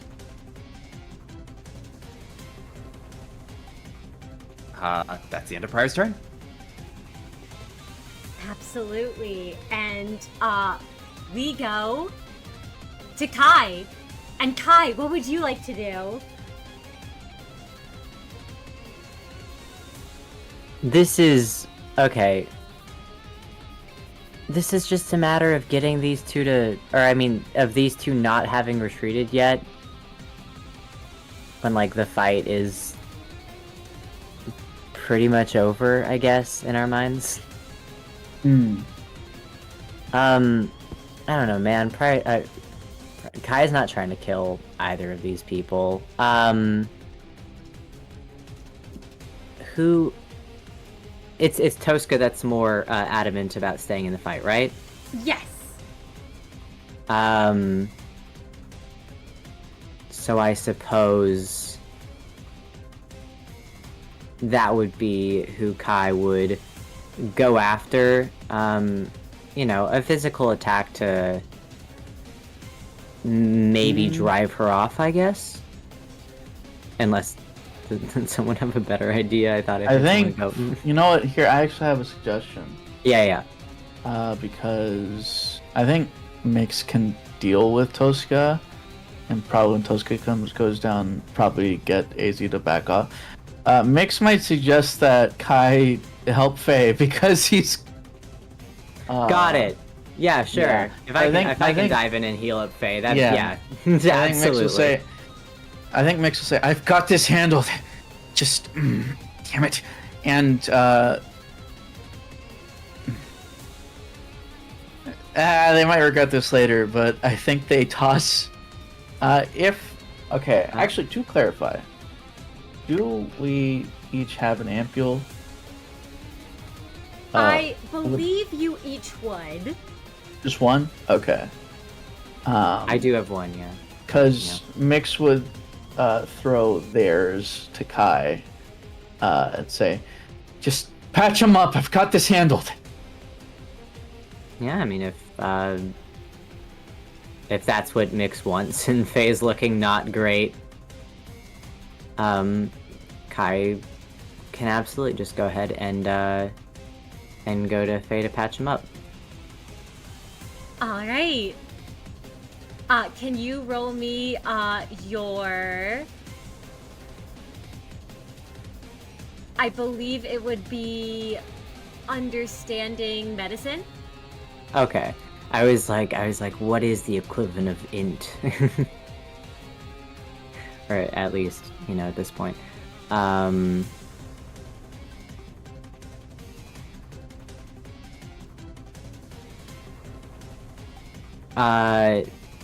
There's a major injuries modifier. Is Faye, like, badly injured? Also, I assume, or is there some kind of custom modifier at all?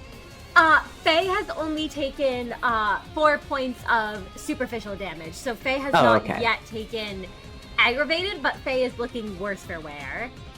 Gotcha. Alrighty, and what is the challenge? If there is. I believe it would be a challenge 4. Gotcha, 4 is. Okay. Yeah. If you're using medicine, it's difficulty 4. If you're using the ampule, it's just difficulty 3. Oh, okay. Well, Oh, you're using the ampule? since Miix tossed over the ampule, I was gonna, Oh, in that Okay, case, perfect. you would hit it. Yeah, it's okay.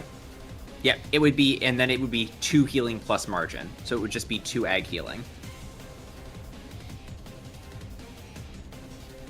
So Faye will heal for 2. And Faye kind of looks at Kai like, thanks. Sorry it was a rush job. I can maybe look over you again later when we're not in the middle of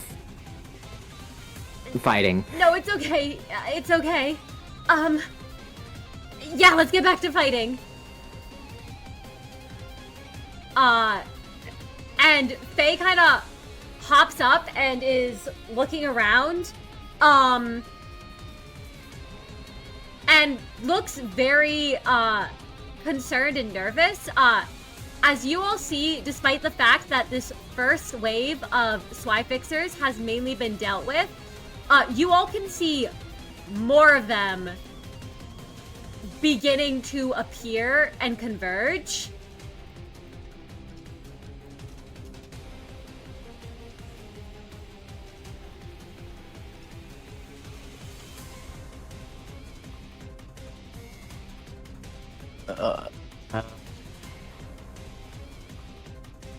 Whoa. Oh god, that is a lot of them. It looks like there is quite a lot of them. Okay. Well.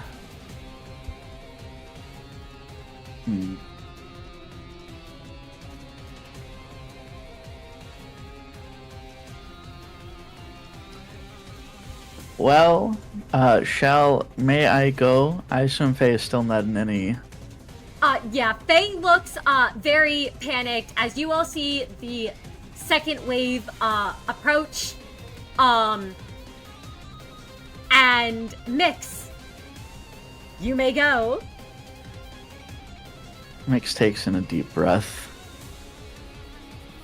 And...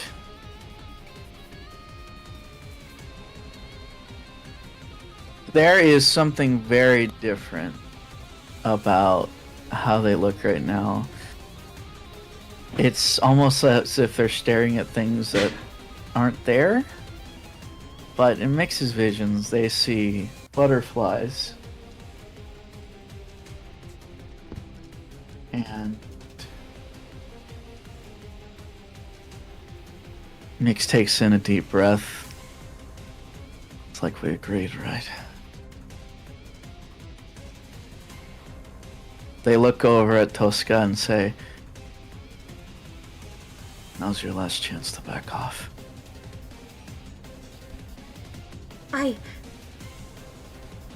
I can't back off here.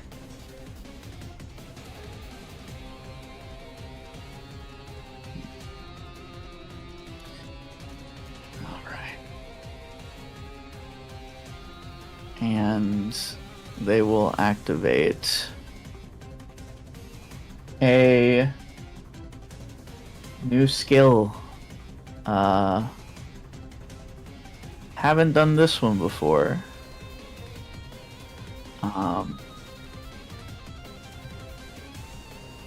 So noticeably, they will activate their skill 3.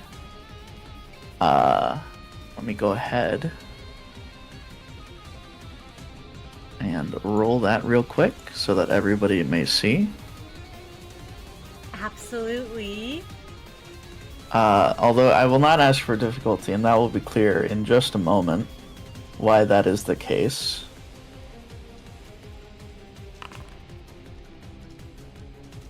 So if this target has 5 or more stacks of butterfly, the skill becomes unclashable.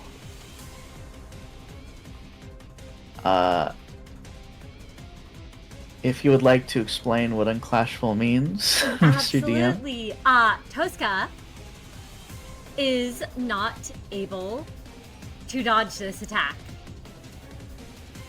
Or block this attack. It simply hits.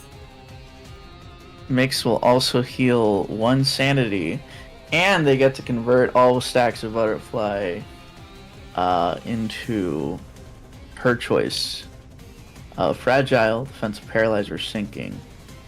I suppose for this, it doesn't truly matter since she's so low already. I suppose I'll say sinking, since that would immediately trigger. Absolutely. Activating sinking would deal 5 sinking to Tosca. This would kill her if you do this. Yes. And that will be... So I think, if I may describe how this looks, Mr. DM? Absolutely. Miix takes a deep breath. They almost feel regret that things came down to this. And they almost feel a pang of regret because Faye's there. But regardless, the butterflies have arrived.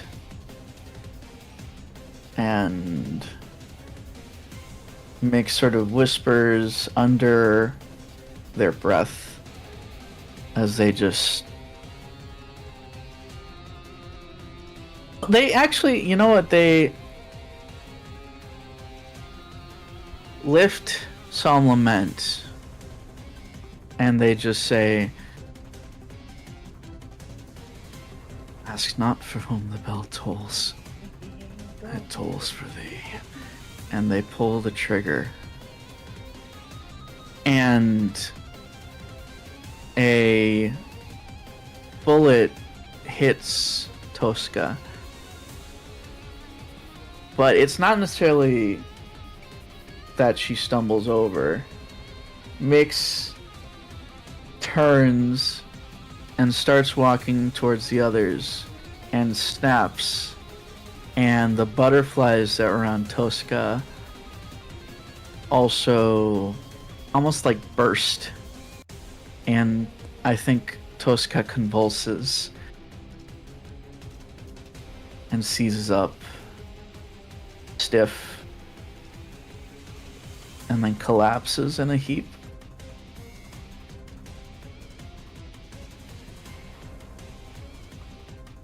Azzy looks horrified, as there was not even an attack.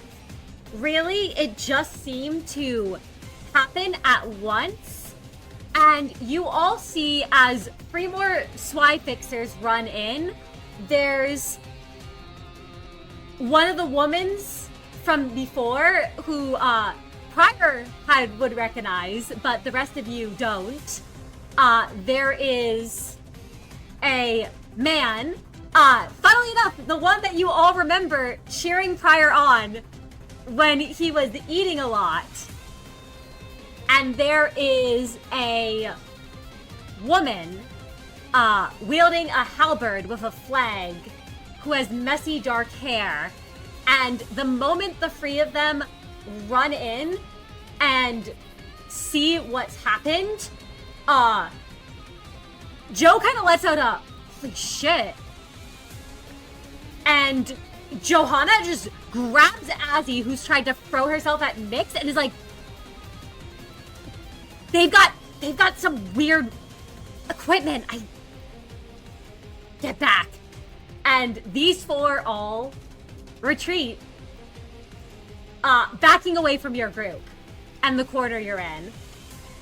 Yeah.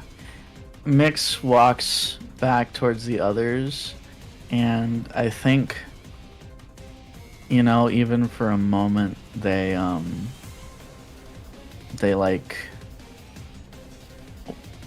pass over where Faye is. And how does Faye look? Faye looks horrified, Miix. His eyes are wide as he's watching that, and he's just like, what? Why would you do that?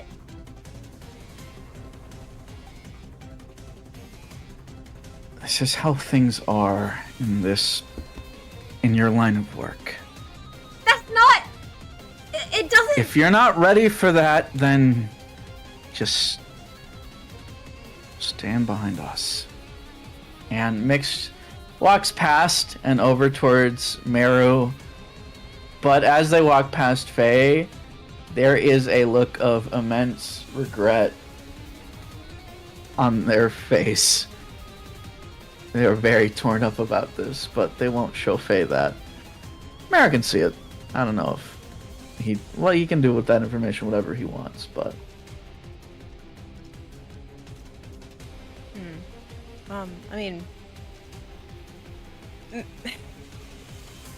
Meru, at least, you can't really see his face right now, so there's not really much of a reaction that is visible, at the very least.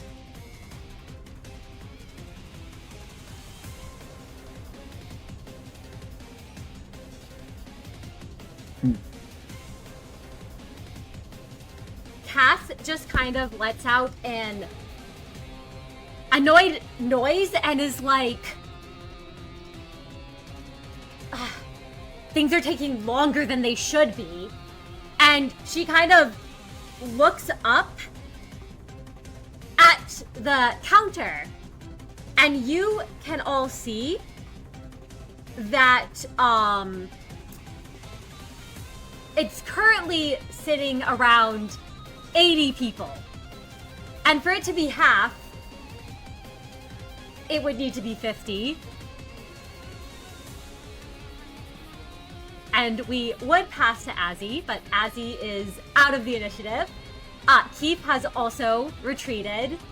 And that brings us up to Nyla, who has retreated as well. You all have a brief moment when you see more Swy Fixers emerging from the ground.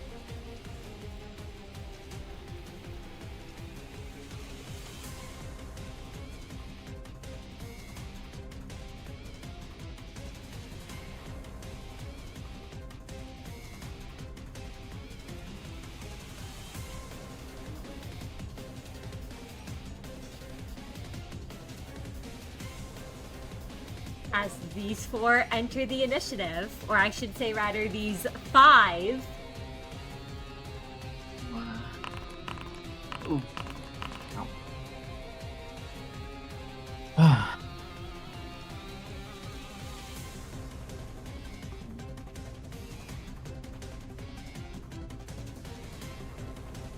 Oh.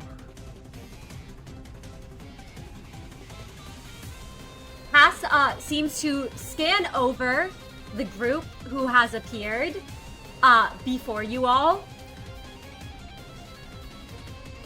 and then points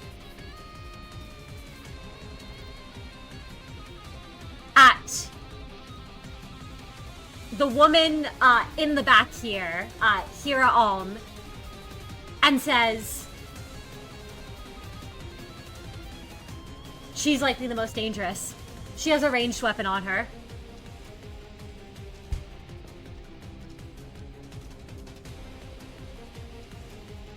Mm.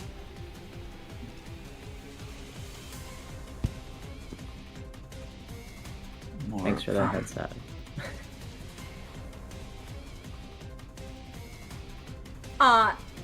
And Jeremy here just kind of sighs. You all see a man who looks to be in his 40s, and he just kind of grumbles, God, I hate overtime. As he starts to rush at you all, and then kind of sees all, like, the dead bodies and goes, yeah, this isn't worth my time.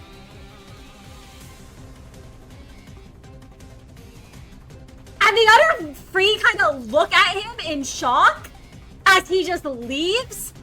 And... oh, why should not be here?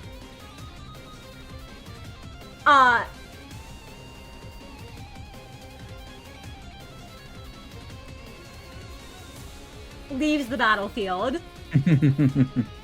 This fixer here, is not doing anything of note. You all see a familiar, in Meru's face, who looks to be looking around in almost confusion and panic. There's blood on him, but you're not sure if it's his own or someone else's. But this woman raises her weapon, and you all see that she has a lot of black tied into her usual SWI uniform as she charges forward immediately at you, Miix. You imagine having witnessed what happens.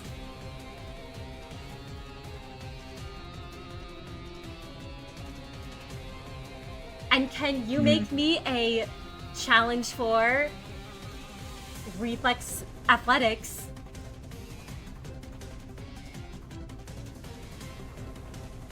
Well, sure.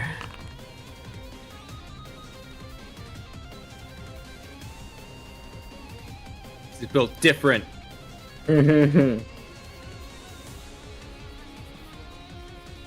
Revenge is a poor motivator. 5 success, difficulty 4. So, yep, you're able to dodge, Miix, as she swings at you. And Meru, it's your turn. There's a nice line there, Meru, by the way. Just pointing it out. Yeah. There certainly is. I mean, Meru's been watching this. I mean, it seems like just with the last group, it's looking like survivors of other fights that have been going on around this big area have been moving to open areas of the room to either escape from others or to, you know, leave behind those they've defeated. This group is, you know, the same, it seems. And Meru knows he can't keep getting away with singling out people. And they're gonna just keep ascending on them the more this goes on. And that is what had made him instinctively raise Magic Bullet. As he sees more spy fixers go to attack them. But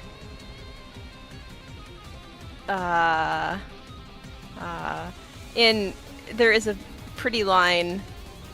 I mean, Kai and Faye are in the way, but also he does, his eye catches a glimpse of, what was his name? Steph? Yep.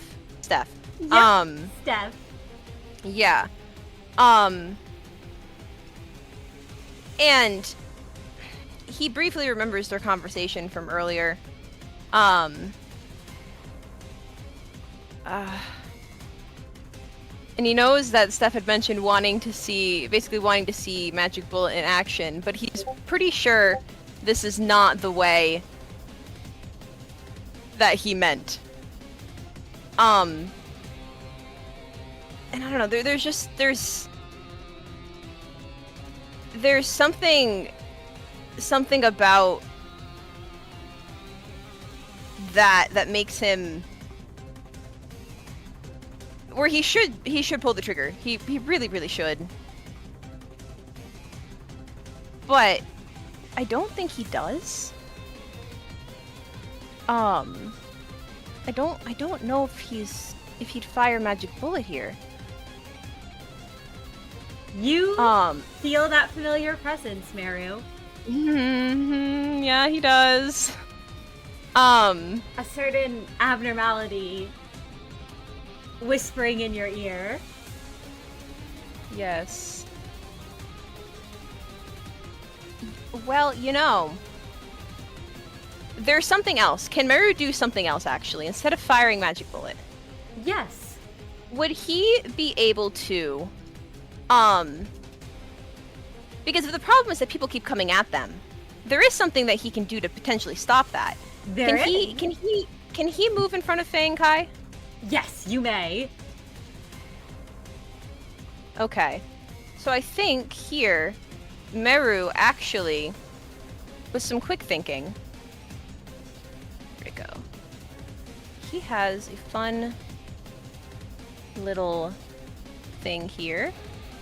I believe that's his. Sorry, I'm just trying to find it.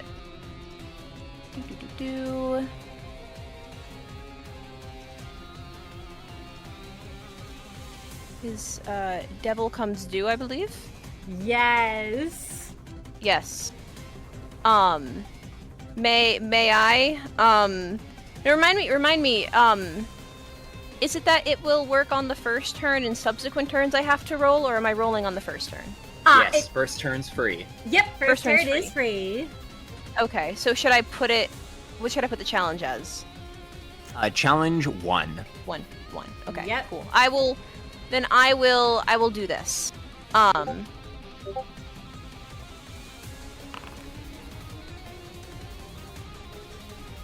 Yes. So instead of firing, Meru will do something that's very similar to what he did back in J-Cor's backstreets. Where the portal forms, but it doesn't necessarily form at the end of his rifle. It's more of crackles of that sort of blue electricity start to form around him, behind him, and there's almost a kind of like hazy smokiness that surrounds him, because he felt Dorfratius' presence, and he figured, well, if you're gonna be here, then you might as well help out. And he activates his devil comes due to ward away anyone who may try to attack them. Now, it's totally not an excuse for not wanting to fire Magic Bullet, but it is genuinely helpful. It is indeed, especially in the case of the Sly, who use mainly melee attacks. Yes. And he is hoping that the good. He may have fumbled a little bit in his conversation with Steph. But he hoped that their conversation ending on a good note will make it so Steph will at least, I mean, not acknowledge, but continue this truce of theirs. Absolutely. As this happens, and the portal goes up. You see as it almost like the two Swy in front of you sort of almost kind of flinch back a bit, and Steph kind of seems to realize what's happening, whirls around, sees you, Meru, and he doesn't say anything. But you can tell his eyes kind of dart to that gun, and you can tell that he's grateful. Well, Meru will give him a hurt nod.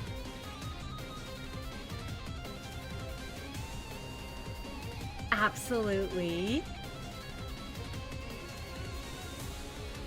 And he darts off into the crowd. And Prior. Yeah, alright. Whew. This old man has never run faster in his goddamn life. His arms are pumping, his legs are going. He is darting through combats. He is no stranger to violence, but he is done being a bystander to it. It is an agony that is indescribable to run over and past the bleeding and dying, but he knows in his heart it is the kindest mercy he can do for them to stop this violence. To stop early would be to damn far more than he could reach to a brutal, bitter end. And Prior, can you make me a challenge for reflex athletics, again with your evasion? May I push this? Oh? May I add my push dice to this? Absolutely. Absolutely. Alright, they're not as big as Meru's desperation, but I will take what I can get. Good luck. Alright. 5 successes. Yeah, Prior taps into that feeling inside of him, that insatiable urge to live, and he pushes just a little bit more out of himself, and thankfully does not take any aggravated willpower damage. With 5 successes, Prior manages to clear the challenge. He does indeed. Prior, you are able to make it up to the booth. And when you get there, you realize that it is locked.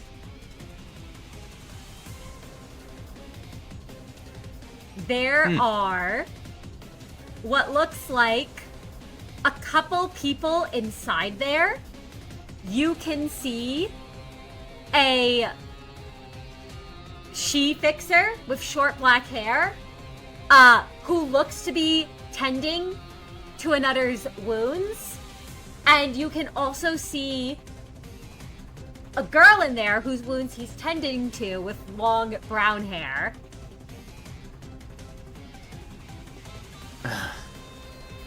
Prior plants life for a daredevil in the stair beside him and rears back with his hand and just pounds 3 times on the door. Not like in a trying to knock it down way, but make sure his attention is heard.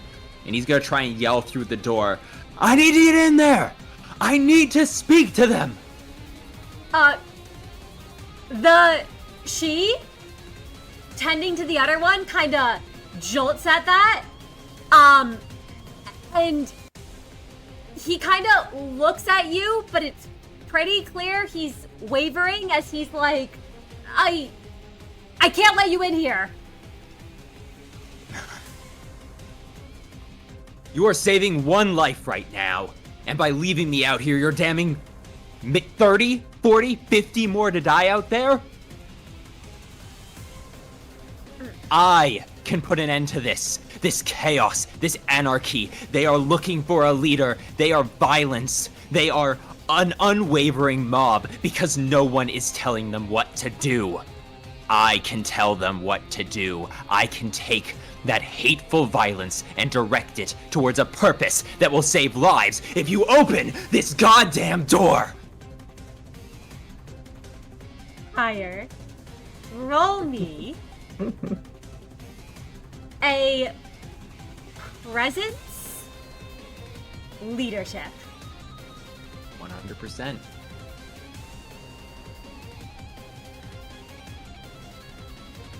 Difficult? Challenge free. Thank you. 7 success crit. 7 success crit.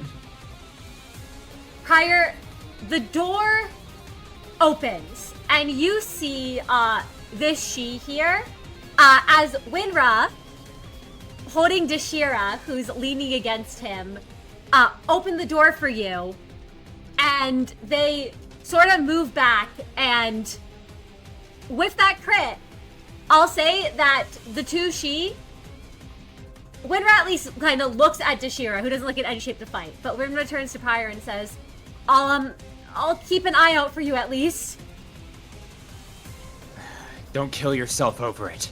That's the exact thing we're trying not to do, but no one can get up those stairs, do you understand me? I need my speech to be uninterrupted, and I need a moment to fiddle with these controls. You've made the right choice. Lives will be saved because of what you did, and I will not forget that. Stand strong, watch my back, let me work. I'll let you do yours. Winra kind of looks at the stairs and looks back at Prior. And Prior, you've seen the she fight.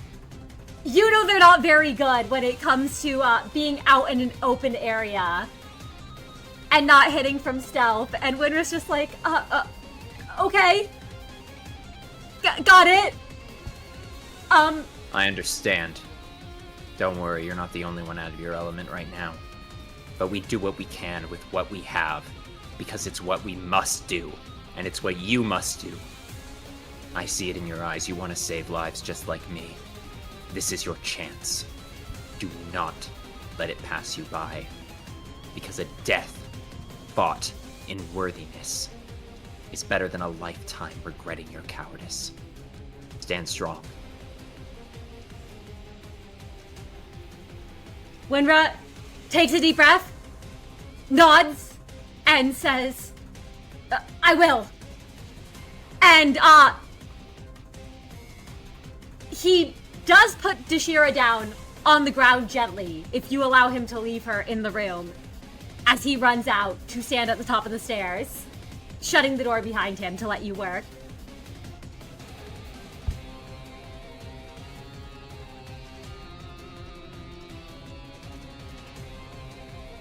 Alright, Prior is gonna...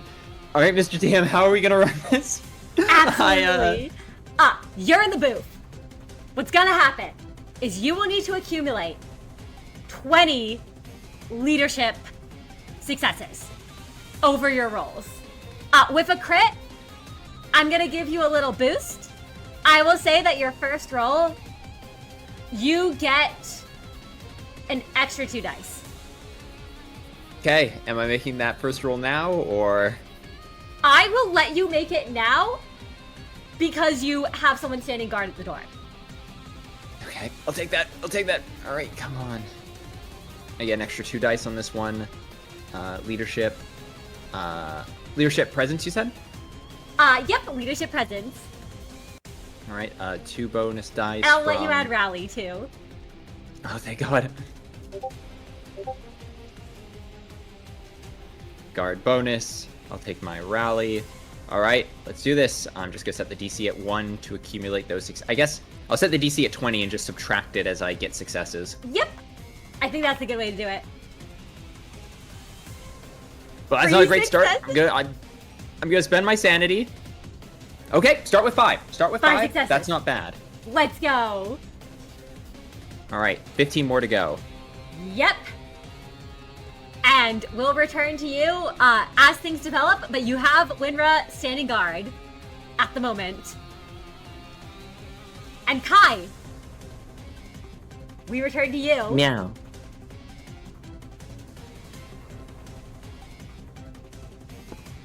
Kai, what would you like to do? You see that there are 2 Swy Fixers left here, or 3 Swy Fixers left here. It looks like these 2, however, are being held back by Meru's portal.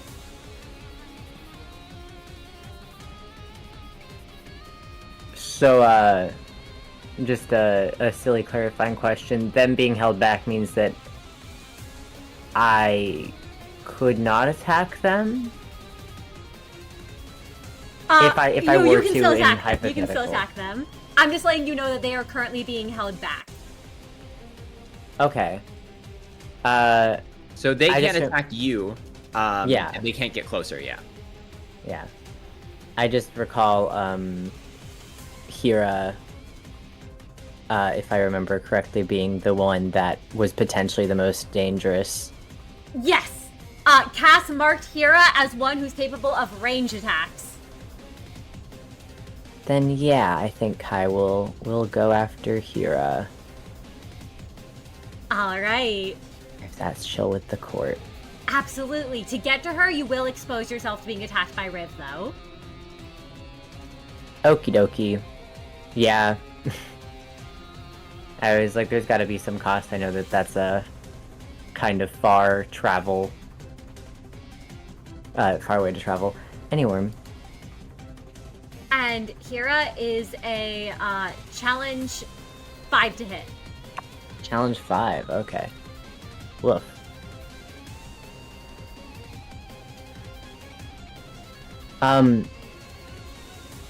If I remember correctly with the skill, I can choose to blood to focus, and fill my superficial health tracker. Would that be before I attack, right? So that I can hit extra hard? Yes. Yes. And you can heal 2 sanity when you do it, as long as you do at least 2 damage to yourself. I am doing exactly 2 damage to myself. And you get to heal 2 sanity. Wahoo! Okay. I'm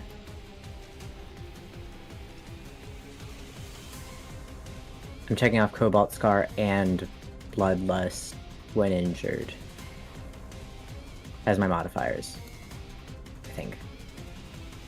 Yeah. Okay. You're kidding. I'm willpowering. Absolutely. That was ridiculous. That was so silly. Oh god, I hope I picked good die. Hey, you know what? Hey! Let's go. That's gonna be 4 unhalved red slashing. Yep, which the Swy are fatal to... Oh, no, they are normal to slash. So that is going to still be, though... That's 2 damage. Yep, 2 damage. Plus 1 additional damage from bleed. Yep. And Hira has bleed on her. Yippee. Yippee.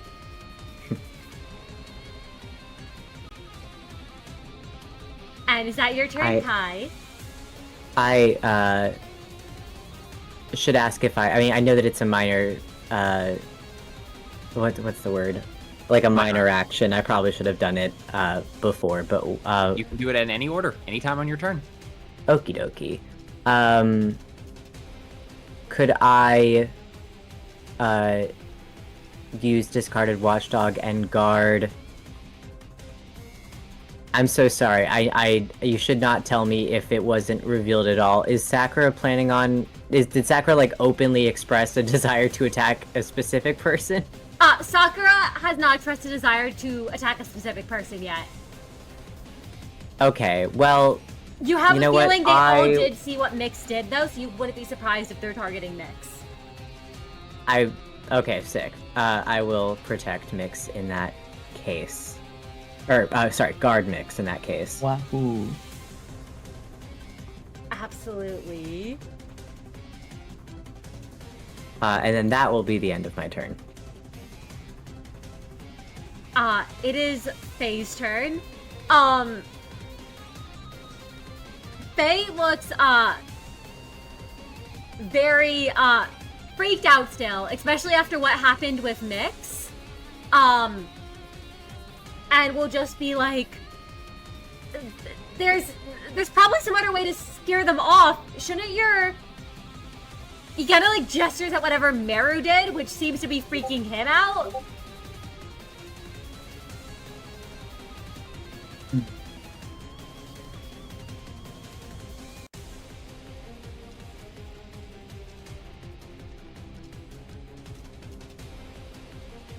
And he will, I imagine, try to, scare Sakura off. Oh. As he notices that she's, close. It looks like he's not really fighting to attack, but more to try to, like, get this person back. Mm-hmm.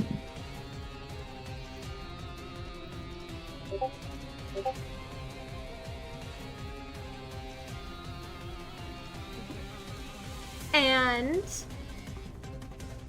he does miss because Sakura is a grade 7 fixer. But he kind of, his hands kind of alight with flames, and it looks like he's trying to basically get her to move back, but it doesn't look like she's budging. As we pass to Riv, you all see this fixer here who has medium curly red hair and is wearing long sleeves and tries to charge toward you, Meru, but finds themselves repelled by the portals and instead turns on Kai. Oh. And Kai, this will be a challenge 5.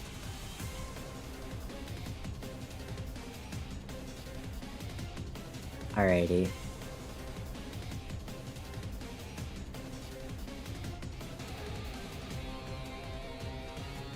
Dex plus athletics. Dex.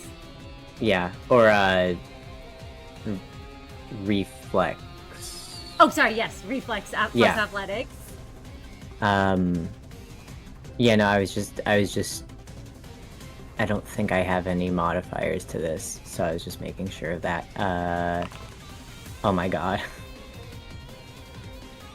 I can. What if I crit though? Like I could crit. That was close. That was close. 4 successes. Challenge 5. This does hit you. So you Yep. are taking 6 unhalved red blunt. Oh my gosh. Now, you have your defenses. Yeah. Okay. So -3 and then halved. Yep. So you would be taking 2. 2. Yeah. Okay.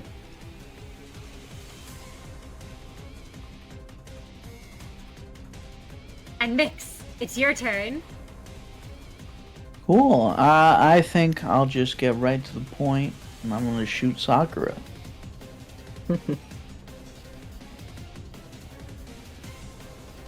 So I'll go ahead and do that.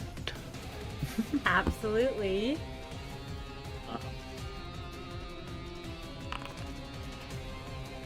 That'll be the first. It was black damage, and then the second. Oh, I assume these are against difficulty 4. Yeah, for Sakura's case, this would be against difficulty 5. So you do hit 5. with 5 successes. Gotcha. And then this will be second one. I will go ahead and do a little willpower reroll. Yeah, for a come little on, goof. another 10, another 10, another 10. Ah, so close. Unfortunate. So the second one does miss with only 3 successes, but the first one hits. And you're doing 3 black damage. As Sakura takes 3 black damage.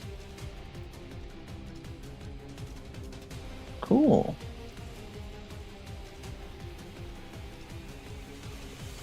And that is my turn. And we go back to the top of the combat. And I imagine at this point, Kira tries to attack Yukai. Mm-hmm.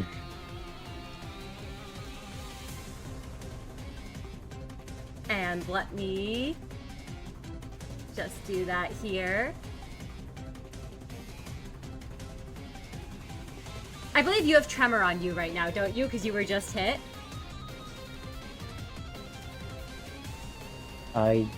Yes. All right, so that's a challenge 5 to dodge. All right. We're gonna try our best, every pony. We are not going to do great. So Kai, you are hit and you're taking, or you would be taking 8 unhalved red pierce, but I believe your defenses bring that down to... Well, it says Pierce is normal with no effect. Oh! Oh shit. I think...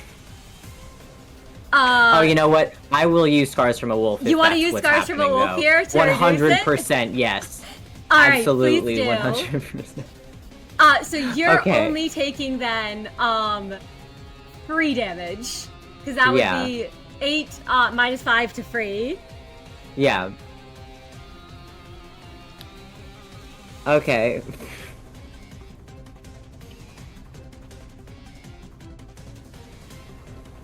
Yeah. I use Scars from a Wolf, and rather than taking that damage, Kai's skin rips open into many more scars that cover his body, but honestly, he's lost count at this point, so it's a handful more. At least it's a familiar dull pain rather than whatever that would have been. And as those scars rip open, Cass has pointed out who the target is, and you all just see her continue to dodge back against the wall. And Sakura goes to try to attack you, Miix. Or actually, I think Sakura would try to attack you, but then would see whatever Meru's doing and attempt to round on him before realizing that essentially her attack is ineffectual as she tries to swing at you, Meru, and the portal seems to almost push her back. And we go to your turn. My turn. Well, that portal seemed to work out well last time. If their goal is to hold them off, then if Derfratius wants to cooperate with him, then there's no use in not doing the same thing he did last time. Though he's not a huge fan of the 2 people who are over near Kai. Would Meru be able to move? Because I know he'd have to roll to keep the portal up anyway. Here, can he move over closer to Kai? He can, yeah, he can get right in front of Kai. Yeah. I'll do that. Movement is not considered an action. It's just something you do. Yep. Yay. Okay. So, double comes due. What would the challenge level for this be? To put it back up, Yes. that would be, I believe.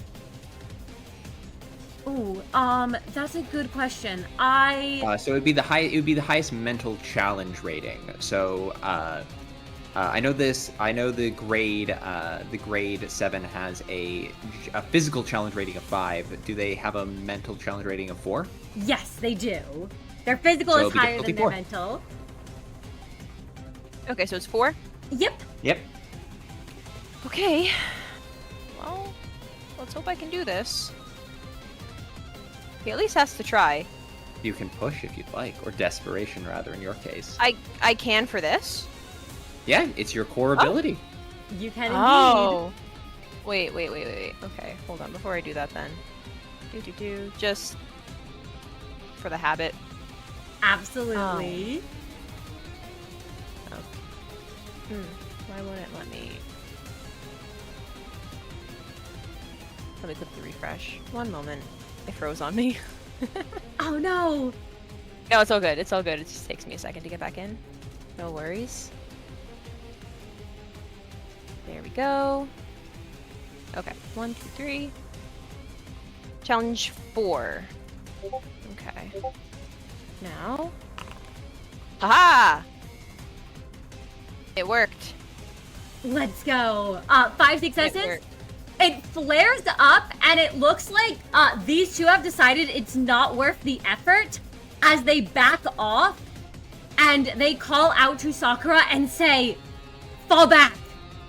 And these fixers all retreat. Let's go.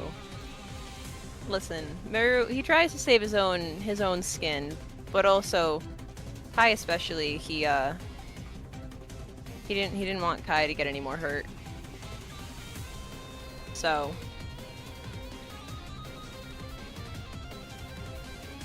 And Prior, we go to you. You are All right. currently in the box, trying to call out to the crowds. Yep. All right, may I do the same thing again? Absolutely, you may. All right. Including rally, I am gonna push this because I don't have that extra 2 bonus dice, so I'll push it instead. I'm looking for DC 15. Come on, big dice. Willpower. Ooh. All right, Okay, I'll still take it. I'll still take 8. That's I'll still take 8. 8 successes. And Prior, what do you call out to say to the crowd as you're trying to talk to them?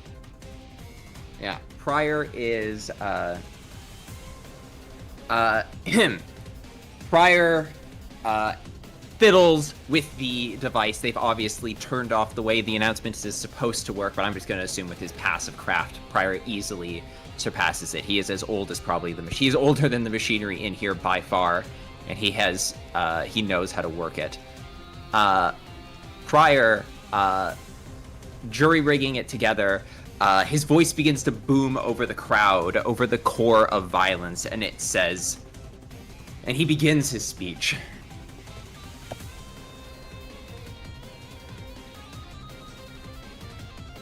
Is this what you all wanted for yourself? You're locked in combat. Can't you see it out of the corner of your eyes? The blood on the ground, the begging, pleadful faces. Is this the career you want? Is this what you think they would expect from you? You've played into their hand, and you have failed to see the answer before you. Nothing said we had to kill each other, only that we had to escape, and only that the path to escape would open up for us when we killed.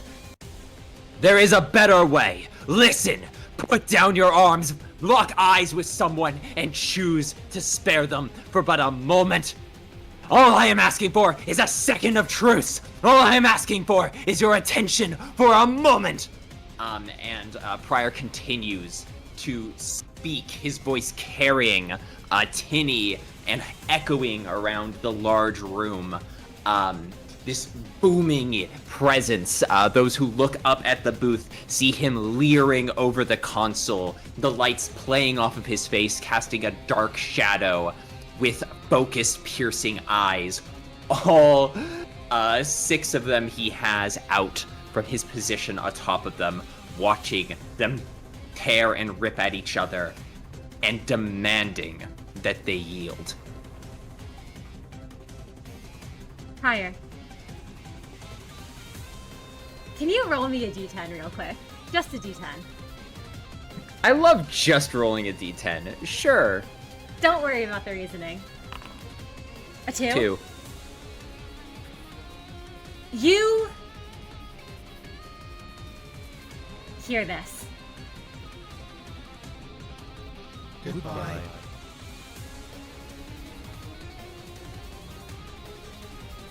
Oh, fuck.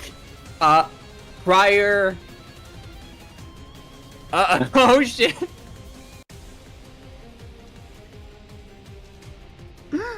You're able to try to dodge because you were warned. But challenge 5.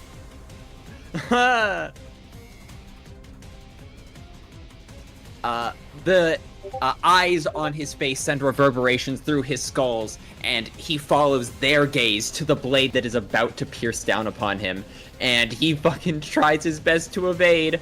Challenge 5. I might... You know what? I can take some damage even if I fail. This isn't a crit attack, is it? It is.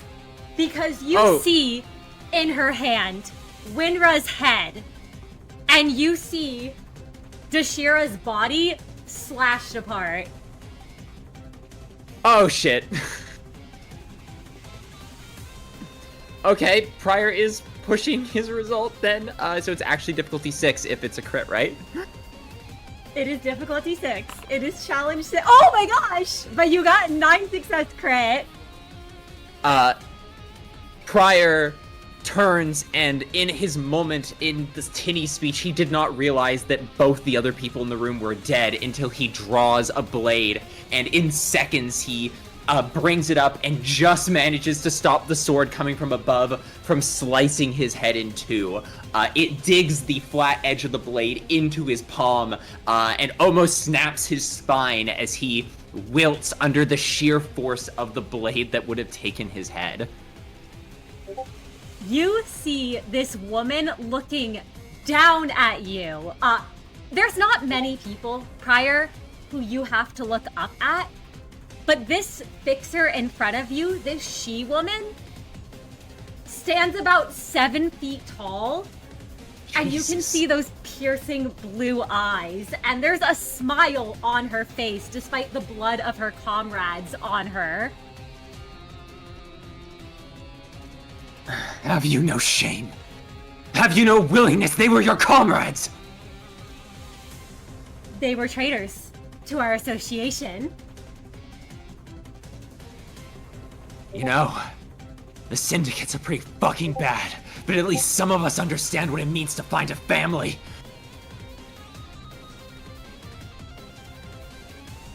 This is a job, not family. This is my duty, and I will not let you keep me from it. I have lives to save, assassin, and I will take yours if it saves more.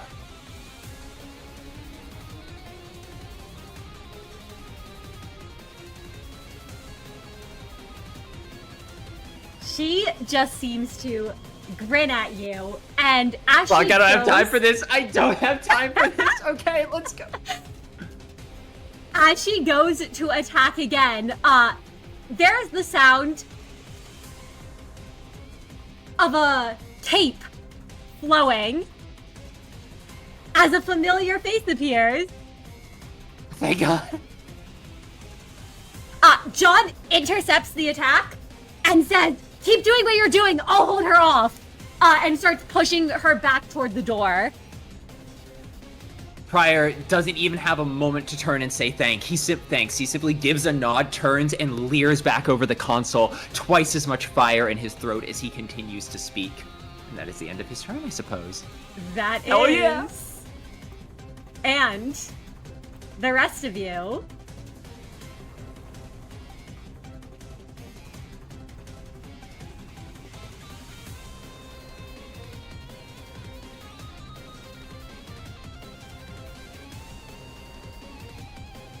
Kai, it is your turn. You are given a chance to breathe for a moment when you see out of the crowd what looks like a small army all fighting alongside each other that happen to be making their way towards all of you. There is a cluster of Liu fixers, some of them looking much worse for wear.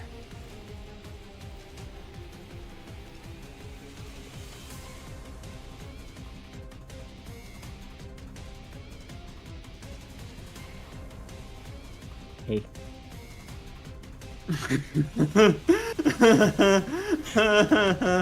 But there's still I don't 8 know, of man, them but- standing.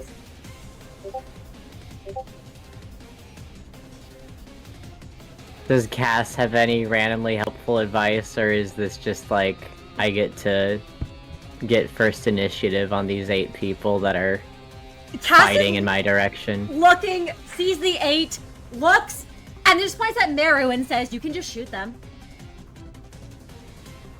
That'll be what, 8? She looks over at the board, which now lists 65, and she goes, Well, "We'll get closer. We're almost at 50.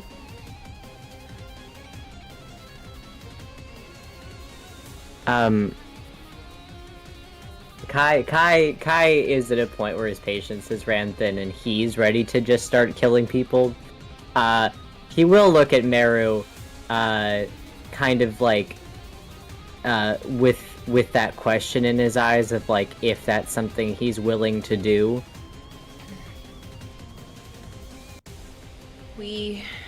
Meru's been thinking. He's like, I feel like the more enemies we make, the bigger target is on our back. I can continue to hold them off. I'm not sure if firing is in my best interest right now.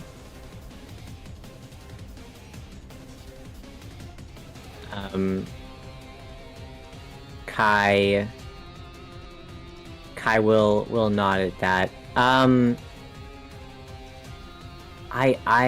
pretty sure that it's been, actually no, sorry, is Miix still guarded from before? I don't remember. There's been a break in the break in the combat, so it would reset. So all your status effects would reset. So now you can Got just it. guard. Okay. Can Kai guard Meru instead, Hmm. and then move to attack this one? Davsu, Davsu, yeah. you see that woman there, with her dark purple shoulder-length hair, and she looks like she's in a fighting stance. The sleeves have been ripped, and you can see the scars. And she looks ready to start throwing hands when Faye runs in front of you. Oh, that's not Faye. Faye runs in front of you, Kai, and kind of has his arms outstretched. And he's like, "Stop, I know these people!"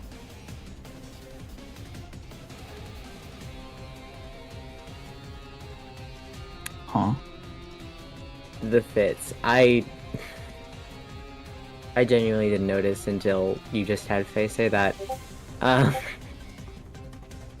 Kai, do you take a closer look and realize that they have the same sort of uniform on? Yes, Kai indeed will look confused, squint at Faye's outfit, squint back at Davsu, look at the rest of them, and have like an oh moment. Because, like, if Faye can stop them from killing their group before he does anything, that is also cool with Kai. Kai will pause at Faye's words. And he'll say, "Okay,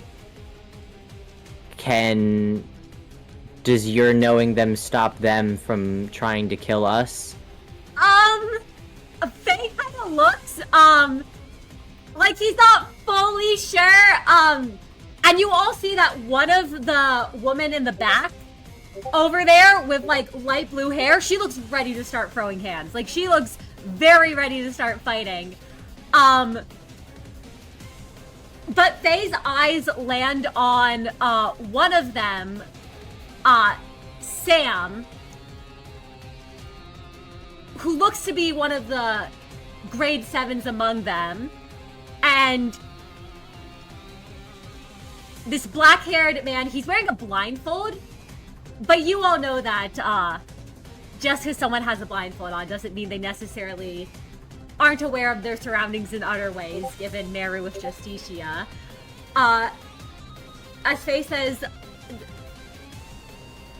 Sam, listen, at least our groups don't need to fight, right?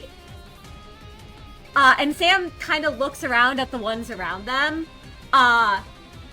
One of the Liu Association fixers in the back, Evelina, they look very apprehensive and nervous right now, and they just kind of say, I don't really want to fight, as they sort of push up their glasses. And Chung, next to Evelina, kind of turns and says, I'd much rather be enjoying the nightlife right now. I mean, would have before enjoyed that. And there's also this one, Naru, who's just shaking and is just like, hey, if we're being given an out, we can just go. We can just go. And Weatherby kind of just, like, grabs Naru by the collar, lifting him up, and is like, are you a coward? And he's like, listen, I don't want to fight one of our fellow association members, okay? We can go find someone else to fight. And she just kind of throws him to the side. And Sean kind of walks up and pats Naru on the back there.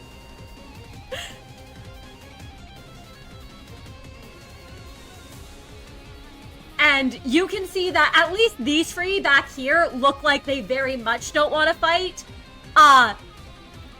There's one fixer who... There's a couple fixers who still look like they're raring to go. As Weatherby's like, I can take them, Sam kind of, like, pulls her back and is like, look, maybe this fight, let's stay out of this one, okay?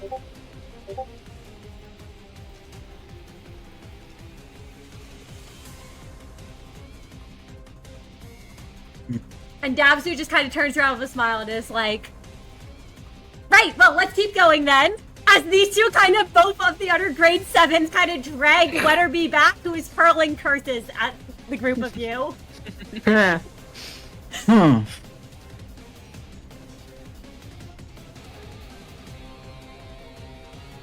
And well, you all see Luna kind of looking at Weatherby. Her, like, blue eyes, she kind of looks kind of confused. Like, as she's looking back and forth, she's like, aren't we supposed to be getting stronger? Aren't we? Isn't that what we're supposed to be doing here? As she kind of, like, follows after them. As you see the army of Liu all go off.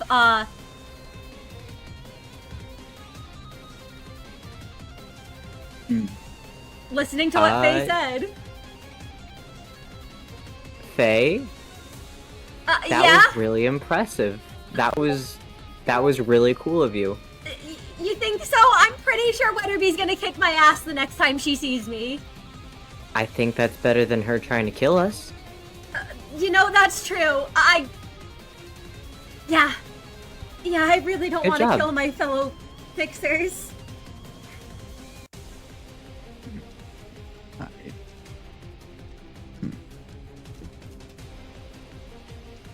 Yeah. And Kai completely exits his fighting stance after like kind of being frozen in it to some extent while watching all of them leave. And relaxes a little bit. And at least, the group of you have a moment to collect yourselves. Although, you realize while no fixers seem to be coming at the rest of you, you've heard Pryor over the intercom, but he suddenly stopped for a moment. That's not good. Pryor normally doesn't stop talking unless something forces him.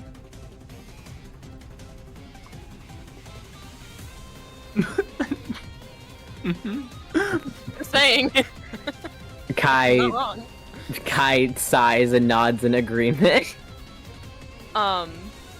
Yeah, like I, the player, am giggling. Meru absolutely was being 100% serious. Mhm. Well, guess we gotta go figure out what's going on. Would you all like to make your way to the box? Yeah, Gotta go rescue him. ASAP. Of course. He's a princess. Something. Absolutely. I will let you all know, you're able to make it there. At this point, the numbers have thinned out so much, and you all have done so much that people are avoiding you at this point as you're running along, I imagine. But as you near the box, you're greeted with this.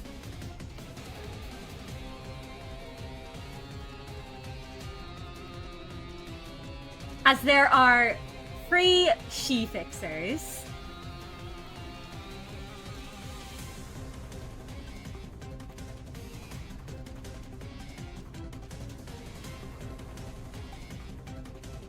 Or I should say, rather, technically there are.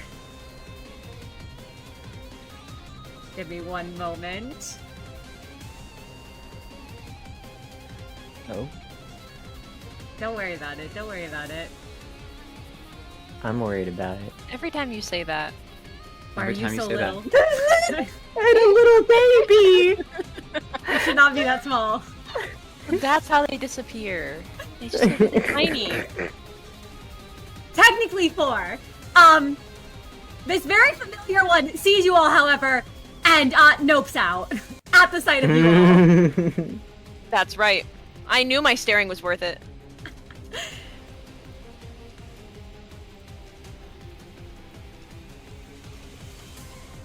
And Kai, you did not get to do anything on your turn, so I believe it is actually your turn as you're greeted with these 3 she standing in the way. Oh my god. Kill them. Fantastic. There's a voice on your shoulder, and it says, Kai, you can use your words. And that voice is actually Pryor screaming a speech about stopping fighting somewhere over. Oh my god. You can use your words. I will let you all know when you look over this fixers. Ratio, the one man over here, looks very exhausted. It looks as if he wants to quit this job. And you can see the scars on both of his eyes. The woman in the back, Mia, it's a little harder to tell what she's thinking, but you can see daggers and smoke bombs hanging from her belt. And the last one, Yasso, he has fluffy brown hair, and all of you have run into the ring. You all recognize that teardrop on his right cheek and the ring worn on his hand.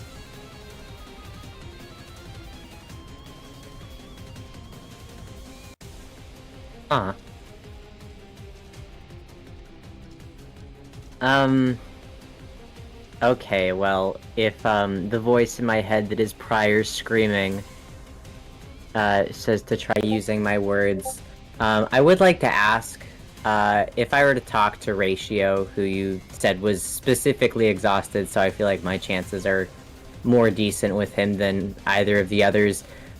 Could I use my beautiful +2 die? Absolutely. It's like I was basically asking if he's hostile or not. Yes, you may. Okie dokie Loki. And what exactly am I rolling to just say, like, hey, we're just trying to find our pal. I think the numbers are thinning out on their own already well enough. I'd really like to not get into combat with you guys. I think that you feel similarly. Oh, what to roll to say that? You could roll a presence. I would say presence persuasion, and you can add your beautiful. Okie dokie.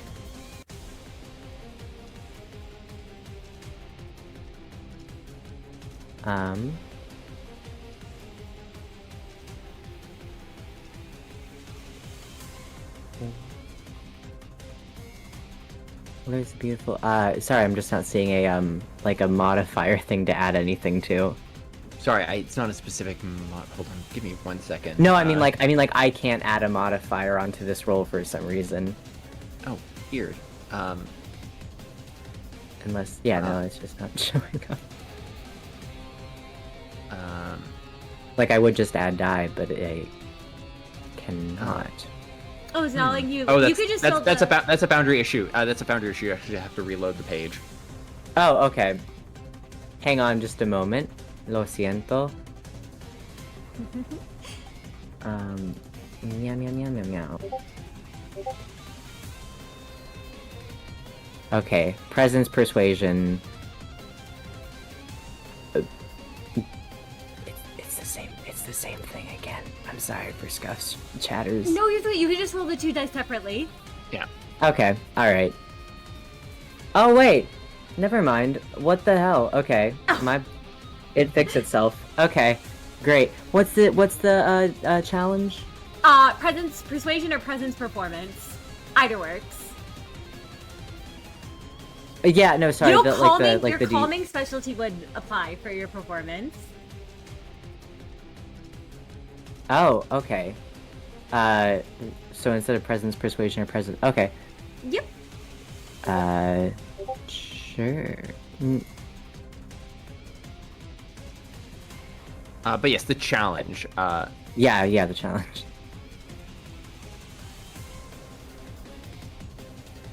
Like, what's the difficulty?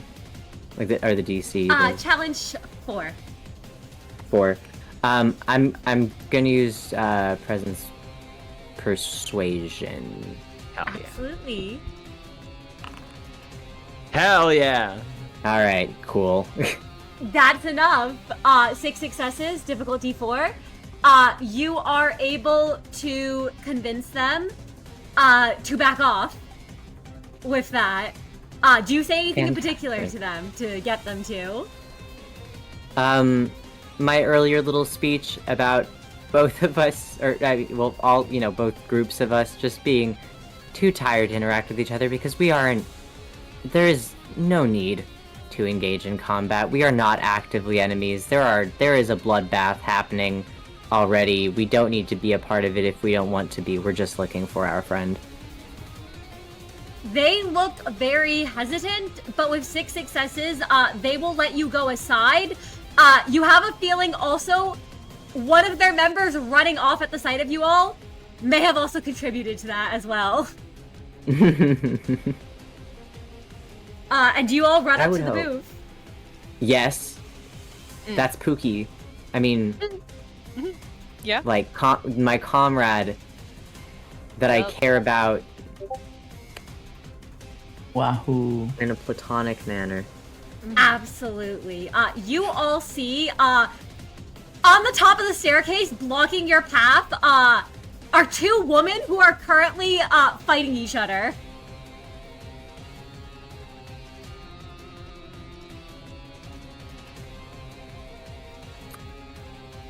Well, Run past him. I will say that you both, have a feeling that you can...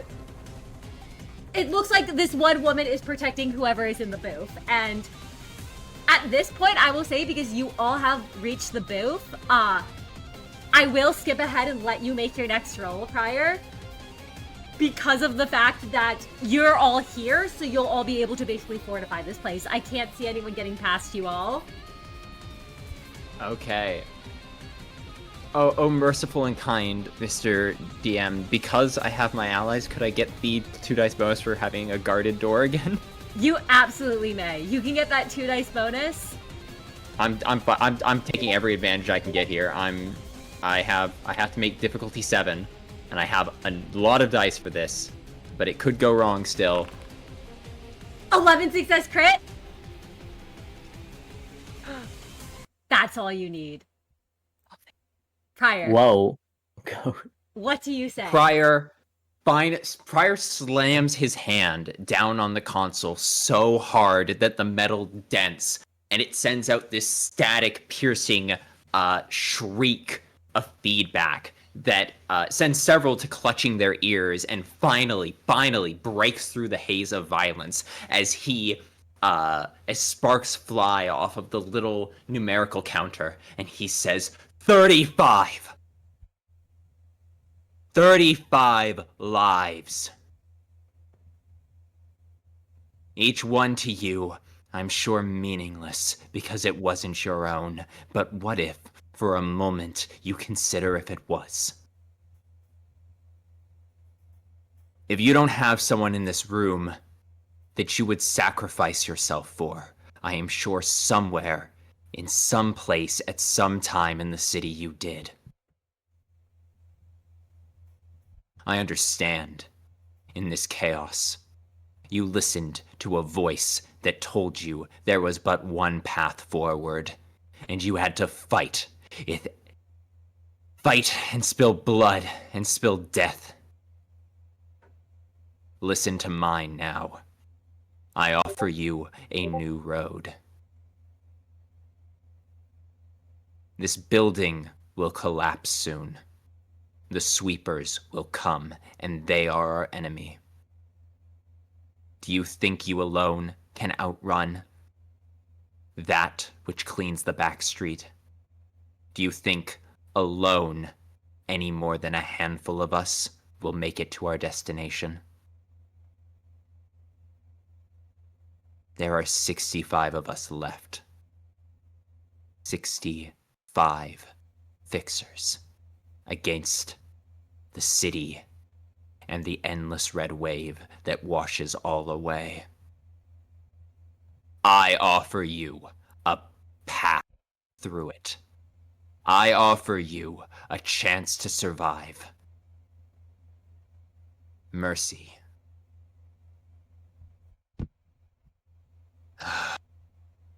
Now then, everyone. Let's put down the weapons.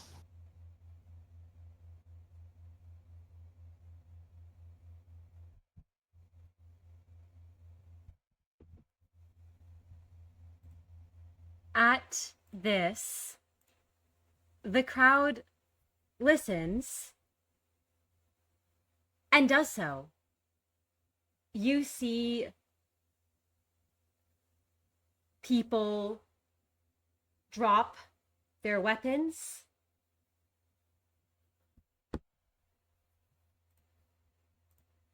And the fighting ends.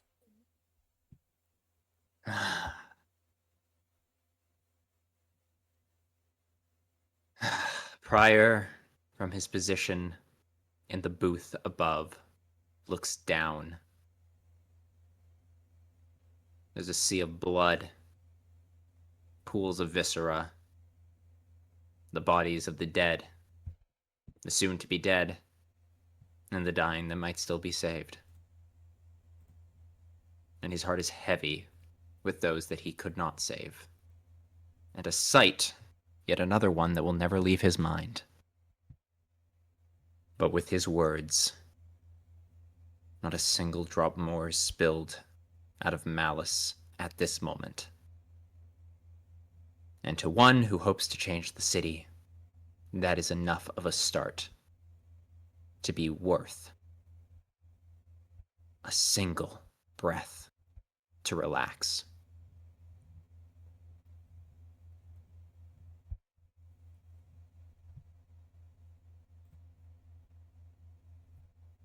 And although you all do have this moment too,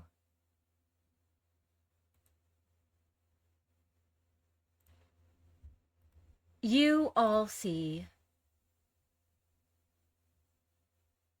the clock on the wall,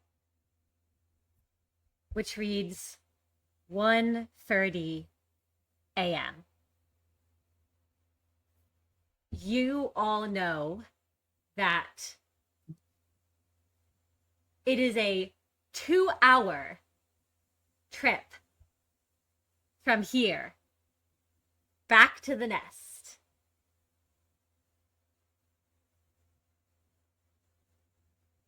And that's not enough time to get back before the sweepers would come.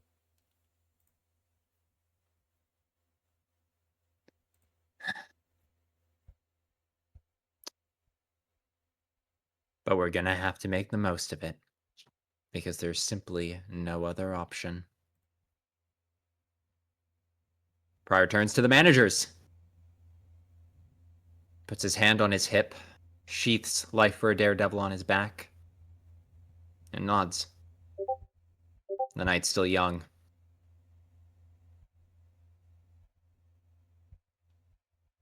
Let's talk fast.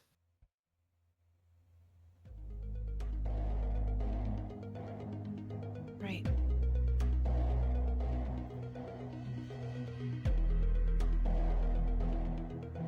And I think this is where everyone will be ending our session. Thank you all for coming. I hope you're all excited for Act 2. Your fixers aren't in the clear yet, those of you who are still alive. For now. Welcome to the live playtest, everyone, where we put our system through the trial by fire of being run for the first time live in front of other people. But no, thank you all so much for all your support. Thank you to everyone who's given suggestions for the system. Thank you for everyone who's expressed interest in it. I cannot wait to release the official character sheets, and I cannot wait to release the official system soon afterwards. You all have been an instrumental part of this. You have been an instrumental part of the campaign.